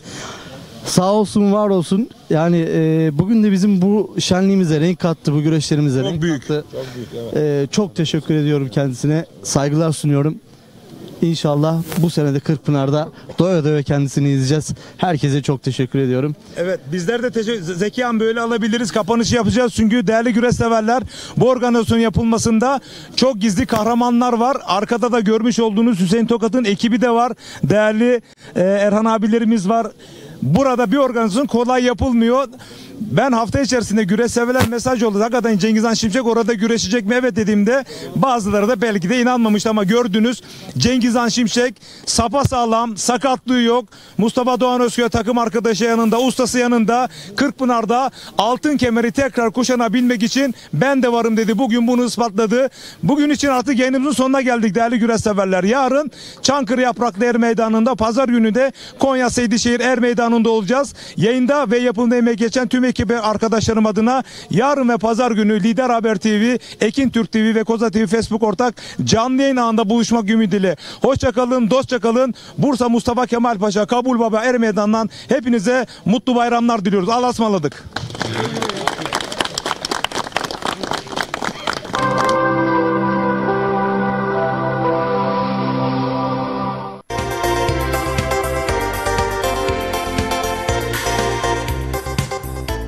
Efendim herkese merhabalar. Bugün muhteşem bir hava var. Tekirdağ Saray'dayız. İstanbul'un arka bahçesinde gördüğünüz müthiş bir kalabalık da var. Çünkü insanlar yatırım yapmak istiyor. İnsanlar toprak sahibi olmak istiyor. Ekin TV olarak bizler de doğru yeri sizlere sunuyoruz. İşte o doğru yerlerden bir tanesi Saray'da. Çok güzel bir yer.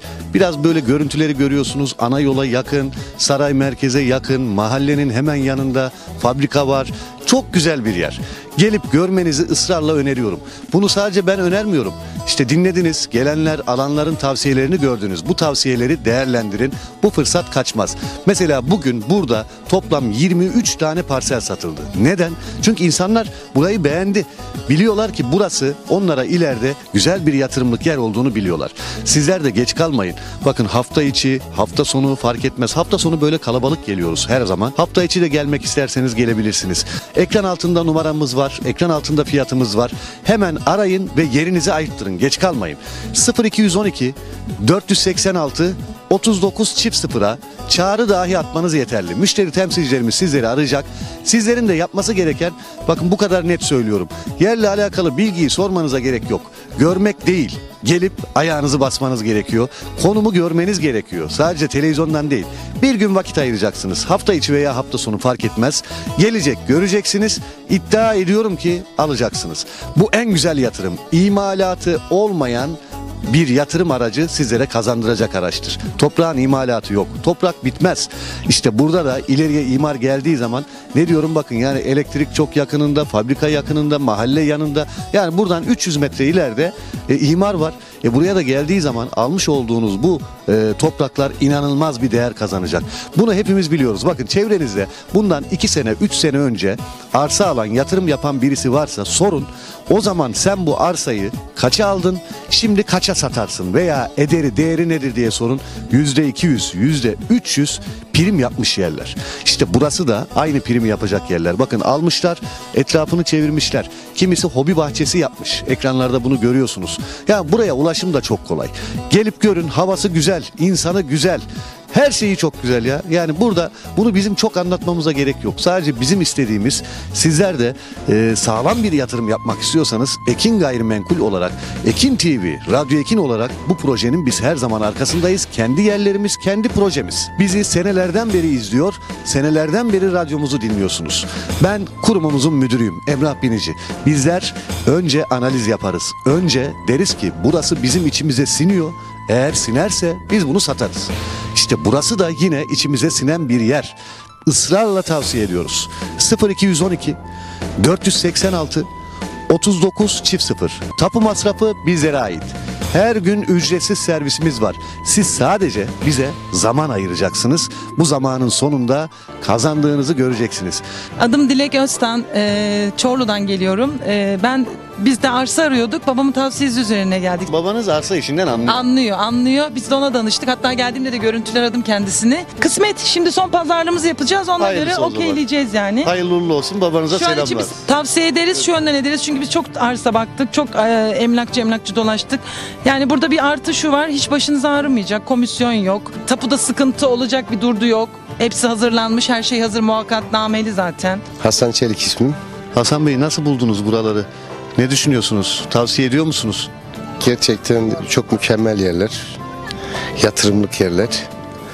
Ve kazandırabilecek yerler. Ve imar planına da yakın olması çok... Evet, yaklaşık 300 metre hemen ileride. Evet, imar planına da yakın olması da artı bir avantaj. İlgi, alaka, gerçekten insanlara dürüst davranmaları da tabii işin ayrı bir artı tarafı. Ekibinize çok teşekkür ediyorum. Biz buraya gezmeye geldik ama inşallah yer alıp gidiyoruz. Evet. Ama bölgeyi çok beğendim. Şimdi bizi izleyenlere burayı anlatmak isterseniz. Çok doğru bir şey söyledin. Gerçekten ekranda görmeyle buraya gelmek çok farklı bir şey. Ben dediğim gibi benim yer alma gibi bir düşüncem yoktu. Dedik ki tamam, buradan yer alıyoruz ve öyle karar verdik. Hayırlı olsun. Biz de işte 4 parsel herhalde 1200 metrekare bir yer aldık. Çok güzel bir yer. Ben bölgeyi çok beğendim. Herkese tavsiye ediyoruz. Kesinlikle tavsiye ediyorum. Yani müthiş bir bölge. Evet. Zaten köy ayağının dibinde. İşte arkası fabrika, yolu ortası durumu Bir de belli. çevirmeler de yapılmış. Yani Çok düz. Ya arsanın bulunduğu yer de çok. Yani insan bir yer alırken, bir şey yaparken içine siner. Evet, aynen öyle. Ben işte yapıyorum, ticaret yapıyorum, başka bir şey yapıyorum. İlk gördüğüm sinerji çok önemli. O sinerjiyi burada aldığım için de Kabul ettim, aldım. Çok yani. teşekkür Biz ediyorum. Biraz önce ne yaptık? Röportaj yaptık. Dedi ki ben gezmeye geldim. Burayı gören geliyor buradan yer alıyor. Daha bunun ötesi yok. Bunu bu kadar anlatmaya da gerek yok. Yerlerimiz son derece kaliteli, son derece prim yapacak, kazanabileceğiniz yerler. Tekirdağ, Saray'dayız biz şu anda. İşte havayı da görüyorsunuz. Ekran görüntülerinden gördünüz. Burayı kaçırmayın derim. Yaklaşık biz burada şu anda 40 kişi, 50 kişiyiz. Yani haftaya da belki bitecek burası. Ama biz size bu fırsatı sunuyoruz. Gelin pazar gününe vakit ayırın. Veya pazar günü kalabalık oluyor, eyvah biter diyebilirseniz hafta içine, hatta yarına hemen randevunuzu alın ve bizler sizleri getirelim, yerimizi gösterelim. Ondan sonra beğenin, tapunuzu alın. Ondan sonra da ödemesini yapın. Bu kadar kolay. Tapu masrafı bize ait. Araç takasımız mevcut. Aracınız varsa değerinde sayıyoruz. Bunlar çok önemli. Aracınızın değerini öldürme diye bir şey yok.